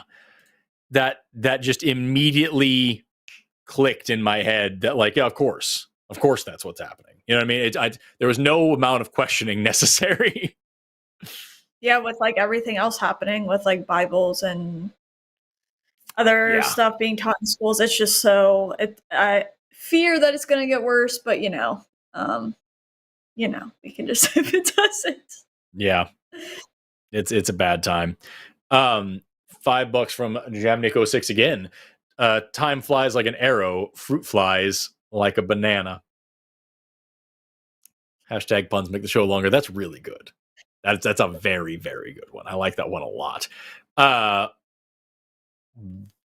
Geneticist pickup line, I guess.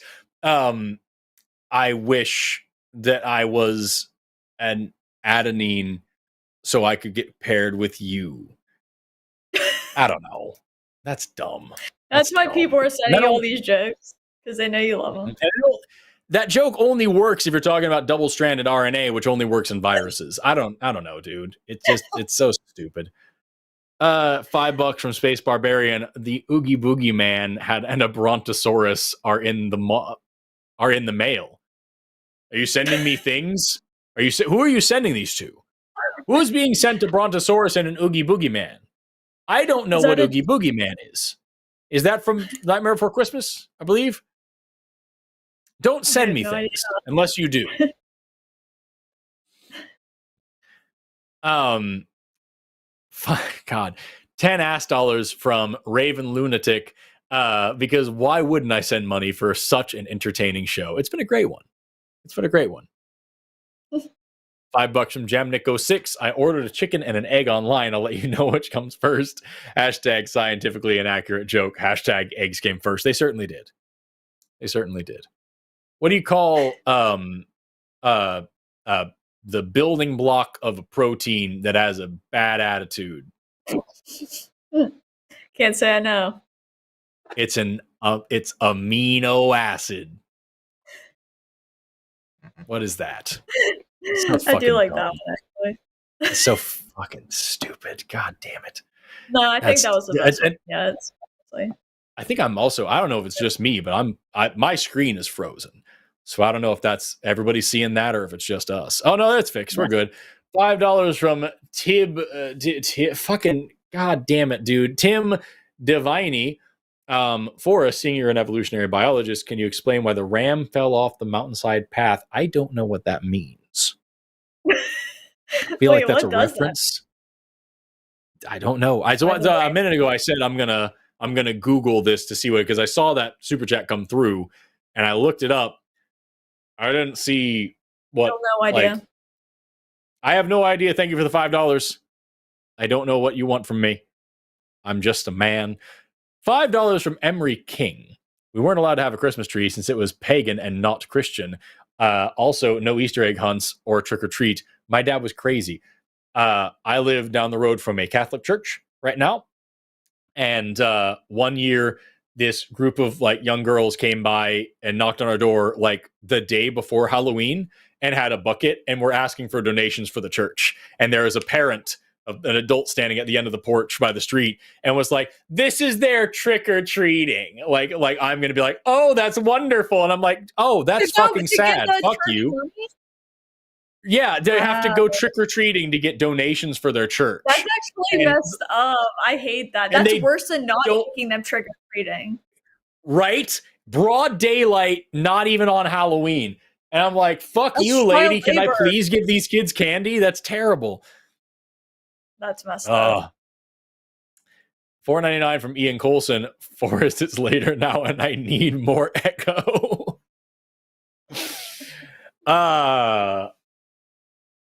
Let me think for a second. I would say that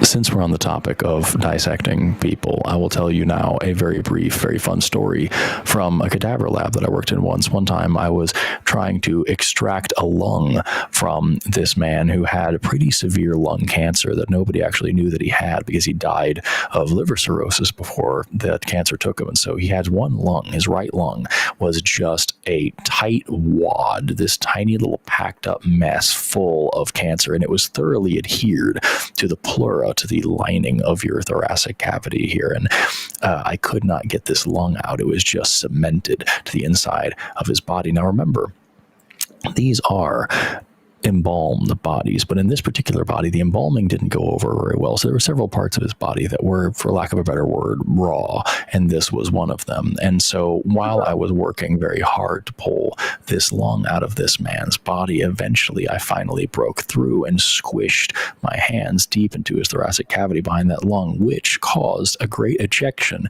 of non-purged cancer blood to spew out of his lung and all over a poor unsuspecting TA that was standing at the head of the table at the time. And that TA and I are still good friends to this day because it was a very funny, very gross situation. Are you glad that you asked me to do this, or are you now disgusted enough to stop asking?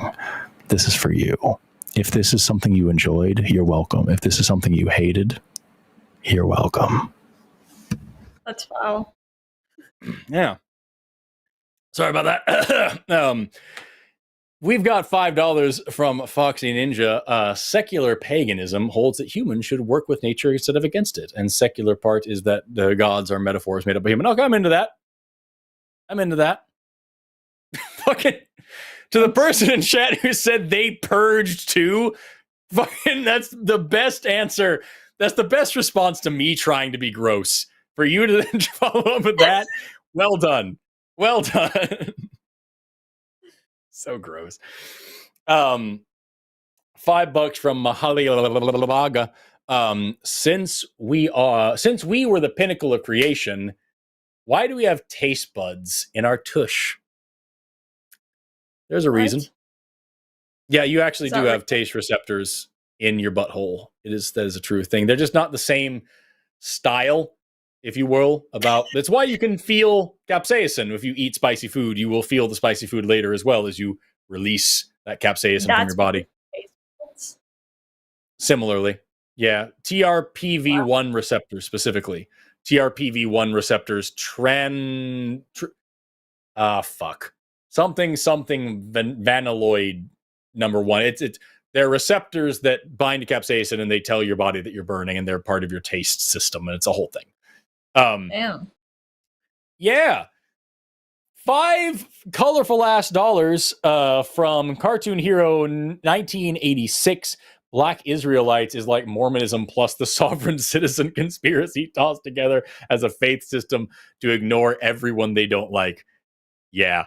Yeah, I'm so excited. I learned about the Black Israelites because I've never in my life heard of it. And now I know. Yeah, is that fucking Kyle with his head tattoo? You son of a bitch. So this is Kyle. Kyle was a Christian, called into this show, deconstructed, became an atheist, called into the show to talk about atheism, and then reconstructed and is now a Christian again. And has called the show several times to just kind of like talk through certain things. Dude's incredibly honest about his beliefs. And like, it's been a frustrating but emotional ride to kind of go back and forth. And I fucking love this dude.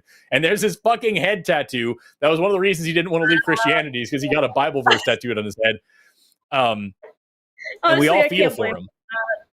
Yeah, that's tough. It's real rough. Although I went back to Christianity, I love you, Forrest. I also love seeing that tattoo. Enjoy seeing the tattoo about on my head in the picture. Kyle from Illinois. Kyle, I love you too, dude. I wish the best for you. You're awesome, and I think you're great. $5 from Monkey at Typewriter. Forrest, this isn't real. I'm not an idiot. Oh, I was an idiot until 8 months ago. Actually, no, that tracks. Fucking God. Skeptical Heretic, would you dissect a child? I don't. What does that mean? Dead? Alive? A lot dead. A dead child. Would you dissect it? Probably dead. Both. The answer for both. Why would I dissect it? Why would I dissect it? For what? That's not part of the question. The question is if you would. No, I wouldn't. I'm not into it. Coward. I am a coward. I'd probably get sick. I think she's a liar. I think she would, because that is a normal thing to do, and how dare you judge me? Maybe Same thing you. I asked Jesus. By what do you judge me? Just because I dissect children. Specifically that guy's children. So wait, have you had to dissect children? No, I've only dissected adults, but like I've dissected a lot of them. And like what happened is it's God damn you for making me tell every guest this story, Monkey at Typewriter, is that I was doing a stream, a special Patreon live stream for the line. Join our Patreon, by the way. And like we were doing a special live stream where I was doing a Q&A, and Monkey at Typewriter asked the question, something along the lines of like that I'm an atheist and my partner is a theist and we're raising a child together, and how do we do that? How do we navigate these things? And I'm told, I don't remember saying this, but I am told by everyone that my response was dissect the boy. That was just dissect him and see what happens. What's in there, what's going on. I don't know. That sounds like something I would say, but fuck you. That sounds like something I would say, but I don't know why I said that. And so now for years, Monkey at Typewriter has not let me live it down. And it's gotten to the point where other people are getting on in it. This is a doll that a fan of mine, I hosted these tours around the Galapagos Islands, and I sold tickets, and fans could come to the Galapagos with me, and we'd explore. And Tina, God damn you, brought all the way from Germany, brought me this doll of a little boy that you can open up and dissect. Oh my gosh, your dreams came true. It's amazing, right? If only it was this clean, but it isn't. It's horrific. Ew. Nobody understands. And it's not like I'm one of the hosts of the line is a doctor. Dr. Ben, he's been through medical school. It's not like I'm the only person who's dissecting people up in here. I'm just the only one who does it as much as I do. But that's not anybody's fault. That's just biology. Calm down. Don't judge me fuck off. I feel like there's no way to get out. Right? Only God can judge me. Oh man. $5 from History by Leo. Forrest, don't cuss so much and talk about dissecting people. It makes me feel uncomfortable. Fuck you, I'll dissect you next. Sorry, I flew off the handle there for a second. That's $5 from Luke Kaliti. Will we see more from Emma, please? I don't know. Ask her. I don't think we have an Emma. Have we ever had Emma on this show? I don't know. $5 from, sorry? The caller earlier. Yeah, the person that Emma. Yeah. I don't know. Maybe. She's really nice. I thought you were talking about Emma Thorne. I did an episode of Atheist Experience with Emma Thorne once. And I was like, has she even been here? $5 from Secular Felinist. I wondered why the baseball was getting bigger. Then it hit me. Punishment. Hashtag Forrest ate the kitten. That's another thing. I did not eat that kitten. Just you dissected let me explain. Kitten. You don't know that about me. First of all, yes, I have dissected cats. That's not the point, though. I didn't dissect that cat, nor did I consume that cat. You'll be happy to know that Little Butt, I rescued a cat, and like his name was Little Butt. He was little and he had a butt, and so I named it Little Butt. And so like everyone will be delighted to know that Little Butt has gone on to live with his forever family, and no, his forever family isn't the ground. He's actually in a home. Yes. His name is Newt, and he lives with my friend, my friends Candace and Brett, and they took him in. And thank you very much to Candace and Brett for taking on Newt. He's doing great. $5 from Draven Dresden. I often have fun with crazy conspiracy people. I don't believe they landed on the moon. Me, oh, you're one of those. You believe in the moon. That is good. Always try to out conspiracy everybody. Sarah Elo sent $5. Thank you for everything you do, and thank you also for the advice on dealing with parents. I hope it helps somebody. $5 from Tim Divini. It's Divini like my cousin Vinny. Oh fuck, Tim Divini. From my cousin Vinny, the D in front of it. The ram fell off the cliff because he didn't see the U-turn. God damn. What did the lesbian chemist want? Oh my god. She just wanted Mendeleev her alone.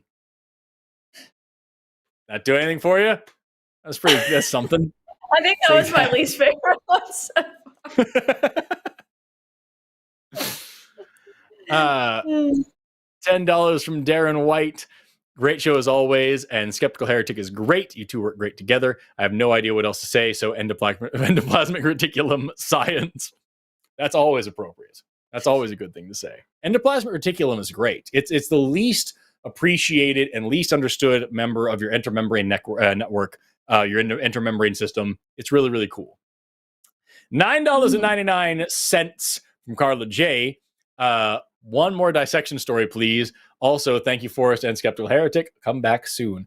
I don't have too many that are a lot of fun. They're great, or that I can tell on air. I can tell you that, like, I once spent like almost an entire week just holding a man's penis and explaining to rounds of people about penis anatomy, because we were in the reproductive system section, and it was a medical school, and we had to have a discussion with all these med students, like, hey, these are parts that you may have never talked about before, that you may have never seen before, that you may have never touched before, that you're not comfortable talking about, and all these things.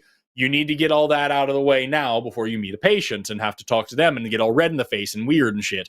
And so I had a anatomically male cadaver, and I dissected out one of his testes, left the other one in situ. I sliced off the distal end of his penis, and then bisected the other half so you could see inside one half, and then just had the other half there. And literally for a week, I just stood there with this man's junk and just round after round after round. Yep, just group by group by group of like 5 to 10 at a time. Just groups of medical students came by, and I'm just here, just walking through. This is this. This is this. This connects to this. This goes here. This is where prostate. We at that time had already hemisected the leg, or the pelvis. So what we do is we cut straight up the pelvis and then off to one side, so you can completely remove one leg. And so I had this, here's his whole genitalia, and then here's one leg turned inside out, so I can show here's prostate, here's all the different parts of the urethra from the bladder onward, and like we're like showing all these different pieces. And yeah, just a whole week, just boom, boom, boom, just teaching all sorts of medical students. Did you just get parts, or do you just get the whole body and then you do whatever? You get the whole body and you break it down from there. Dang. Yeah, it's a lot of work. It's a lot. It's a lot of fun, and it's beautiful, and it's interesting, and it's really it's fascinating, and it's really cool, and you learn a ton of stuff, and it's not weird at all. Did it audience. bother you at all at the beginning? No, not really. So like there was a little bit of time like early on where like you expect this person to jump up off the table and be like, fucking stop. You know what I mean? You kind of have to get it through your head what dead means. And especially when you're like dissecting the face and you're like staring at this person's face, I think that's what I would struggle with. Yeah. It's hard. A lot of people who are new to dissecting, they cover the face, they cover the hands is another big one. People don't want to see hands because that's very intimate and very human. And if you take those things away, it's easier to think of this person like meat. As like, yeah. And so, there are a few times over the course of my academic career where I was, working on a body and there's even now, there are times where it kind of just gets you a little bit and it's like, oh, fuck. But like, I feel like pushing through that and just remembering this is what I look like too, more often than not. And like, kind of like connecting that when I see this kind of this is going to sound bad, but it's really cool. It's that like when I see people just every day, I'm talking to people, I see their insides. I see them as a thing that you can be taken apart. And it's really cool. It just gives you, it gives you more appreciation. It's a wonderful thing. Anyway, everybody should try it. Everybody should go to. I don't know if I would say that because everybody should on the black market. Look up your local medical school or biomedical science school or a biology program that has a cadaver program, whatever, and ask for a tour and just go check it out and go see what a dead person looks like inside and scratch that itch in your brain and learn. I think it's a good, healthy experience for everybody. Genuinely, I think it's a healthy thing for everybody to do. We live in a society that's very, very separated from death, and I don't think that's. No, I agree with that. No, I definitely agree with that. $4.99 couldn't fucking afford the last penny to make it $5, bitch. From Ian Colson. Thank you, Forrest. You scared my dog and my belly hurts from laughing. Perfect. Also, Skeptical Heretic, great to see you on. Well, thank you so much. It's very kind of you. To the person in chat who said dissecting you with my eyes. Fucking, that's fantastic. $5 from the Velveteen Rabbit. Cut the baby in half. That way, each of you can have part of him. 1 Kings 3:25. I think that's why you said to dissect him. I'm going to go with that. Sounds good. That sounds good. I always forget about that story. That story's messed up, and I always forget about it. That's great. That sounds like a good reason for me to say. That makes me sound less like an insane person, so that's good. $5 from Emery King. Forrest, your biology puns are so good they sell themselves. Nice. Here's one because I'm dyslexic. Wow, what does DNA stand for? The National Dyslexic Association. That's fantastic. That's very good. Fucking, I had a list of other ones here, but like I can say that like the taxonomic order that contains all lizards and snakes is called Squamata. You should know that going in. What do you say to a sad lizard? What's Squamata you? No. Take that one home with you. Tell that one to your friends and family. Raven 200 sent $5. When I die, I want my remains to be scattered across Disney World, and I don't want to be cremated. But being dissected by Forrest also works. Yes, you can be dissected by me. You should put that in your will. Everyone should put that in their will. I want to be dissected by specifically by this motherfucker. Oh my glob, dude. $5 from YT. Is it ever possible for someone to still somehow be alive by the time they reach that point? What? Is it ever possible for someone to still somehow be alive by the time they reach that point? Reach what point? Are they talking about dissection? Like, what are they talking probably about? not. Probably okay, not. I was going to say that's a wild question. I don't know. In talking very about rare circumstances, so like here's the thing: when you're dissecting a cadaver, almost always that cadaver has been embalmed. So they slice a big hole in the neck here, and they pump all the blood out, and they put that formaldehyde or formalin now, which is just a weakened, diluted formaldehyde.